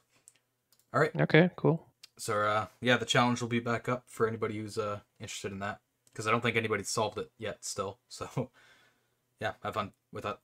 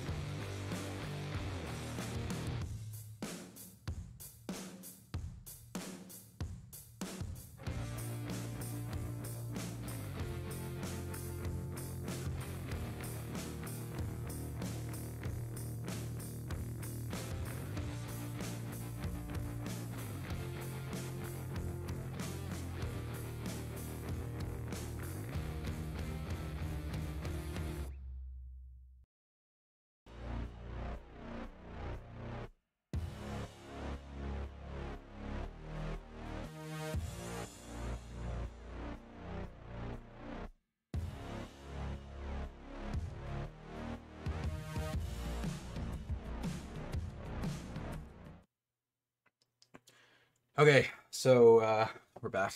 We'll attempt to do some packet splitting stuff now. Okay, so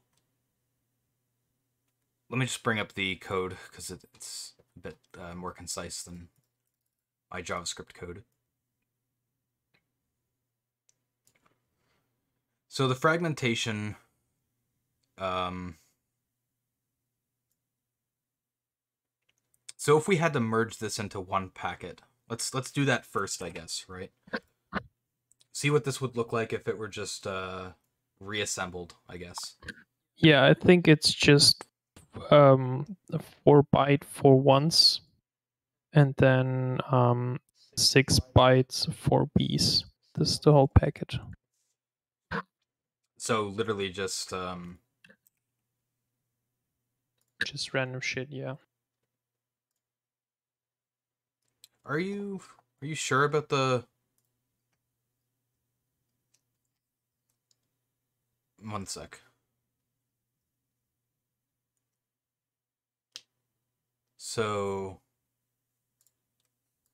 you're saying it would be 4 A's and 6 B's? Yeah. That's what I think. Okay. And then so you have something like that. And then if you decide to split it at here, so you say you split it after 4 bytes, that's when you create the two different packets. Yeah. Okay. That's what I think. So we'll make a function that takes an array of bytes, or like a pointer or whatever, and a length to split at. Is that how we want to do it? We can do a length to split it. Yeah. Okay. The only reason I'm thinking of maybe doing another way is if we want to split into more than 2 fragments, then we'd need something more robust, right? That said, do we want to consider splitting into more than 2? I don't think we need that, like, not with the current strategy. Okay. All right. So the only reason we're splitting in the first place is to keep the allocation alive. All right. So let's do I'll do it at the bottom here just for now. So we'll do p.split packet data, and then first packet length, we'll call it.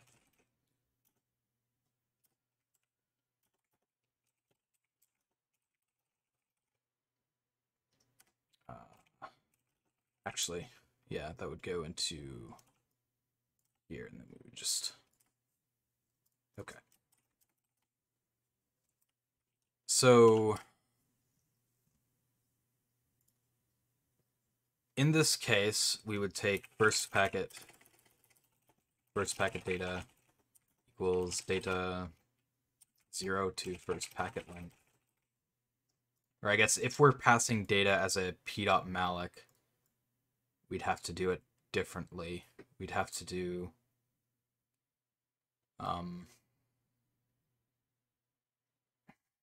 I'm just trying to think of... I'm gonna try to write something in C so you can then kind of copy it in JavaScript. My main thing of what I'm thinking about here is if I want to treat data as a JavaScript array, or if I want to treat it as a like p.malloc, where we... Yeah, I cannot help you with that. Yeah, that's fair. It's just something I have to decide internally, I guess.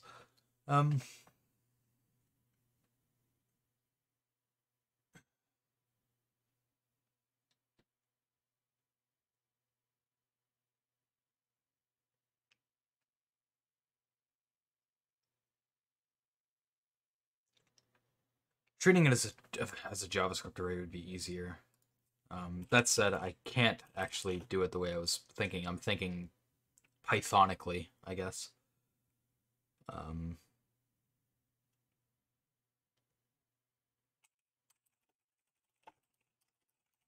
I think I need the slice method in JavaScript to get... Yeah, I need the slice method. So we'll do data.slice 0 to first packet length. Okay. And then the second packet data will be data.slice first packet length to... If you just pass 1, does it do it till the end? If omitted, all elements from the start position to the end of the array will be selected. Yeah, okay. So that gives us the 2 bits of data. I think it'll be easier to treat it as a JavaScript array, so I don't have to do a bunch of shenanigans around the our special p.malloc containers, or whatever you want to call them. All right. So that gives us the packet data. Now we need to construct the packets themselves. So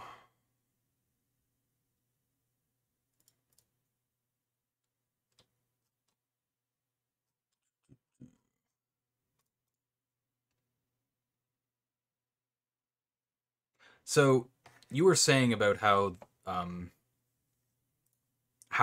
this was getting split was 4 A's and 6 B's, right?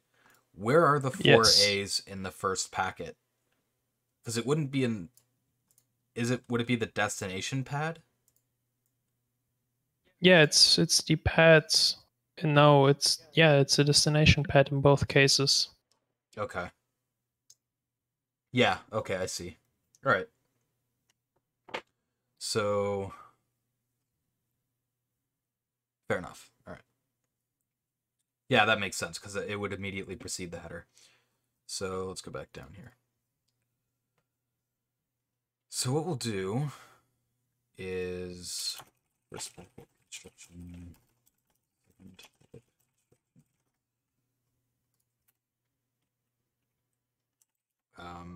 first packet size, we'll say, will be the size of the header, which will be hex 14, I believe.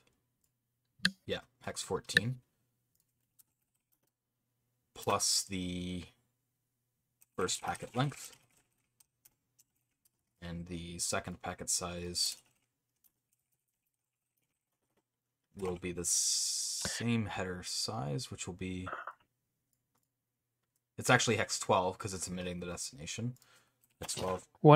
Another thing that I don't understand is why it's set to have a length of 8 while it should be, like, the offset is set to 8 while it actually should be 4.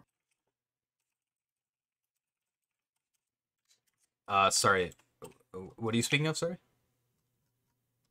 Like, packet 2 Yeah. sets the IP6F offset to 8. But I'm wondering why 8? I think that should be 4. That's an interesting question, actually. Yeah, I hadn't really thought about it.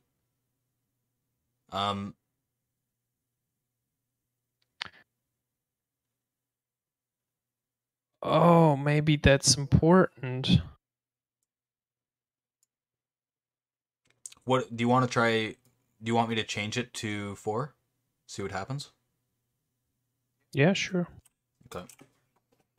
I'll restart the system again, but I probably won't even run Mira. I'll just see if it crashes, to be honest.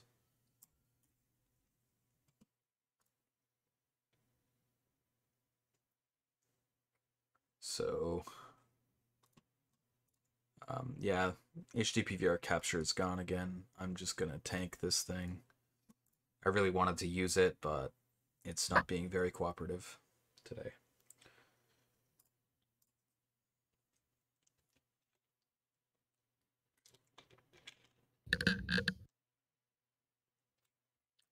All right, should be restarted.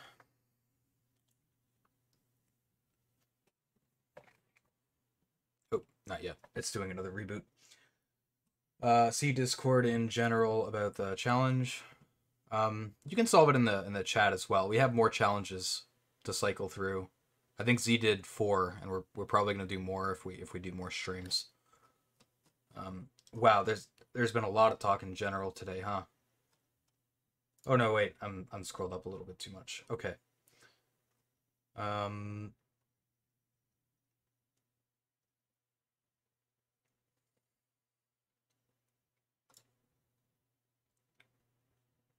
I'm confused why it just says unsigned int instead of size T. I mean that's just the way he wrote it in there, that's all. Effectively, consider it, you could put size T in there and the issue would still be present. Put it that way. Alright. PS4 should be done rebooting by now.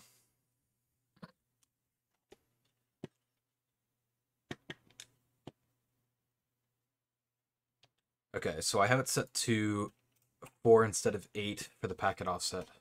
Let's see what happens. So, launch the guide. We will get a redirect here. Size T is defined as unsigned int. It depends on the system.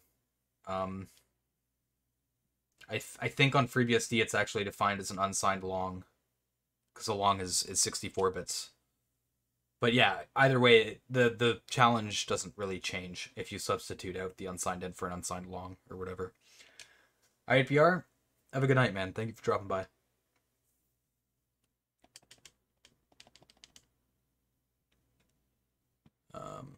Okay, let's see if we get a crash here. Okay. Yeah, we didn't crash when I replaced it with 4 instead of 8. I'm running it again. Also, if you close, yeah, just run again.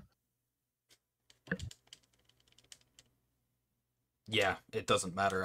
I ran it twice, and it's not crashing at all. It's definitely, that being 8 is important.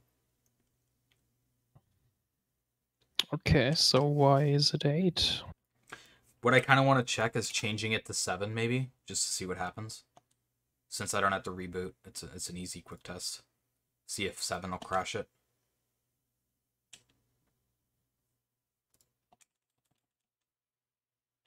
No, 7 doesn't crash it either.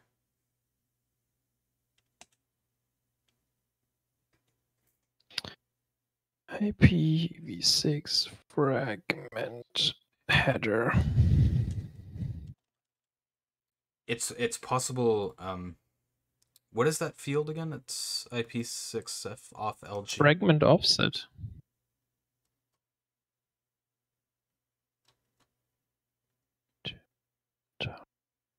Here it's set to. Okay.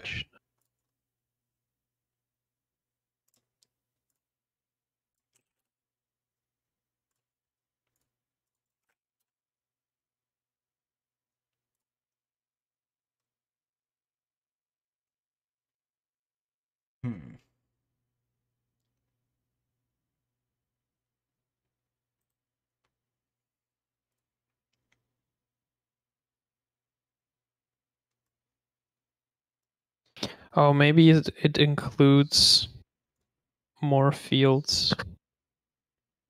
I think the flags are in the least significant bit though, not in these. Like I think it's, we're not setting any flags, right? I think I figured it out. Okay, let's hear it.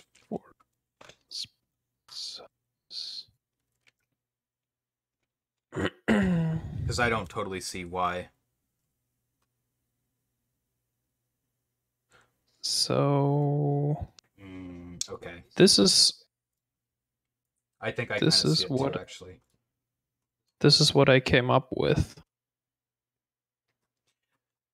Yeah, I think I know why, actually. I kind of forgot about the intricate details of the issue. The issue happens when the buffer isn't big enough to hold the packet, right? So if you set it to 4 for the length, the mbuff that's already there will be big enough. It won't have to reallocate, right? So setting it to 8. Wait, what?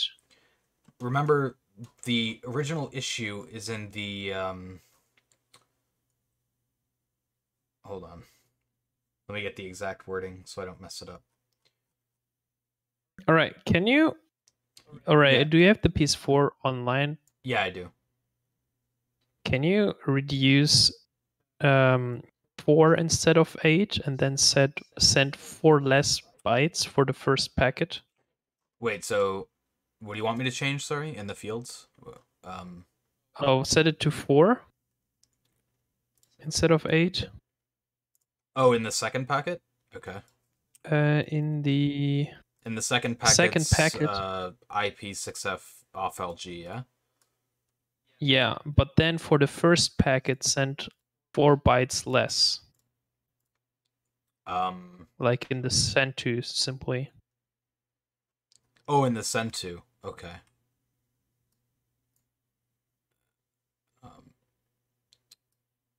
Oh, I did keep that change earlier with removing hex 10 from the second send to, which could be. No, that's fine. That's fine. That's fine. Okay. So I'll Yeah, send so hex the first 14 one here. should. Yeah, I don't think the size of the second one matters. Yeah, that's the first one should be OX14. Can you try that? No crash. After closing the browser, no crash either. No. I'm able to rerun it again. No crash. I think what triggers it is, if you remember in the original issue. Let me go to it. Okay, can you one final thing? Set it to 5 and send 1 more byte for the first packet.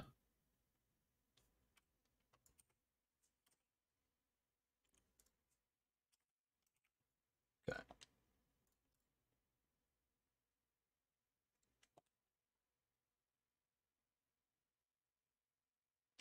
Well, maybe that's just too small anyway. Let's see. Yeah, it still doesn't crash. So what I was getting at with the original vulnerability was basically the issue comes down to if the size of the buffer is too small, it'll reallocate it, right? I had it up and then I lost it when we were trying stuff, unfortunately. So I gotta try to find it again.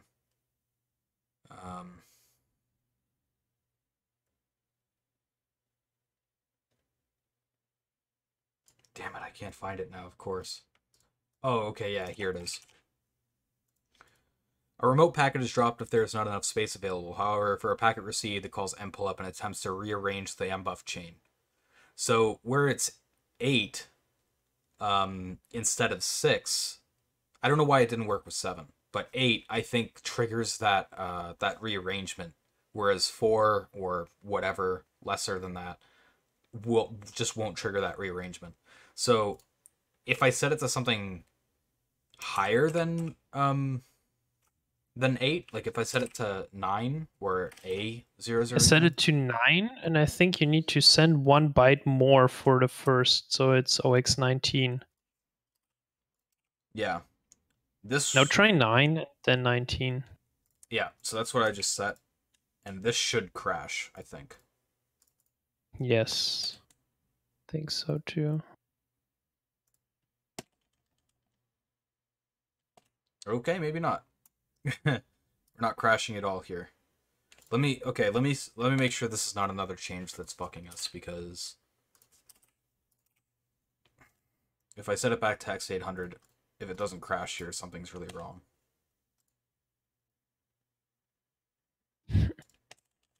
I mean, the free list is probably very fucked by now.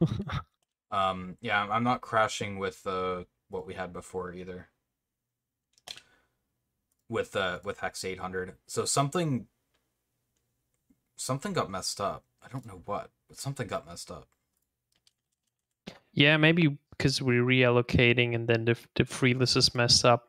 I wouldn't worry about that yet. But if the free list was really that messed up, we should have gotten a crash by now.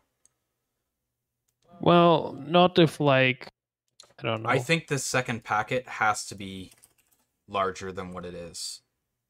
I think when we mess with that size, we corrupted the test we were trying to do when we didn't set it back.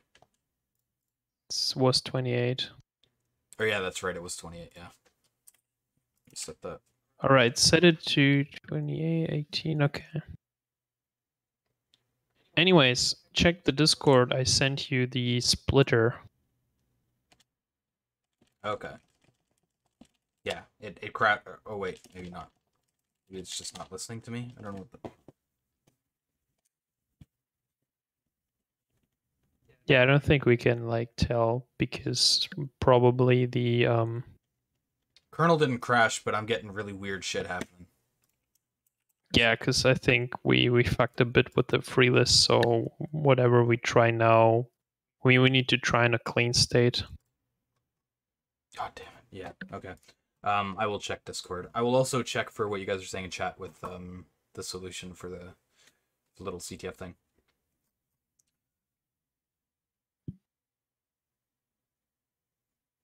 Yeah, there you go. Sense of pride and accomplishment. Yeah. Yeah, so the issue is the... Okay. Alright, Windows. Okay, we're... What is going on? Okay, now the Windows... Okay, there we go. Weird stuff's happening today.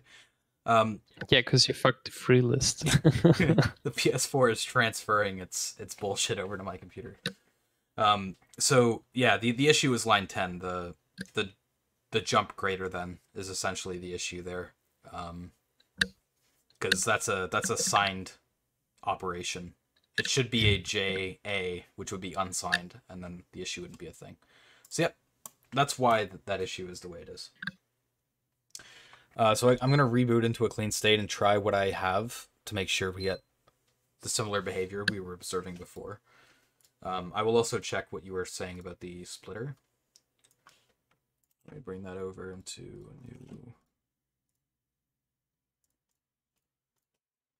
Okay, so packet 1, setting up the fragments. Yep. Mem copying and the payload in. And then bus size minus split size. Yeah. Yeah, so that's kind of what I had going on here too. I had the first packet size, header size plus the length, and then length minus the first packet length. But yeah, I'll put that aside for now. See if the system is rebooted yet.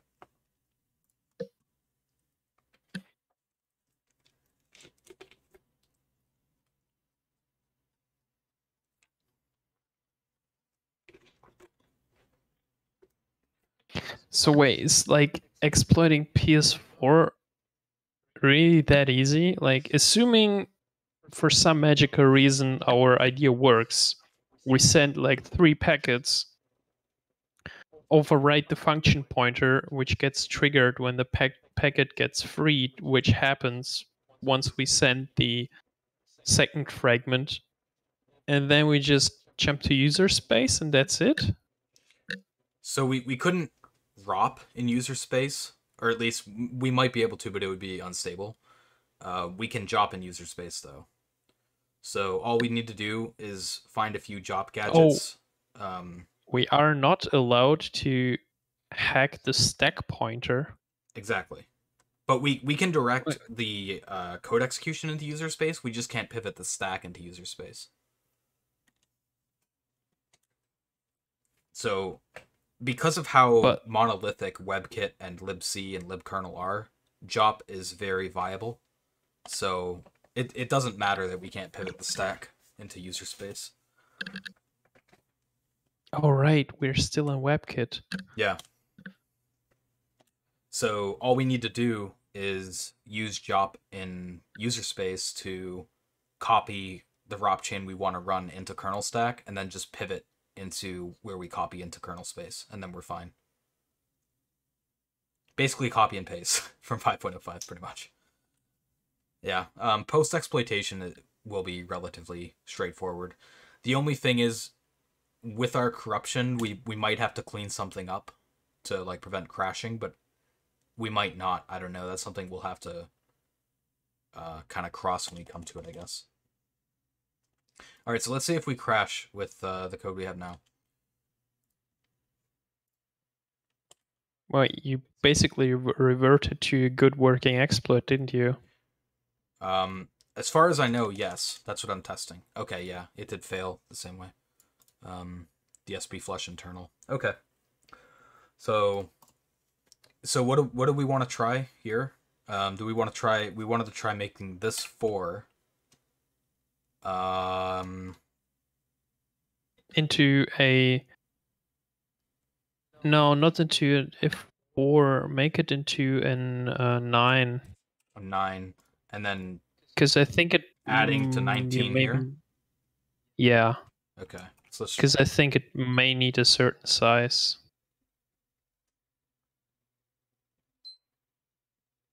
Okay. System is rebooting. We'll give that a shot. This is so cool. How long have you been doing stuff like this? For me, I've been doing exploit stuff for about 5 hours straight. Oh, I if you mean this stuff is specifically, yeah, about 5 hours. If you mean just exploitation stuff in general, I've been doing it for about probably like 3 years now, I guess. I think I started around 2018, beginning of 2018, so yeah, about 3 years in exploit dev, I think. Oh shit, we're in 2021. Yeah, we're in the future. There's no flying cars yet, though. It sucks. That's how you know we're in the darkest timeline.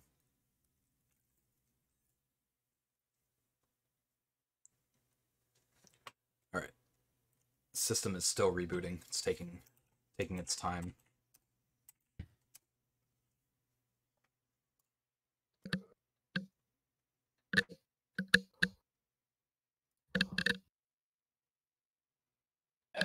I'll stay at most 20 more minutes. Yeah, I'm planning on cutting off at 11 p.m. Eastern. Yeah, that's my cutoff time. Because we've been going for a while.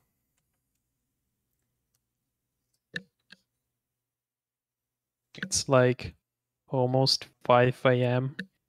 and technically I need to work tomorrow. Oh, I'm sorry for keeping you. I don't want to Oh, mess up that's your fine. work. All right.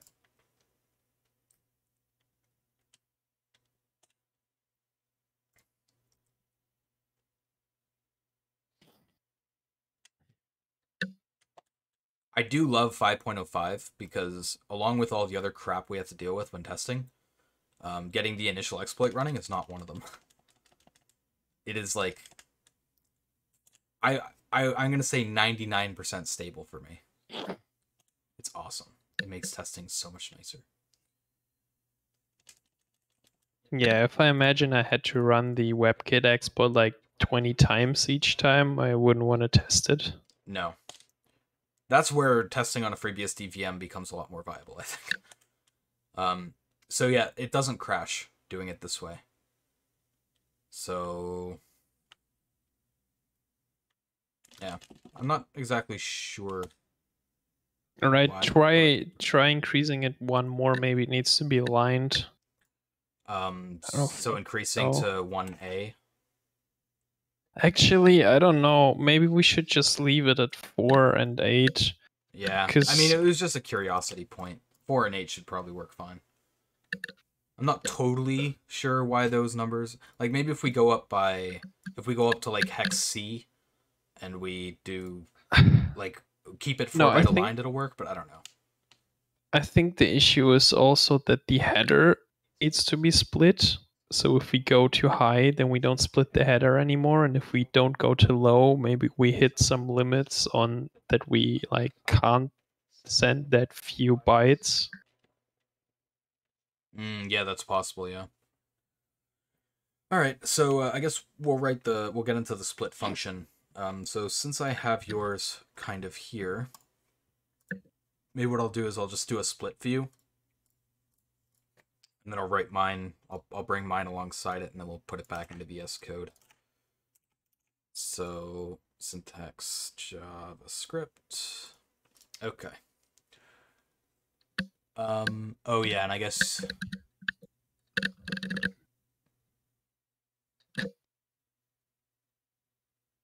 okay, I see. You need to keep. So I was thinking the split packet function would send the split packets too, but I guess we don't need to do that. No, you don't want that because you want to split the trigger packet, the control packet. But like for the control packet, you don't want to send both immediately. So what we'll do is, so IPCD next. Where are you using this? Right here. Okay.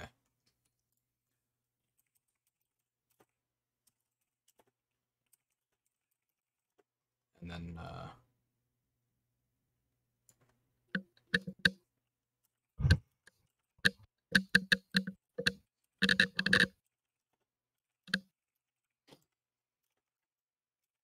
okay. So we will do. Let me actually copy these over so I don't have to rewrite them all. And then I can just do slight rewrites to make it work. So, so out. Let's do it across all of them. Out. And then packet.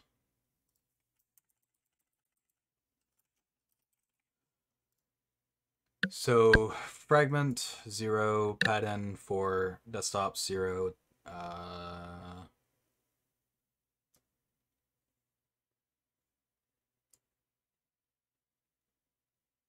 Why do you have desktops at 8? Am I? Oh, you write the same thing twice here. I guess that's just a mistake. It's a typo. Oh yeah. Okay, I'll just remove that so it doesn't confuse me. And then you do the need more frag, which is basically fine already. This will replace with the ID. This. So we have different things here. You have. Oh, because you pass it through the argument. Okay. So 16 next. And then we have one. You don't do the pad end stuff in the packet?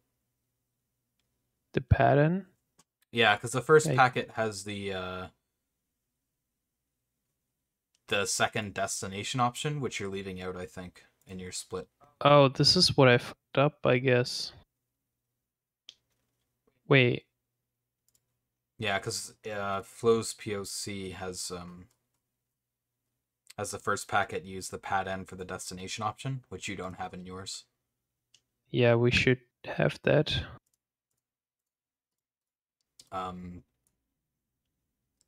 So I'll keep that in there. That should be fine how it is, I think. Yeah, you need to put that in and you need to do some adjustments. So yeah, because we start copying in at hex 14, not hex 12. Yes, yes. You need to fix that. So guess I'm too tired. Yeah, no worries. Yeah, apparently I forgot 2 fields, and then you need to copy 2 bytes later. So I'm gonna use the buffer as a JavaScript buffer, not a malloc buffer. So how I'm gonna do that is I'll do for var I equals 0, I is less than split size I. We'll do it 1 byte at a time, I guess that makes the most sense.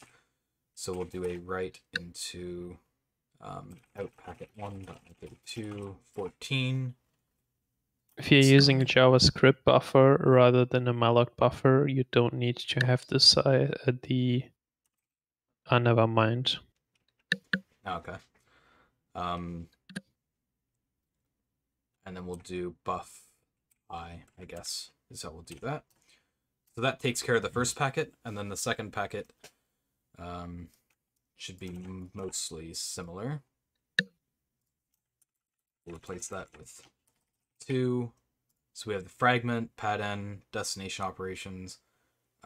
This is set to, or this doesn't exist, right? Hold on. Yeah, more frag you don't want. However, you want there to set the size correctly.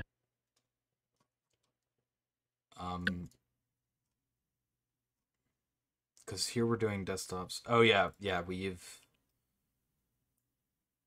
so here we need the size, which is, do we want to keep 0x800? I guess that would make sense, right? We'll just keep that because it works. We know it works. No.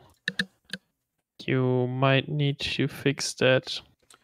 Because for the trigger packet, yes, but for the control packet, which might be potentially larger, we need to have that adjusted accordingly. So, but I guess what you could do is you could split it up rather than writing 2 bytes. You can write it like 1 by 1, where the upper one you just set to the whatever size, in this case 8, and the next one you just hard code to 0. That way we can't split the first packet larger than 256 byte, but I don't think we need it, do we? I don't think so. So do we just leave it as hex 800 then for now? No, you need to do, instead of a write 2, you need to do 2 writes of 1. I don't fully understand what you're saying there. All right, so line 25, you replace it with p write 1 2 times. Okay. Oops, that should stay as 2, but like this, yeah. So this will be 0, and then this would be 8. Because you're dealing with little endians, so the 8 would be in the other way around. We want it to be big endian. Oh, right, because we're dealing with, okay, yeah. Wait, no, I'm sorry, you're correct. Yeah, sorry, yeah. Yeah, I'm confused because I know big endian is used in networking stacks, but yeah, in this case, it's not. That's not the case. Okay, sorry. All right, so instead of 8, you want to put it to 4 plus split size. Okay. Yeah, I see what you're saying there. ID, we keep the same. And then IP16, this is not used. Then this would just be yeah, starting 10, from right? OX10, you have the actual payload. Is there not a pad thing here too, or am I confused? Yes, OX10 is pad. OX11 is the remaining size. Oh, I think I fucked that up too. Yeah, because the second packet, that's supposed to be 6, not 4. Which actually is the other one supposed to be 6? Well, no, that's supposed to be 4. Okay, so that's 4, that's 6, and then the payload is after this. So we'll do the same thing again. Actually, I'll just copy this. But you need to fix the sizes. The first one isn't 4, but split size, and the second one is the total size minus split size.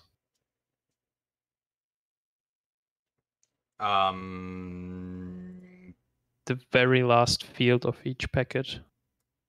So this is split size, and this is buff size minus split size, right? I believe that's how that works. Waiting for the stream. Yes. Yeah. Okay. And then here we're going from split size to buff size. And fix up the offset to be 12 rather than 14. Yeah.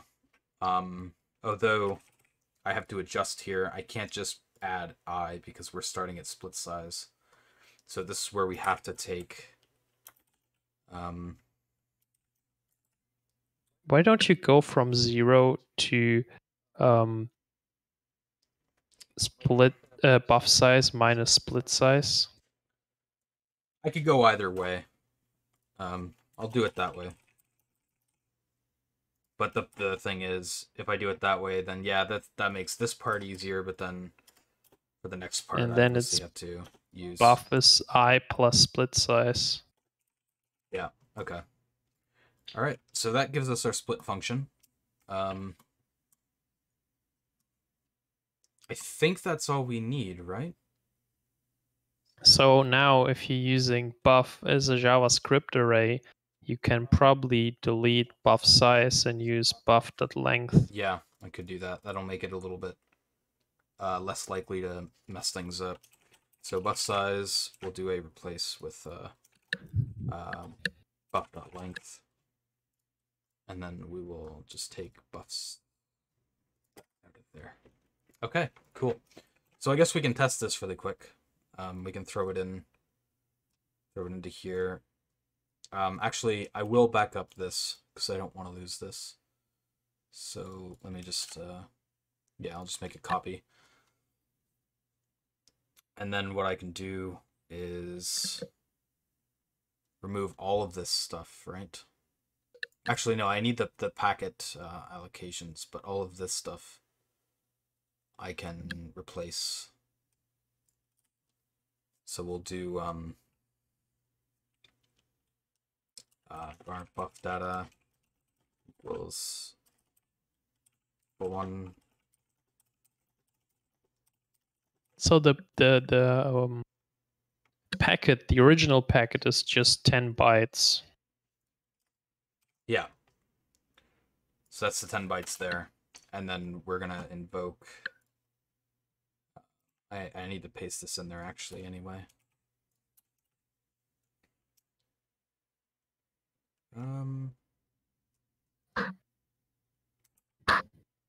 Oh, I copied two functions, right?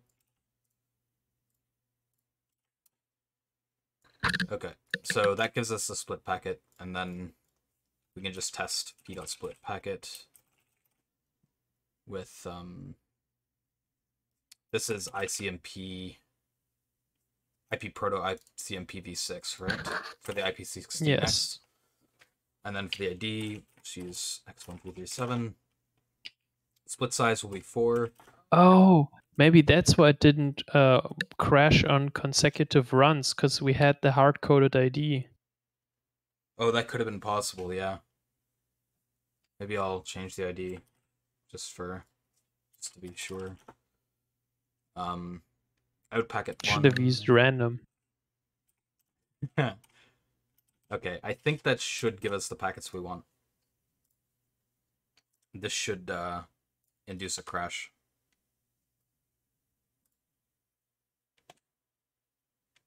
Yeah, only thing is that we don't know the sizes, but yeah. No, we didn't get a crash. Something's wrong. Oh, maybe we did get a crash. I don't know. Things are weird. Yeah, we're in that weird state again where the system froze. So it could have been a crash. It's just a weird one. All right, good enough for me. Yeah, I kind of do want to run again, but just to see if we can trigger the conventional crash, but that'll take me a minute. If you want to jump out, though, I totally understand. It's 2 minutes to 11, so I am going to restart the system and try it one last time, but after that, I probably will be hopping off. I mean, I can wait for that. Okay. But yeah, I mean, I think we did a lot of progress. We have a working POC to crash, and we have a solid strategy. Yeah, I think we got further than I thought we initially would today, actually. I didn't think we'd have like a pretty solid strategy by the end of the stream, but yeah, we have one. Whether or not it works out, I guess we have to see, but... Always remember, chat, Teamstar has the best offsets. All right.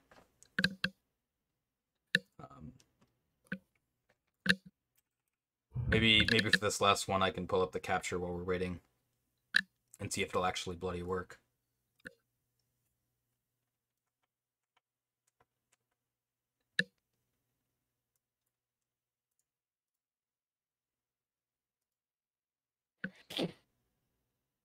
It's doing its second reboot.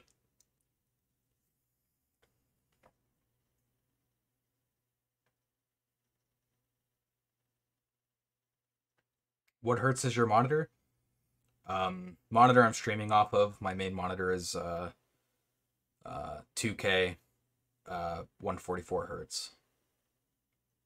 Or actually, I think it's 160 hertz technically, but yeah. It's a nice monitor. Yeah, I actually just recently got it like a few months ago. Okay, so it seems we do have a working PS4 capture now, so our last one we can show what we're actually doing, which is cool.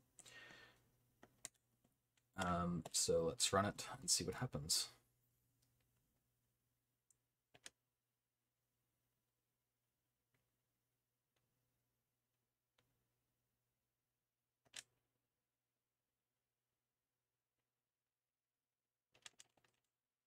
Okay, and then we get, see if we get a crash.